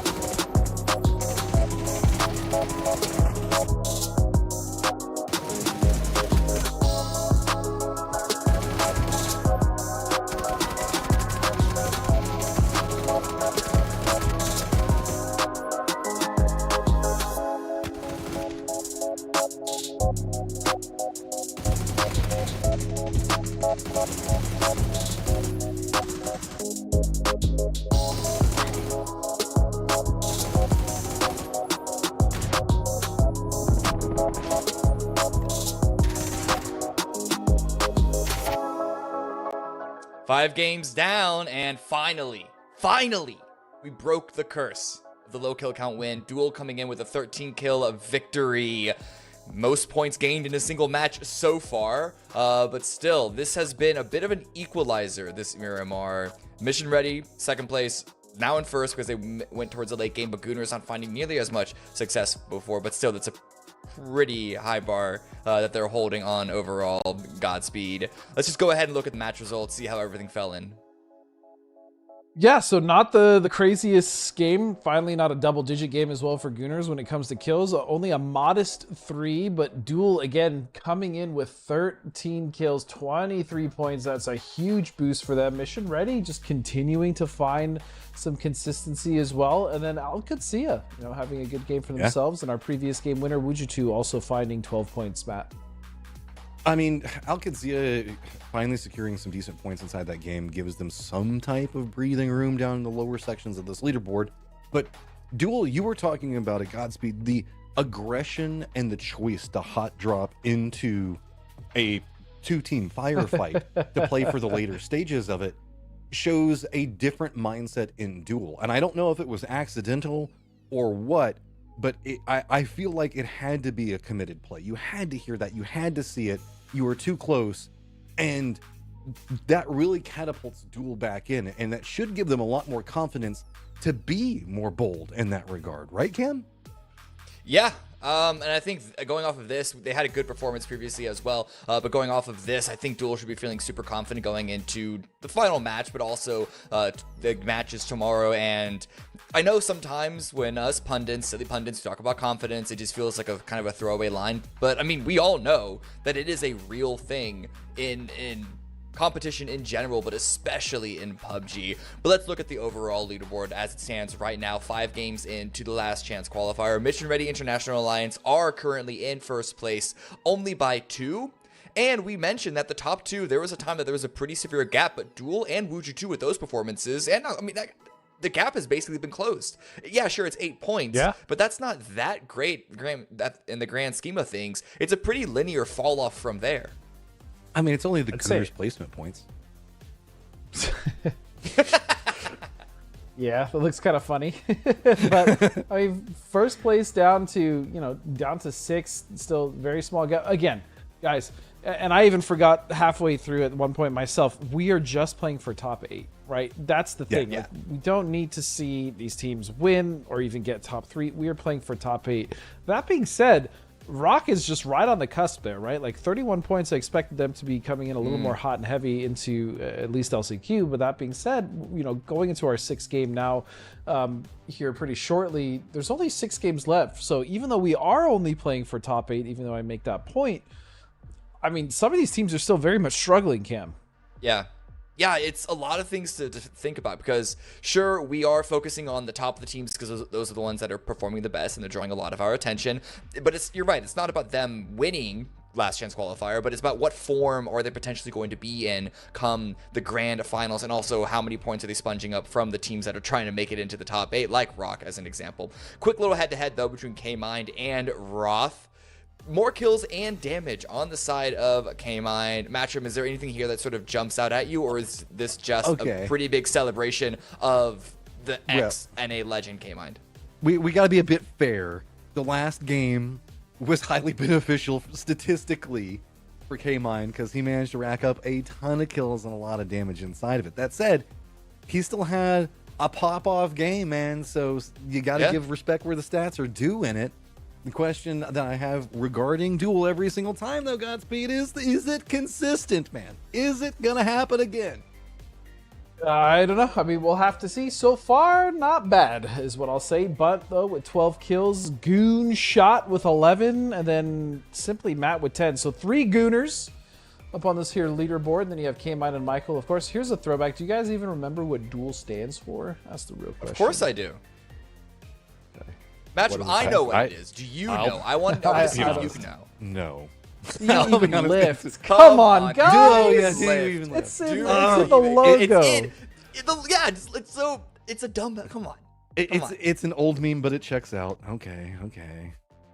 Michael with 10 kills, though. Don't sleep on him. It's been like, 7 years since Duel was created. There's a lot of information that has come and left my brain since then. This is PUBG Esports, like history, Matchup. You can't just throw it away. Oh, because they've never been to a global event. They've never won a global event. It's still part of our history. It's still part of our blood, our lifeline here in the Americas. You cannot just throw that away. I just forget. Yeah, Matt. Wow, I see feel how like it is. You just got laid into really hard right there. I know.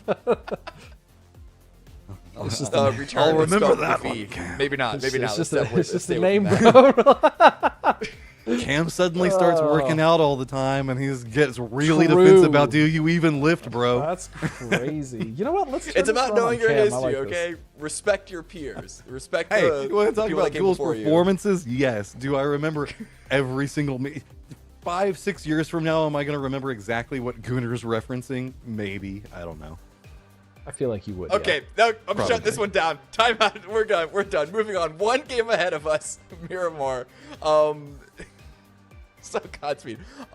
Yeah, so I don't think that we can look at, speaking of the Gooners, though, I don't think we can look at their single round of them getting only, heavy quotes, 3 points, as that being indicative of exclusively Miramar and the conversation that we had before that. Surely we can expect this to be the blip and they're going to go back to their good old gooning ways and chasing other teams down and setting up some bridge camps, or am I being a bit too favorable for their aggressive style?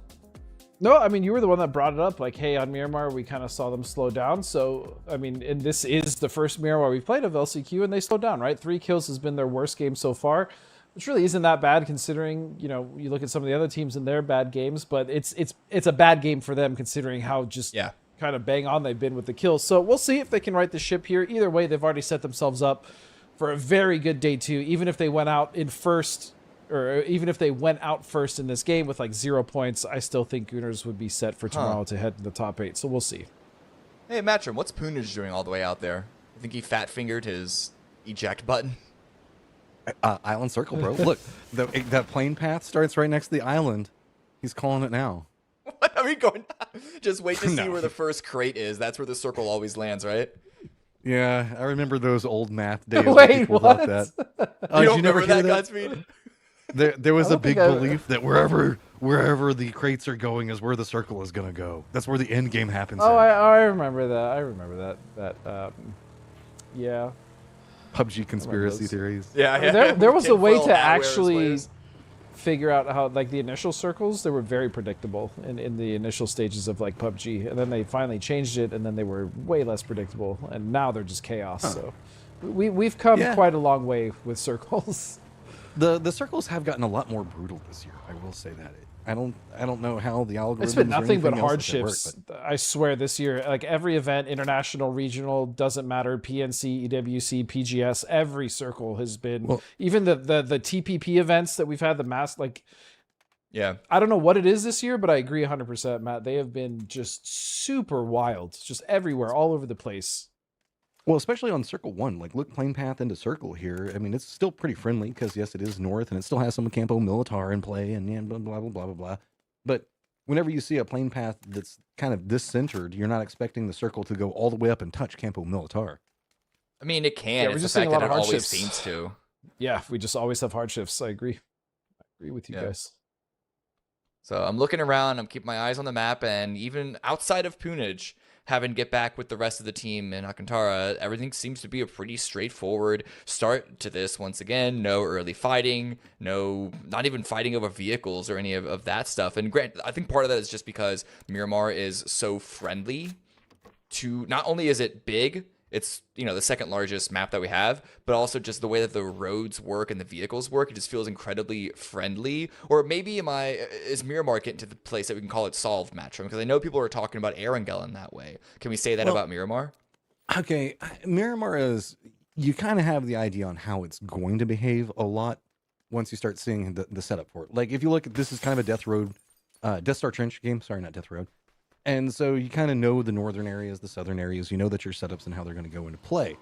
I don't necessarily ever think that a map is solved, but you kind of have an idea on the preferences in play and position. And you start getting down, once you start getting down the timings, and it's really about more solving the other teams in your lobby is the way I see it.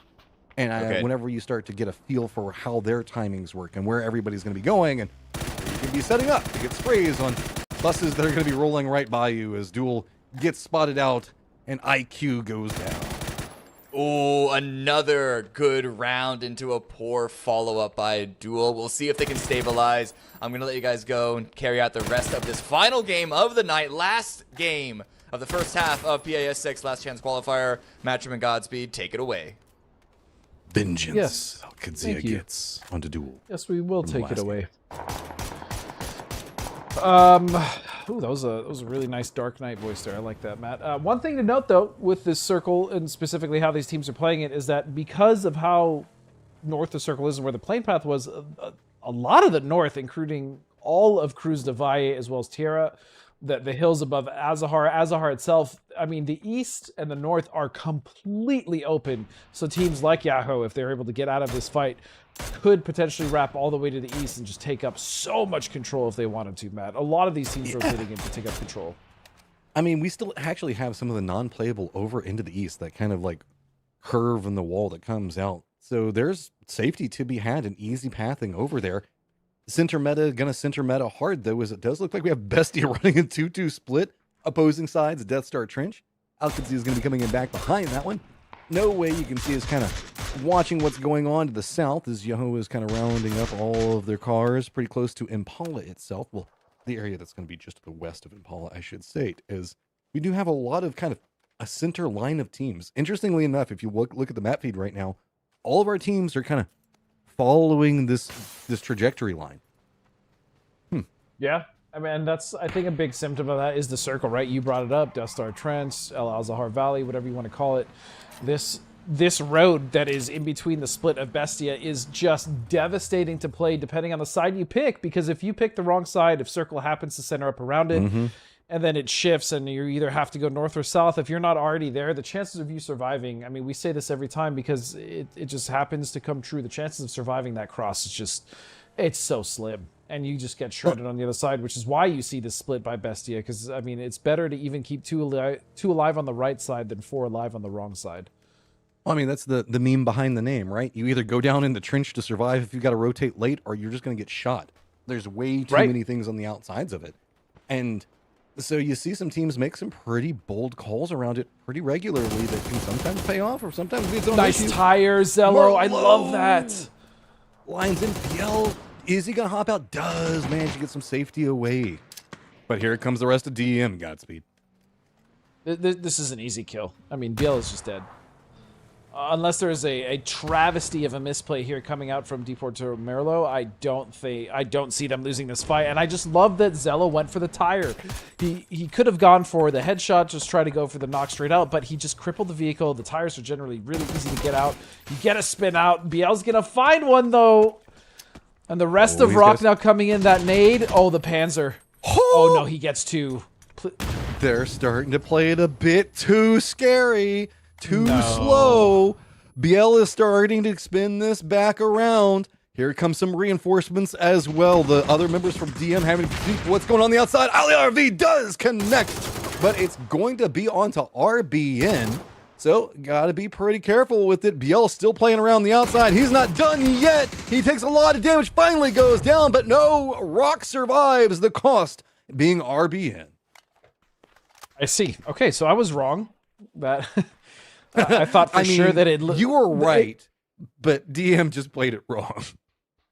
I also think that the support coming in from Rock was huge. I mean, they responded to that so quickly, which also helped a lot. And Biel, more importantly, bought himself quite a bit of time by getting that double. So, great play from him. They should be able to recover RBN and get that ship going and get him back. Yes, Matt? If you have somebody isolated, don't walk in one at a time to him. That's just not going to work well. So that's it's pretty decent advice. Yeah.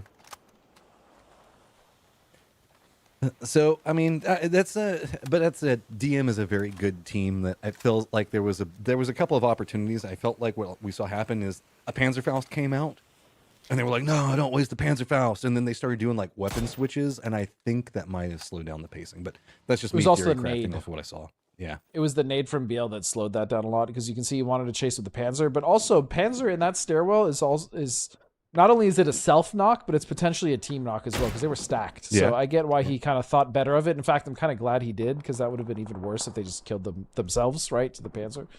But either way, nice hold by BL. It was just, and that's a lesson to be learned by DM. And DM so far have actually been playing a lot better than they did in groups, at least. So it's a ray of hope for them. Just one bad they're right final on the game. cusp too. There's a decent. Yeah, and they chance still have can 6 games qualify. tomorrow. Yep, and again, it's just top 8. So DM could just be fine. We'll see. Duel, though, talking so much about them, already down to 2 members, Matt.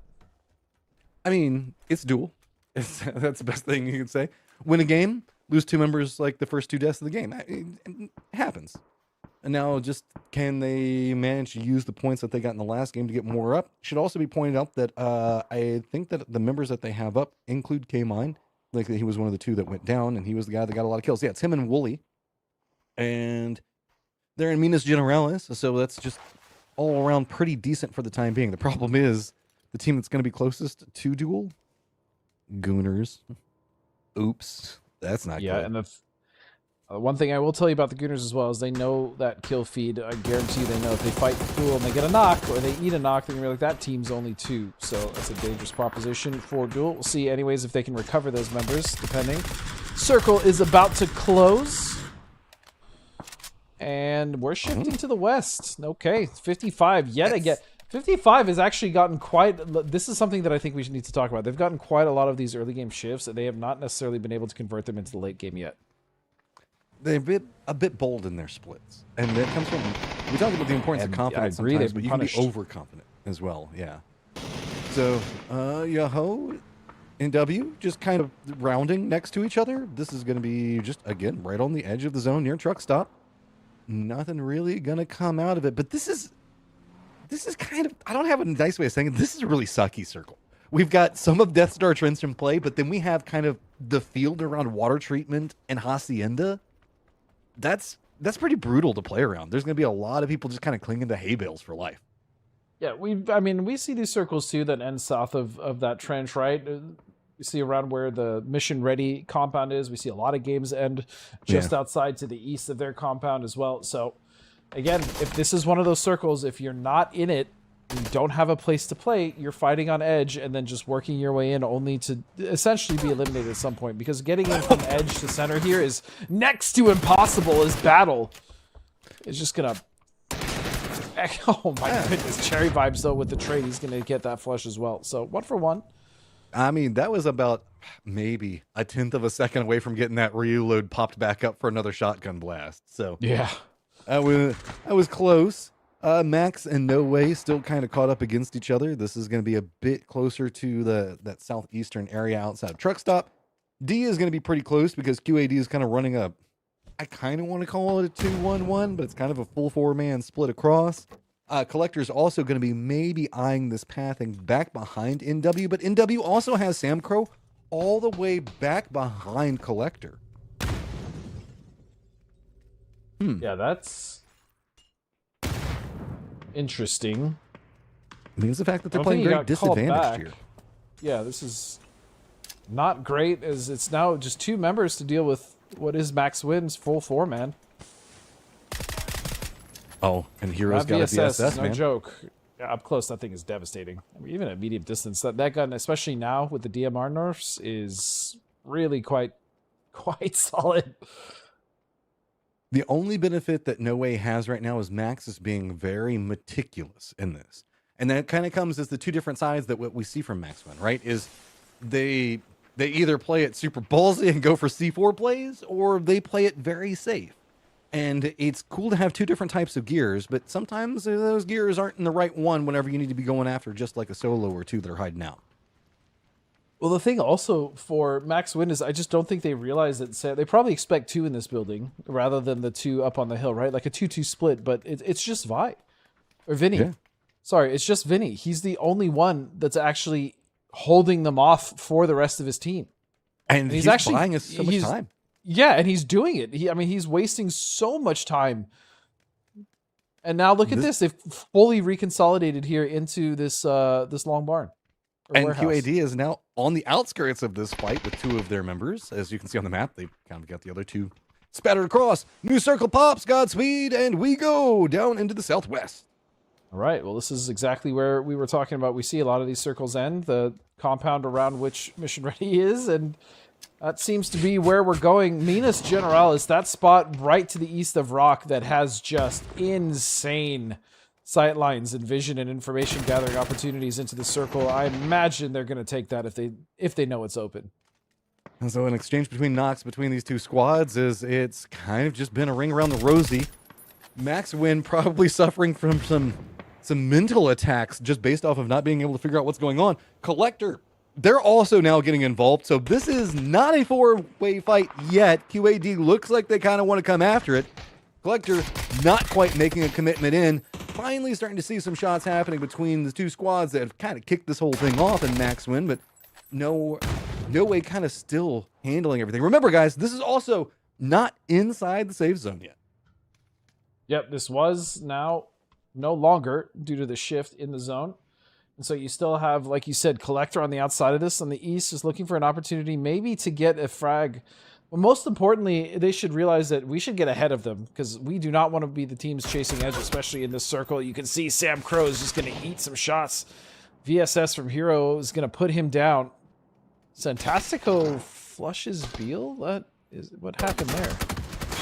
Oh, well, Lopez also walked in the wrong area. This is, I mean, I feel like I need Duel of Fates playing in the background, and luckily Duel of Fates is like an 8-minute song, so this fight's been going on a really, really long time.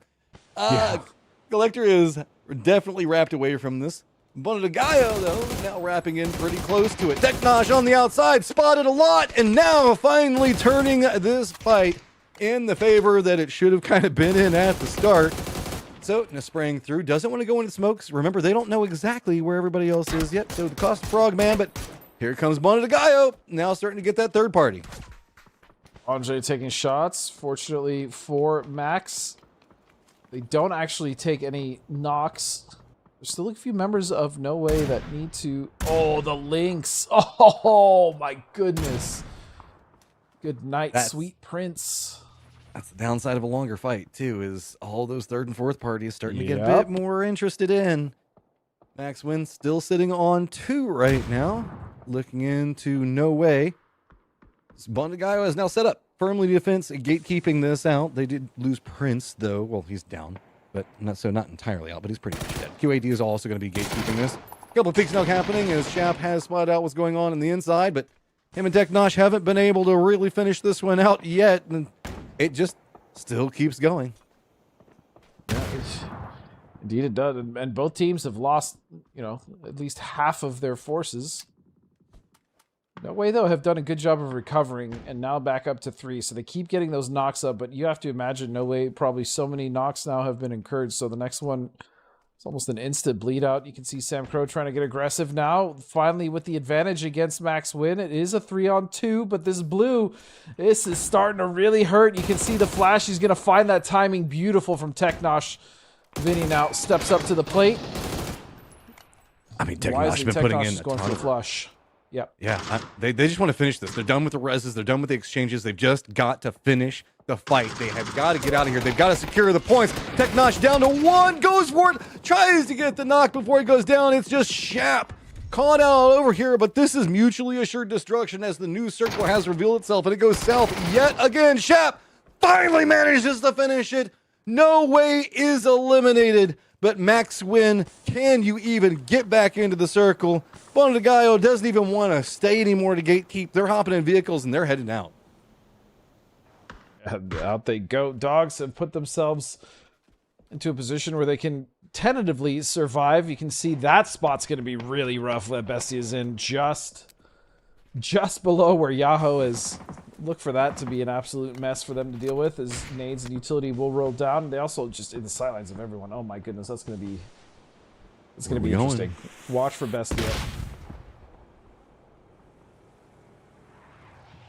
That rock in particular. Oh, the follow-up was pretty close, though. Collector has some friends very close to Bonadagayo. This is kind of the carryover from that long fight that we saw going on just a second ago.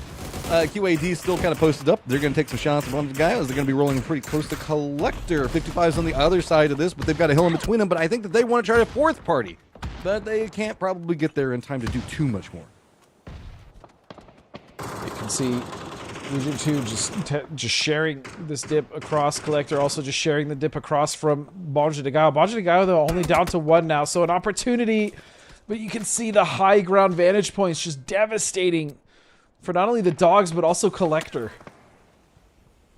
QAD not really getting too involved in this. They're just taking long-range shots, keeping everybody pinched, making everybody keep their hands down, kind of stalling out the firefights and making everybody have to burn a lot of utility for it. Tries to use some cover, but it gets red, instantly gets dropped. Friends, the last one up still dancing around.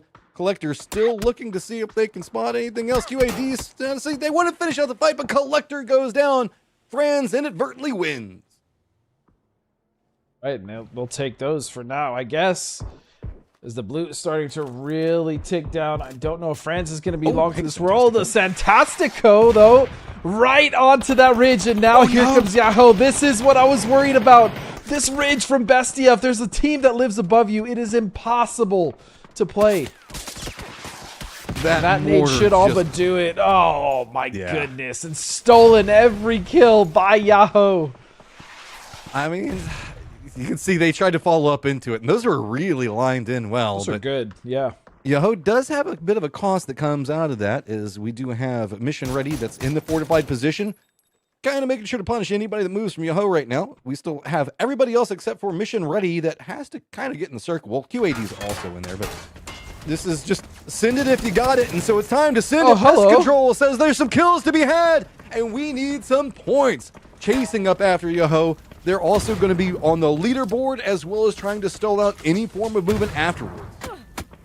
I'm just flying in, gets out of his car, looks down, he's like, ooh, a piece of candy. He just gets a point off of one of the Yahoo members. And now it's up to just Shinboy and Balefire. They're going to have to survive, but now here comes Rock. You were saying it, Map. They are coming into this area. They realize that Yahoo is crippled. Bestia is gone. Pest Control is in a precarious position at best, and so let's see what they can do with it. Fantastico just straight up sent it into the compound. The bait and switch comes out. Bale cannot take him down. Fantastico spots him and instantly retreats. So the foothold has happened for the compounds, but not quite yet inside the safe zone.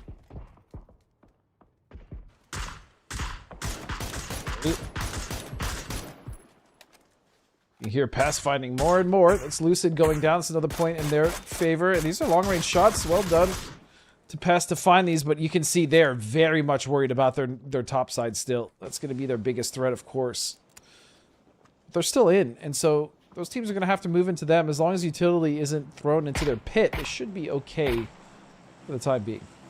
There's not a lot to play inside the circle. QAD has opted into a 2-2 split. Pest is kind of looking down at what's going on with Wuju. 2 has managed to make it in the circle. Remember, Rock's just on the other side of the rock behind them. And this is just going to be exchange of firefighting. Snakers is going to get the better of Karam, get the knock onto him. It should be resable, but the cost of that is the attrition. And losing even more damage in meds is, at this stage, absolutely pivotal. Yeah. Especially with all these fights going on. RBN goes for the spray up on top. Shinboy, oh, careful now. He's going to eat some. Shinboy's going to give it back, but he's the last one alive. 6 kills again for this team. That's going to go down, eliminated in 8th, but a better game for Yahoo at least. Meanwhile, BL Rock, 6 kills on their own with 3 members alive. And now moved away from Pest. Gotta do a quick correction. Apparently it was William Lobes that were still alive. I don't know exactly what's going on with Duel and how the way that's set up, but they're still chasing after the circles. So, sorry, a little while ago I told you guys that I thought K-Mine was still up, but I don't know. Things happen. Maybe they got a res, maybe they didn't. I don't even know.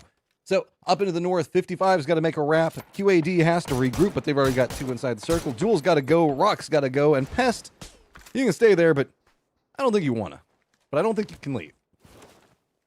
Well, it's going to be hard for you them like the to Hotel leave. California? You also have 55 in the north trying to take over a spot, or at least start a fight with Mission Ready. We'll see what happens there. This M24 looking for its mark there on one of the members of Wuju 2. Kind of I mean, even if they get the knock, the problem is I don't think they can flush from this distance. Oh, but this is what Pest needed to worry about. None of them are looking up. I just rolls it down casually, right on top of Pest. Fantastico going to go ahead and regroup. 55 in the north. They're going to start going after Mission Ready. Mission Ready, they've been kind of in the good position for quite a while, so starting to get kind of forced out of that one. 55 coming in full gusto, full authority. Mission Ready trying to regroup themselves all inside the same building. Pip is going to be on the outskirts of it, but 55 still has to clear everything. They want to make sure that they play it as safe as possible. 55. They're going to take one loss so far. Stakers will find Karak. Psycho, though. Oh, look at that. It's Zito. We didn't see it off camera, though. He's just going to get rid of Pest by himself. I think that they ran over. Yeah, they did. They pushed up. Well done, though, to Wujitu. I love that risk. It paid off for them. Meanwhile, 55 slowing things down considerably in this fight against Mission Ready. Okay, looks like they're getting Karak's meds back to a position that they wanted to have. This has kind of opened up a lot more of the circle for QAD to try to exploit. Oh, 55 has spotted out Snakers. That's going to give them some more to work around. They know exactly where the rest are going to be at. And there you go. Panzerfaust knocks on the door. Finally, Bizzler gets a retaliation knock. Pip on the other side of it, trying to see if they can sneak around. But it feels like Mission Ready is not too ready for that push. And so while they were prepped and good, that is going to give them position inside the circle. But look, QAD is going to regroup real fast off of that. Rock's going to get control over the south. And this has just kind of cemented our endgame. Yeah. Rock now being pushed closer and closer towards the side of Al Qudsiya, who are the only team at this point in this game that have 4 members still left alive. Duels Lobes is trying to get where he can without being seen or spotted to maybe survive a bit longer, get maybe one more placement point, survive one more team, or maybe even just get one more kill. We'll have to see. Rock, though, are going to be the ones in the most precarious position, but they still have at least 7 kills. So even if they went down, it's been a hell of a game for them, at least in the right direction. Yeah, I was getting a bit, I don't have a nice way of saying it, annoyed with Rock after the performance we were seeing on internationals. To then be in the last chance qualifier and then to not even be in the top 8 for the longest time. It feels like they're starting to feel more in control of position, starting to get more kills off of it, but they also have a backstab and a half waiting in Lobes and sneak attack both. They've got to be very cautious on how they approach the circle. I feel like Rock is generally pretty good keeping track of their surroundings and not getting backstabbed by snakes, but we'll see what Lobes opts for, as I don't think I've seen any member of Rock whatsoever look towards their west, so that does not bode well. But again, we'll see. And right now they have bigger fish to fry. They have to figure out how the hell they're going to get into the circle. I don't think one snake is their biggest worry right now. They do have vehicles, though. That's the silver lining. And there is a dip, Matt, but it's not great. But you got to make it down the hill with QAD looking. Is 55 set up to take shots? 55 is actually looking more after Lobes right now. Rock just sends it at the perfect time. QAD didn't have the vision. 55 wasn't set up.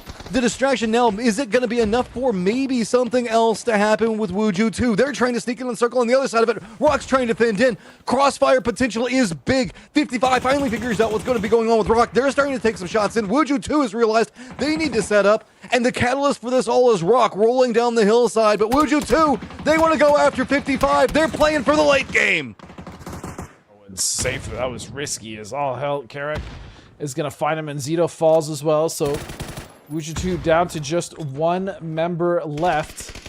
As you can see, Al Qudsiya coming alive. 8 kills for them. It's been a hell of a game, and they're going to finish off Rock. And they're also going to get another knock onto 55 in the meantime as well. And so they have taken all of control of this game. 4 left alive. They have what is realistically the only good ridge to play now towards center circle. And so I would be very hard-pressed to see another team winning this game, Matt. I mean, and they've even got Rello playing from back behind in a controlled position where he's got some cover. Wuju 2, they knew the fact that the new threat was going to be 55 for the later stages of it, and that's what they opted into. But QAD just did a good job on harassing everything that was around them. While Rock was a great catalyst to kind of start a storm of events, it just still stayed in QAD's favor and kind of turned everything. 55 can't really step out. Wuju 2, they're just trying to creep out, but Cowboy, God, so good. 2-tap dirt nap right there. Oh, I like that. Down I hadn't heard that. for the res. Yeah, just so much control, man. QAD just, at this point, just have to wait for the circle to do the job that they need done. It's all been academic at that point. 55, though, man, for the amount of fights they've gotten at, man, they have been able to recover quite well every single time. They're still 4 up. Battered and bruised, but still 4 up. And they've got cover, but it just doesn't even feel good.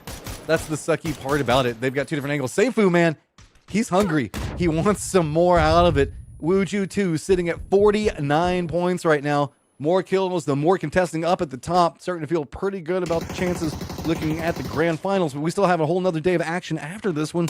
Depending on how the line comes in, Pippa is going to go down. Rolo is going to spot him.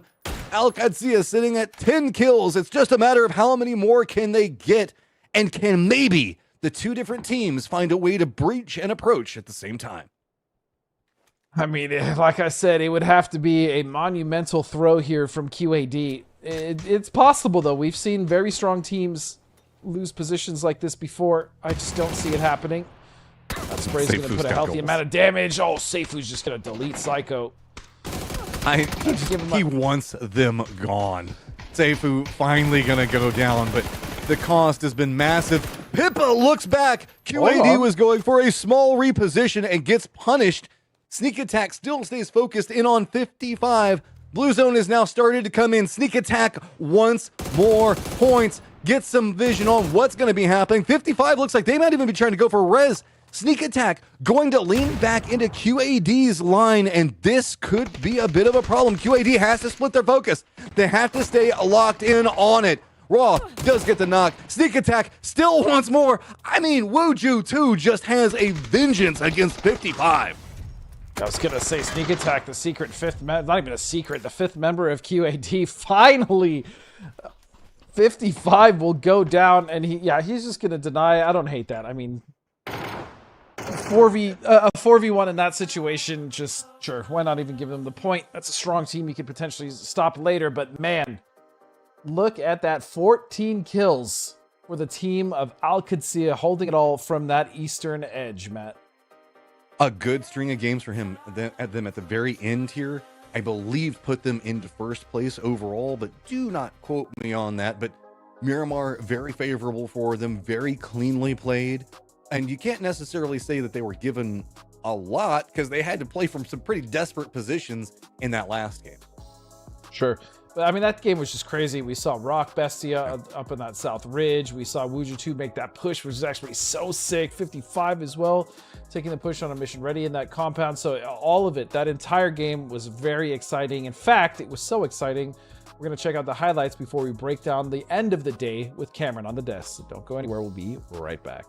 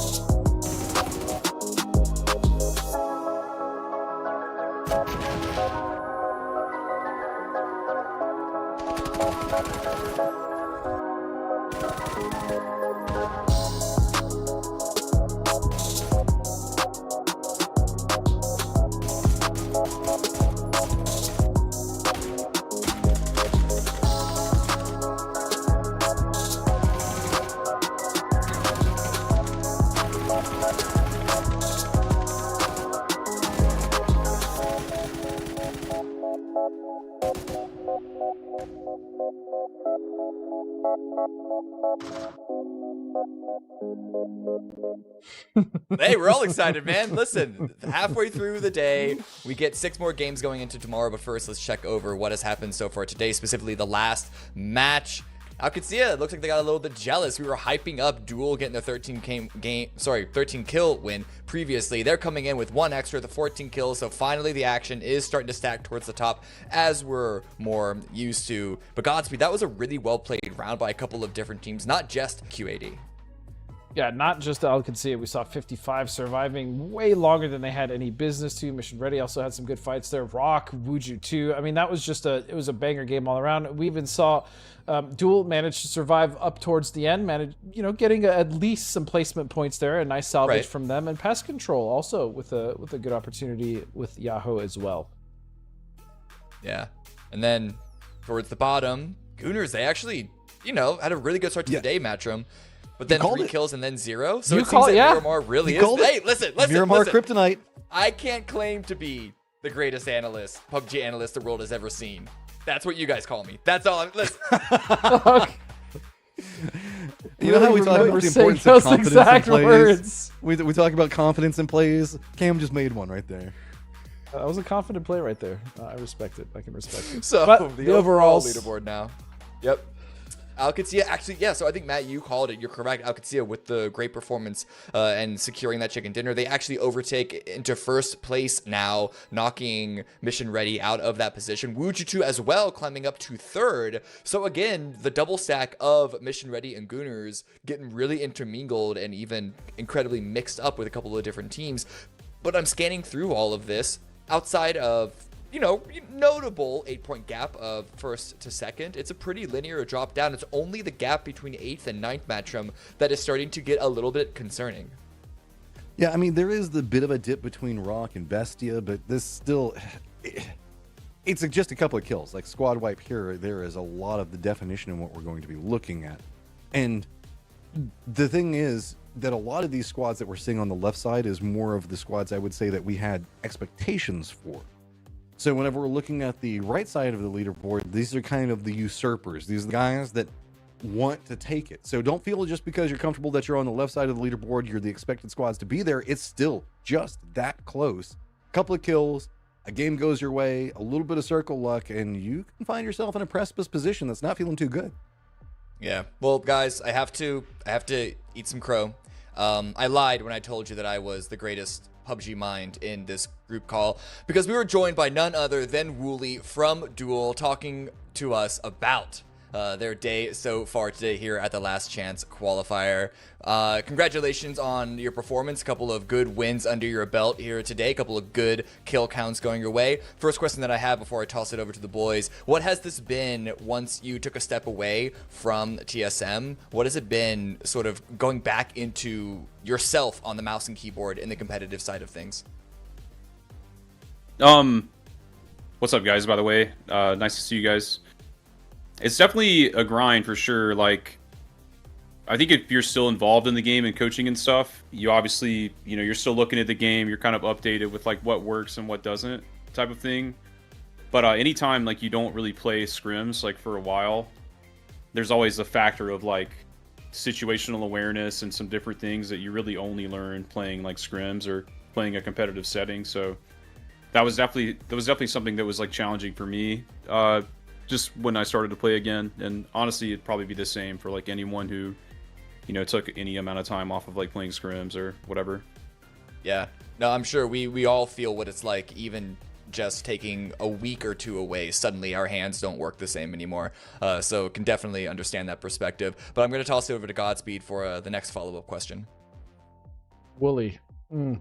How's it going, buddy? So 2 questions, actually. I got a 2-parter for you. First is, why didn't you guys qualify to grand finals in the first place? Okay, that's the first question. Second of all, what has it been like, once again, like, I know Cam kind of piggybacking off his question, like coming back, playing again after coaching for so long. What's it like playing with specifically this roster, especially someone like Penta you've had history with before?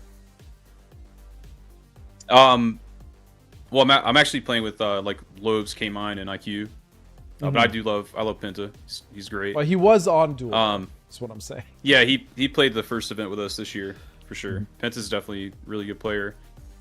What was the first question again? Sorry. Why didn't you guys make it to the finals? Why are you in LCQ?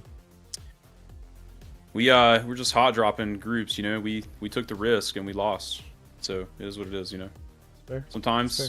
you take the risk and sometimes it doesn't pay off. So Okay. Well, that leads Right. perfectly into the question that I've got for you. Inside of game number 5, you guys dropped onto a two-way fight that was already happening inside of a compound. Honestly, was it planned? Did you guys go, okay, we're going to jump in and we're going to get kills off of this? Because it feels like it started a steamroll for you guys. And if so, kind of what was the mindset around that moment? So that game, we were kind of just chasing zone. I died early. Flood hit like a nuts 2-tap on me really early, and I died. So my team played for the res, and then we were kind of, just the way the circle went, we were pretty much dictated into playing late. But we did have an EP. So we popped the EP like C3 to C4, so where we would be on the EP when circle 4 popped, right? And yeah, basically the EP was like a really a Hail Mary play. Like we knew that if any of the rocks were still in, that we could go to the rocks off of the EP if they were free. But right when we popped the EP, actually, one of the rocks got taken. So we were basically just talking about like some different plays we could do and where we could land. And we actually landed in the compound because the compound has a lot of problems with just info. It's really hard being in the concrete building in that compound, like to see what's going on above you. So you actually wouldn't really know if people are landing unless you have a guy like in the open side who's looking for it. And yeah, a tank pulled up. A BRDM pulled up right in as we landed, and 3 guys jumped out of it, and they just all started killing each other. So sometimes it's better to be lucky than good, you know, but I mean, we did play it well after that, for sure. Yeah. All right, so we don't want to hold you for too much longer. I'm sure you want to rest up and prepare for tomorrow, but I'm going to give you the floor to say a greeting, say hello to, or just any communication to anyone you want to. Yeah, thanks to everybody supporting Duel, like all of Kay's viewers. Honestly, I would have peer pressured Kay into getting on here, but we had kind of all dispersed after the game. So yeah, we just wanted to like chill. All of us have been like playing or looking at stuff earlier in the day. So yeah, I mean, thanks for the support, guys. And yeah, hope to bring the best tomorrow. Obviously, you know, being in the top 8 is good today, but you can't really ever feel too good about it. Like everybody in the bottom 8's like 1 win away from being in the hunt at minimum. So yeah, just got to play your best and hope for the best, pretty much. Okay. Well, always great to talk to you, Wooly. Congratulations on good performance today. Good luck tomorrow. Hope to see you in grand finals, and I'll let you go and get some rest. Yeah, thanks. Great casting, guys. Appreciate you guys. Oh, thank Appreciate you, buddy. We love Thank you. He's one of my faves. Yep. He's one of my Aw. faves. And I don't say that just because he's here. I feel like you Just did, partly but because that's he's okay. here. Oh, wait. I don't know if they can still hear, but it is confirmed that evidence. I am Drassel's dad. Yeah. It's evidence. I don't have my bringing the my receipts. Drassel glasses. I need the Drassel glasses. We got a birth truther. That's on my wife. Okay, so after that bombshell reveal here, man, things just keep getting so exciting here at PAS 6 Last Chance Qualifier. I believe that is everything that we have to take care of tonight. No, I lied. We're gonna check in tomorrow's schedule. The maps. Let's do that. It's gonna be. I'm sure it's gonna be the same. The one question I have is, usually it's a rotate. I'm pretty sure we're gonna end on Erangel. Yes, we are. Okay, so Erangel is gonna be them. We're gonna start with Miramar once again. So it'll be interesting, Godspeed, if we see the Gooners Kryptonite continue with this, or if it's just gonna get reset tomorrow and it's a completely non-factor. Yeah, with things getting kind of flipped, and as you can see, again, as you stated, Miramar being first, they didn't do well in Miramar. I think it's just a mental reset thing coming into tomorrow. I would be surprised if they had, you know, just as few points on Miramar as they did today, but again, it's just about making top 8, right? And I don't think they're going to change anything as far as like the way that they're playing or anything like that, so I think they'll be okay. I think Gooners will be all right. Yeah. Well, you guys saw it there. The first match starts at 4:05 p.m. Pacific time. We're live a couple of minutes beforehand, so you're going to want to hear us talk and just continue to make you more informed about PUBG and the event that we're watching. But we'll have to see you then, because we are signing off for tonight. It has been a great show. Thank you very much for spending your time with us. Hope to see you tomorrow.